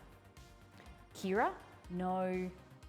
Yeah, the one that married Ash Kutcher. I forgot it. Mila Kunis. For some reason, I get Mila Kunis and Natalie Portman confused. Why? Natalie, I get why you get the Kira one, the Kira statement, because of Star Wars.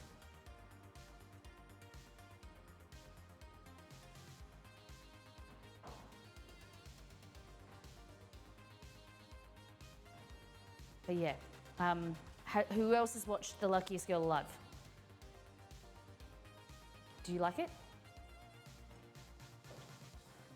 All right, so we've got 2, 4, 5, 6, 7, 8, 9, 10, 11, 12, 13, 14, 15, 16, 17, maybe 20 to 25 arancini bowls.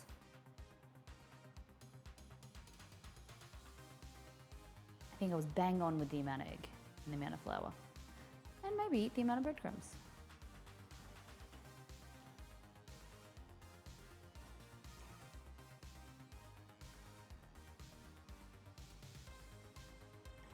So it's about a girl who her life is going like really amazing, and then some secret comes out. I think that's the trailer.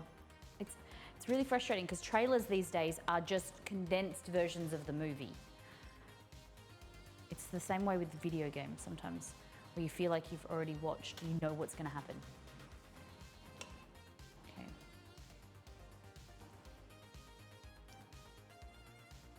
Been in like a salty mood lately. I'm just, you know, telling you all my opinions about everything. Or usually I like to like not, yeah, I'm not as sharey about my opinions. I'm just like, here, I feel this today.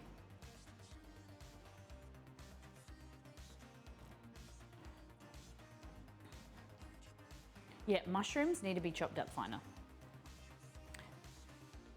Towards the end, I've got like mushrooms that I've just like pulled out.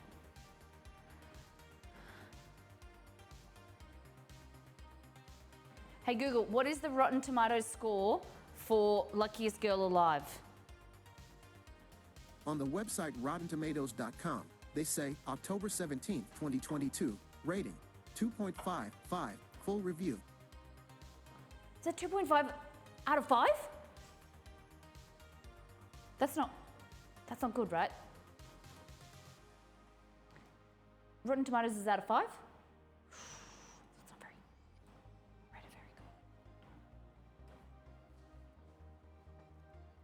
good.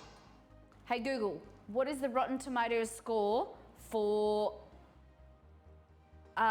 made from scratch? On the website RottenTomatoes.com, they say. Hey Google, what is the Rotten Tomatoes score from scratch?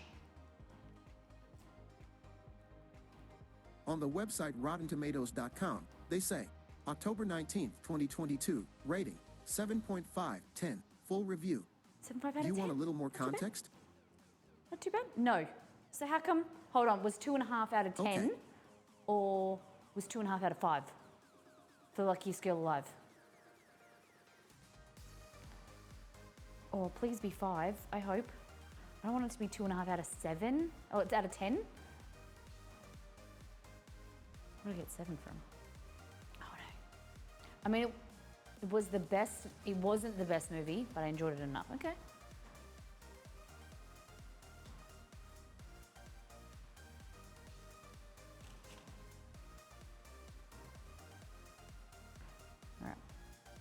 Exceed already did have a bowl full of this, so I reckon you could probably get about 25 to 30 arancinis. This is quite a bit. Arancini all day. You can arancini in the morning, you can arancini in the evening, and arancini all day. Okay, so we're going this mozzarella into there. We did chop too much mozzarella, but that's no worries. This one's going to be a biggin. Biggin. I said biggin.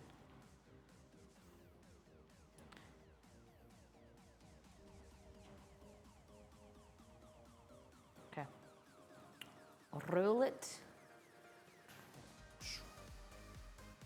2.5 out of 5. 72% of the audience liked it. Critics did not.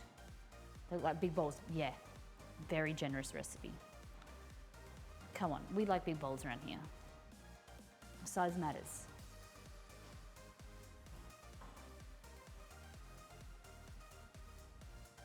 Oh, look at that.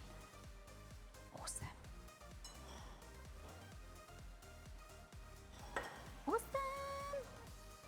Damn. Look at that. Good amount.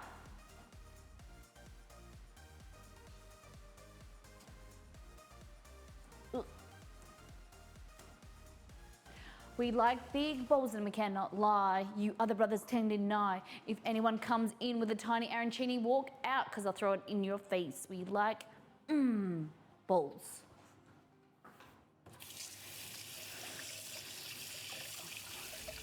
Arancini bowls, bowls, the wonderful bowls. The more you eat, the more you toot. The more you toot, the better you feel. So eat the arancini bowls. For real. Okay. Who's team air fry? Who's team deep fry? Stace likes her bowls. Jency, so many bowls. This stuff goes in the sink straight away. It's gross. So that's a little mushroom. Oh. It's a big mushroom.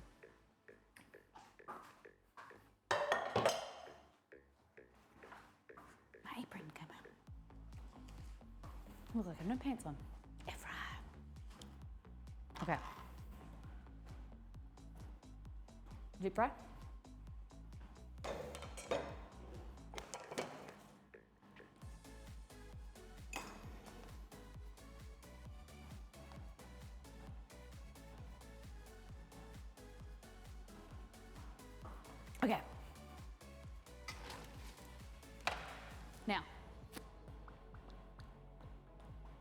half and half? Yeah, of course. Of course, of course.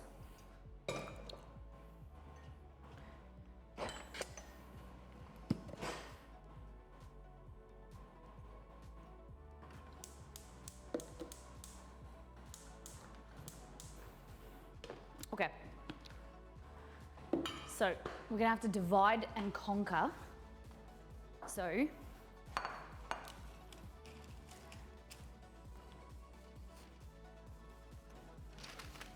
just grab a random amount.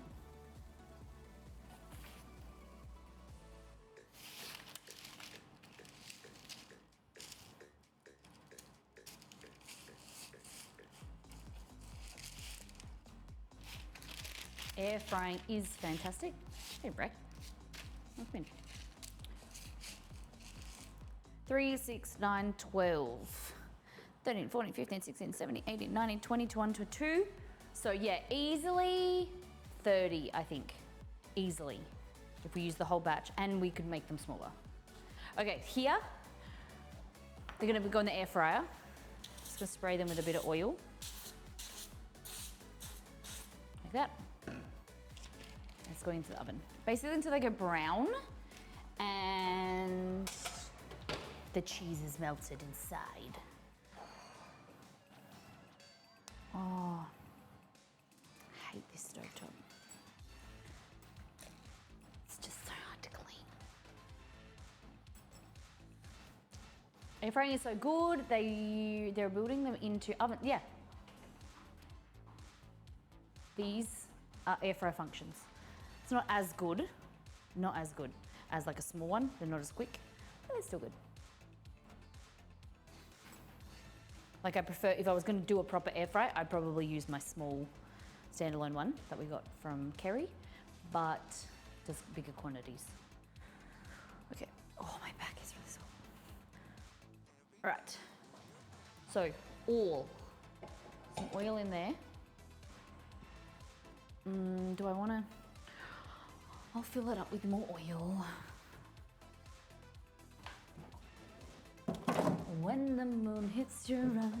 Hey Google, add rice bran oil to my shopping list. Let's some more. All right, I added rice bran oil.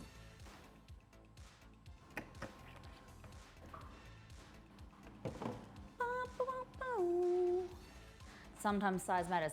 Size matters all the time. Size does.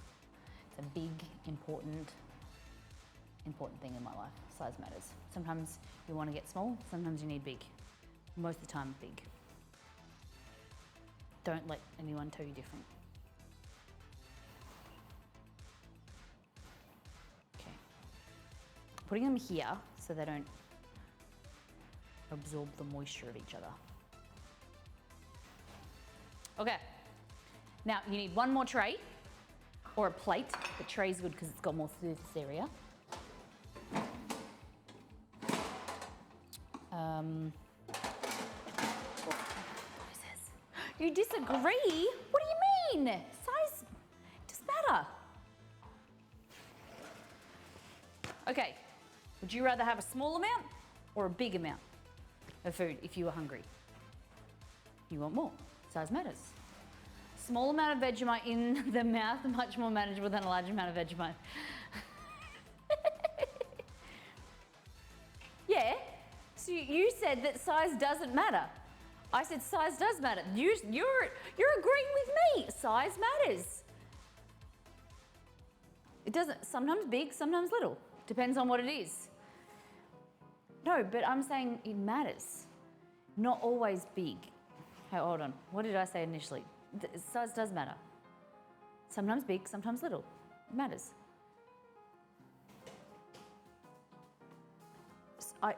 Most of the time you want big, but sometimes you want little. So it matters. It's an important part of the conversation. I said, and I quote, sometimes size matters. And I said all the time it matters. Oh my God, that tiramisu in there looks so good. I can't eat it. I'll have some ginger beer instead. I don't want a food that's too big, I'd choke. You chew it. You bite off small pieces and you chew. Are we still talking about food? Are we? Get your mind out of the gutter. I am a wholesome woman, wholesome female. I wouldn't talk about such things.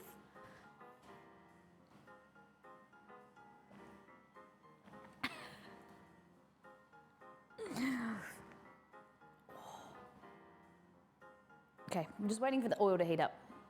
This is the boring part. So how was your day? What'd you get up to? What is the time for you right now? Day, morning, evening, nighttime? Maybe you're just getting up to go to work. Maybe you're just finishing work. Hello? Hello? How's work? How have you been, Tamara? What a time to wander in here. It's always a great time for you to wander in. My mind is not in the gutter. I wasn't sure if we were talking about table sizes or counter sizes or pie board sizes or oh. 222. I feel like that should be that should be a lucky number. Like, you know, when you're supposed to make a wish or something when it's 11:11? Is 2222, is that lucky? How are you looking over there? So I'm just gonna grab a little bit off the side of the, oh, look at the mushroom. Like this. Yeah, okay. We'll start off with one.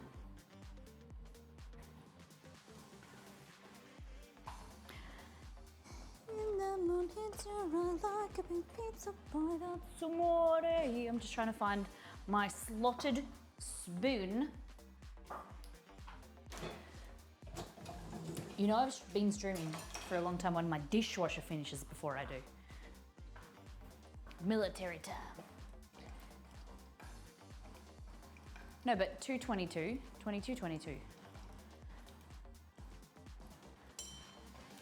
24-hour time.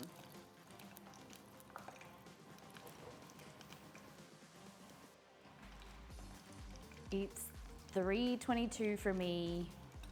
Work is fine, still exists, and getting through it. It's a bit hot here today. Oh, how goes today's stream? Even better that you're here. We've made tiramisu, but unfortunately we can't eat it because I got to take a photo of it for the website for you guys to be able to make the same thing. And then we made mushroom risotto, and now we turned that mushroom risotto into mushroom arancini. And now we're air frying some and we're deep frying others. And that is my 30-second recap. No one needed even redeem it. All right. So mushrooms, portobello mushrooms, stock. We're gonna make it lucky, everyone make a wish. Cool. Everyone make a wish. They sound delightful, yes, and they're all on the website. That's coming soon. I'm so excited. I'm so nervous I could vomit though. But the new website is coming soon, sooner than ever. I need to, the problem is, because now more than ever compared to our old website, I'm writing a lot more with more educational, more like learning and teaching and whatever. Now I need someone to proofread it, all my blog posts. So, and I'm terrible at looking at my own words. So I'm gonna have to find like one of my family members or something, because every post now I'm gonna be writing like a blog post or new recipes every week. It's gonna be more and more all the time. But it's gonna be so good. Look at them.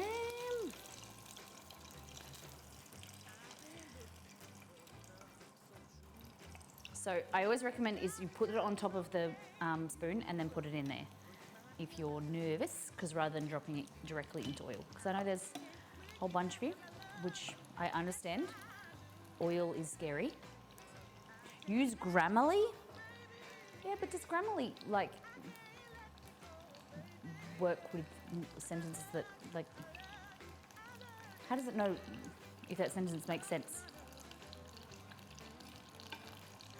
Like grammar and stuff, I get that, but it's like it's got to proofread for everything, not just spelling. But it's a good thing to think about.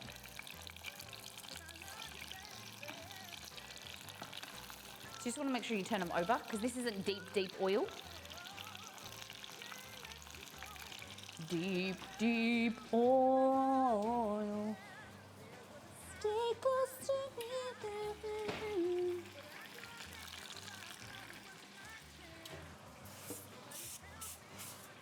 Just put a little bit more oil on the air fry ones. Red, red wine.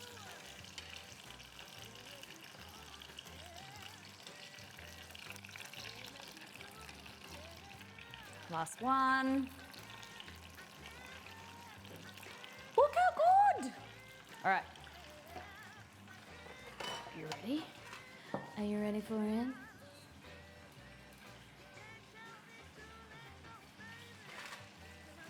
Guys. Oh, hold on. We might do this. Look at that. Hey, look at that for lighting. Yes. You ready? I need you to tell me if you are ready.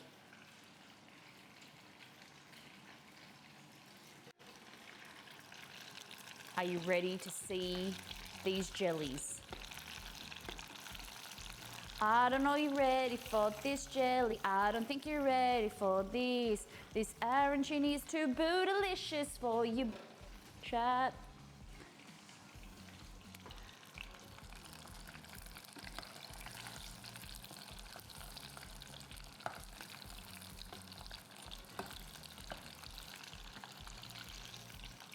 Ready up.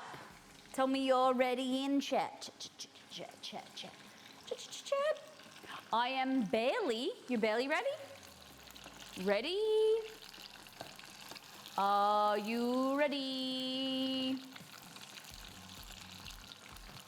We need a ready emote. We need new emotes. And ready needs to be one of them. Because I always tell you guys to get ready. I need a few more people to get ready in chat. Get out and lurk. I'm calling you out. Are you ready? B-Medics ready. Jency is ready. Rainy My Cuppies ready. It's on my face. No, it's focused. Okay.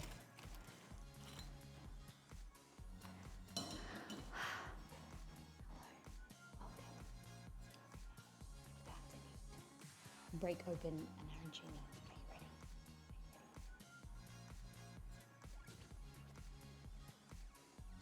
Oh, look at that crunchy exterior.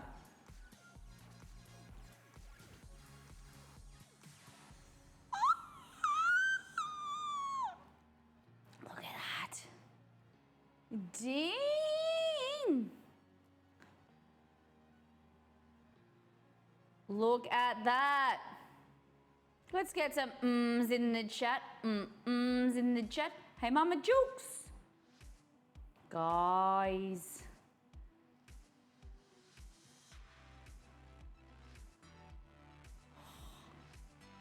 Yes. Yes. Have a taste.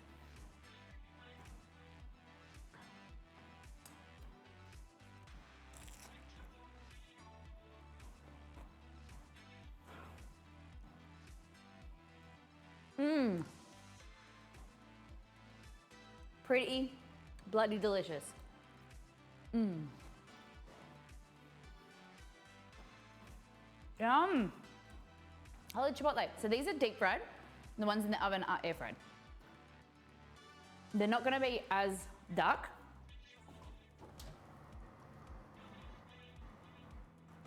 Oh, my eyes, my eyes. Whew.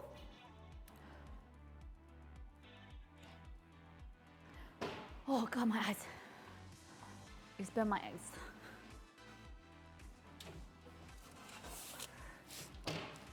And because it's not like the way that the deep fryer cooks around the outside, I better not put that on there because that might burn.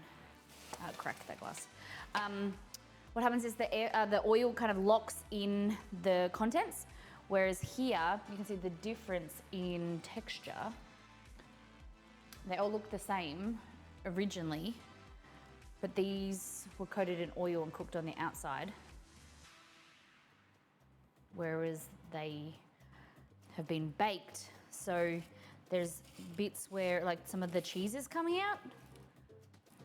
See, these are healthier, but look, they're softer as well. They're not as crunchy, but look. Ready? Look at that. It's really hot on my hand. I'll show you some. But look at that.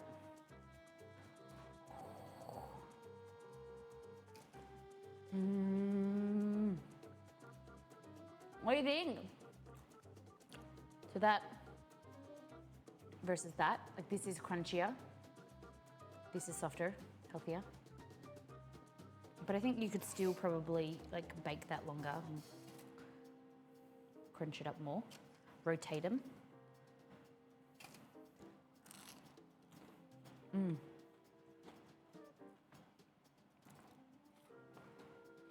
Right? Just look at that. You're beautiful. You're beautiful. It's true. And how simple. I know it's a few more steps, but turning your risotto, which is easy, into arancini. And these are larger. Obviously, you can make them a lot smaller, and you can not fill them so that they're smaller, and you can use them as, you know, like entrees or like entertaining. We could do like a dip. What should we do, like a chimichurri or pesto? What do you think? What would go well? Oh, I had a chimichurri that I made, but I used it all. Put some basil here.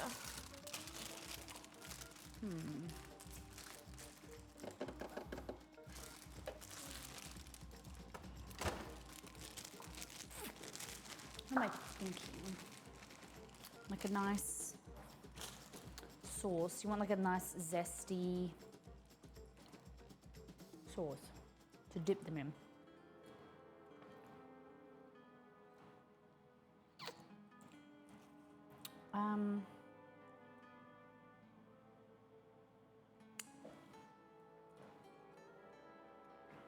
Basil would be really nice. Just thinking.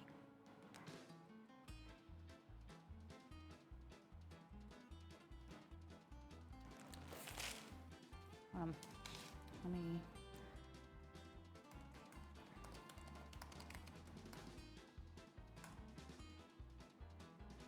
Side of marinara. Yeah, I did think about marinara, but I thought I'd rather like a more of a herbaceous sauce. You could do like an aioli or a marinara, but I was thinking like a pesto, maybe?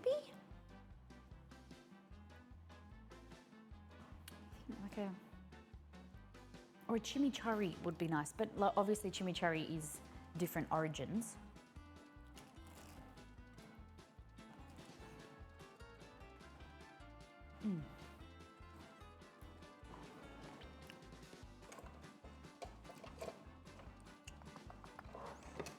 That was the lid.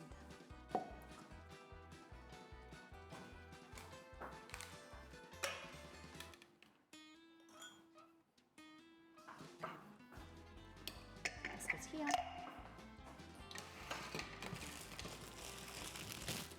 basil. I'm using this basil. I bought 2 lots of it for what am I making next stream? Might get myself in trouble here. Oh, margarita. Okay. I can only use a little bit of this. Because we're making... Oh, I could make the pesto now for Friday. Okay, so that's basil. And then we want oil.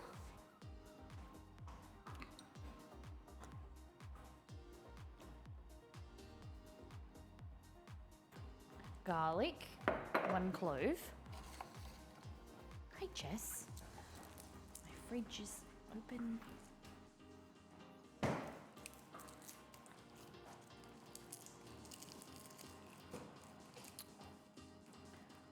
So I want like an acidic basil sauce.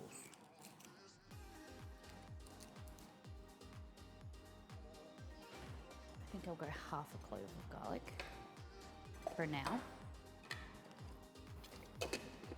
Made Chester sneeze. He just walked into Exceed's office and I was sneeze.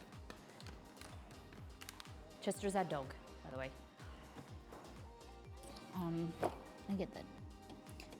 Might not know that. Okay. Thinking maybe lemon juice is here. Cool.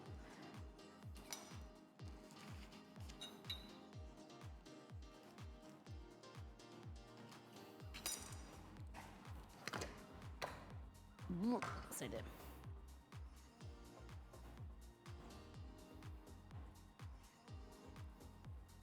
Okay. Salt. Bit of pepper.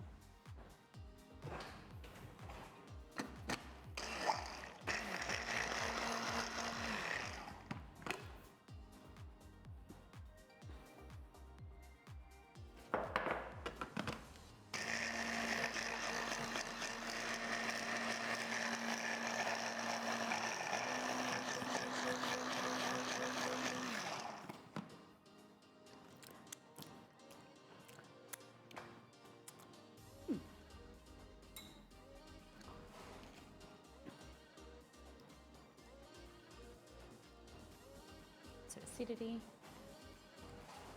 salt. I don't know if I want to add pine nuts.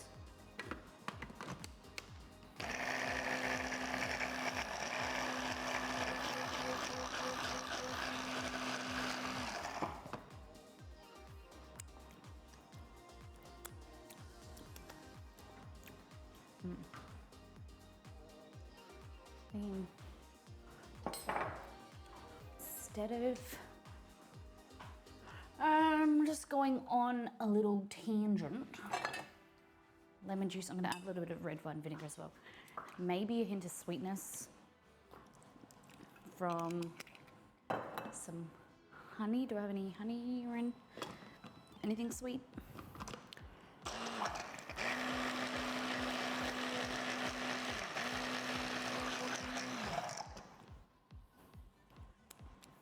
Ooh, yeah. Kind of like a, I don't know what it means. I think it needs some sweetness.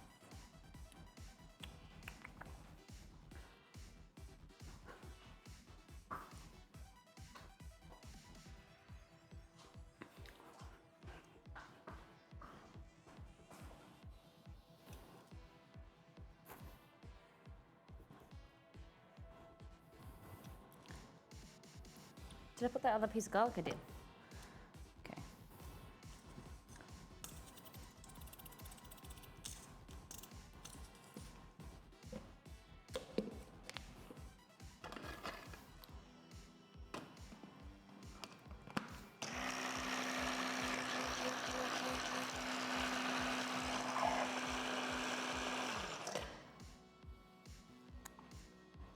Yeah.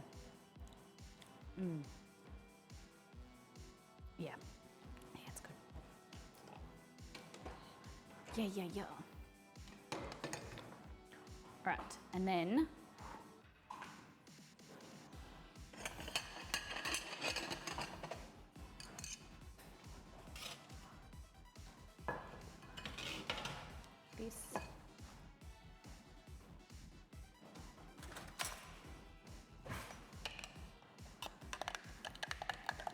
Obviously, I blend this a little bit more, but I think it's all right. That.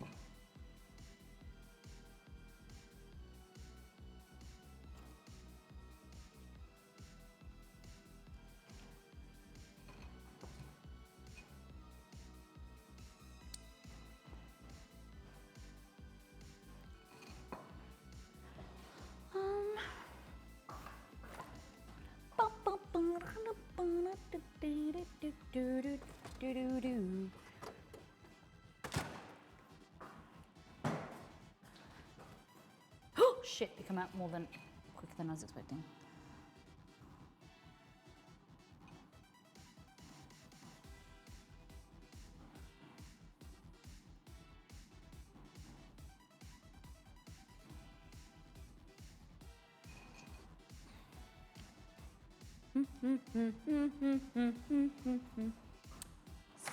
So then we want to finish with a little bit of this guy.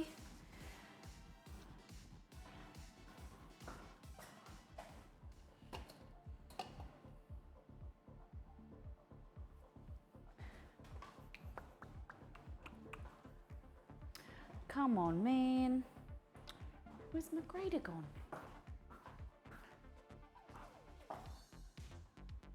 Okay. This.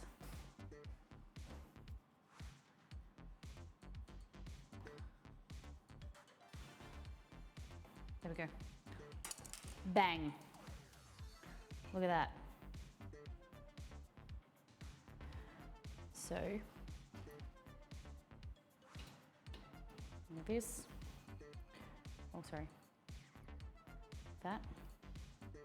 Probably should have, like, I didn't expect it to be on one side. I wanted it in the middle, but anyway. Ready?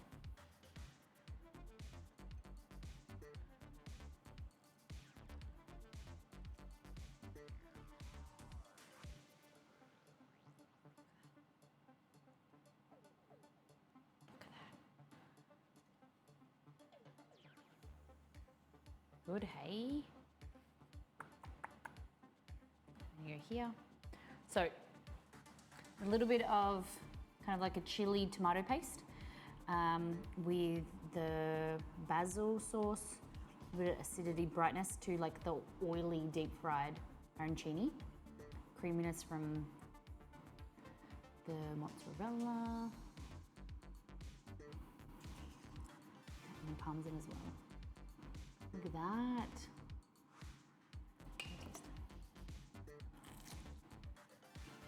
Mmm.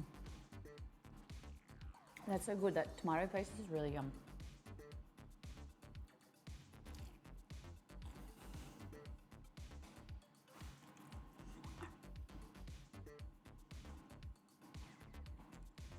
Yeah. Like whenever you're eating something that's deep fried or has some oil in it, you want to kind of cut the acidity, cut it with some acidity, and then different flavors. Like tomato works really well with arancini, and it works really well. Basil, tomato together, garlic, yum. That's so good. I'm really happy with that.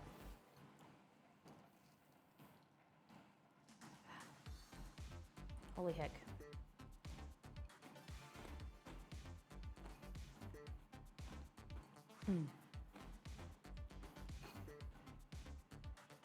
In the chat. In the chat. Okay. And then put that away. Semi-clean bench. That's what the molly mat is for. Did you guys have fun today? I really enjoyed it. I thought it was really great. Unfortunately, can't eat this tiramisu till I take a photo of it. But this is our tiramisu as well. Instant clean, right? Silicone mats will be on sale again soon, along with the website. When the website goes up, the recipes will be available. The molly mats, the water bottles, the mugs, all the merch will be available again. And the cookbooks. Guys, so good. I'm so happy with it all.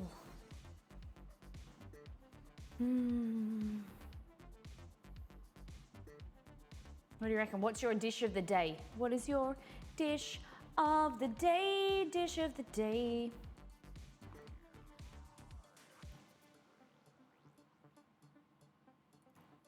Did you like the arancini, the risotto, or the tiramisu?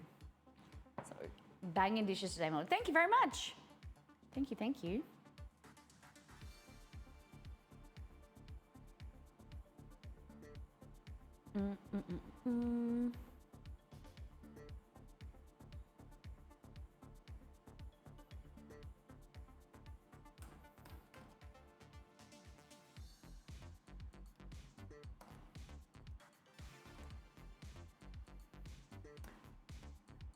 Dish of the day, arancini balls. I love it. It was fun. I learned they're more than one type of mozzarella, and somewhere in the world there's cream cheese balls. Blocks of cream cheese. We're gonna find you some. Tiramisu cannot be beat. I'm very excited. Thank you everyone for being here. Next time on Friday, we'll be back in 1 day and 19 hours. Hopefully I'll have news about our car by then. I'm so excited. But I'm even more excited to get stuck into this. Take some photos. I'm taking a few photos in a few weeks actually. Chicken margarita and small batch cinnamon donuts on Friday. Okay, so you've got to be here. We're gonna have a lot of fun. We're gonna make some donut bowls and small batch recipes. And the chicken margarita is gonna be really great. It's a really healthy, low fuss, low energy, but really delicious dinner, a healthy dinner. And I know you guys are looking for that dinner, healthy, quick meals. So you'll love the chicken margarita, okay? Thank you, everybody. So we're gonna raid Energetic. She is so lovely. She's playing Elden Ring. Thank you to today's supporters. Thank you for supporting the content. Smoke and Sensations for 2 months. Woodsy for 2 months. Really appreciate you choosing to subscribe to the channel. And thank you everyone for watching. Take care, brush your hair with yourself and those around you. Copy paste the right comments. Thank you, Delirium. And we'll go on. All right, thank you everyone. Bye.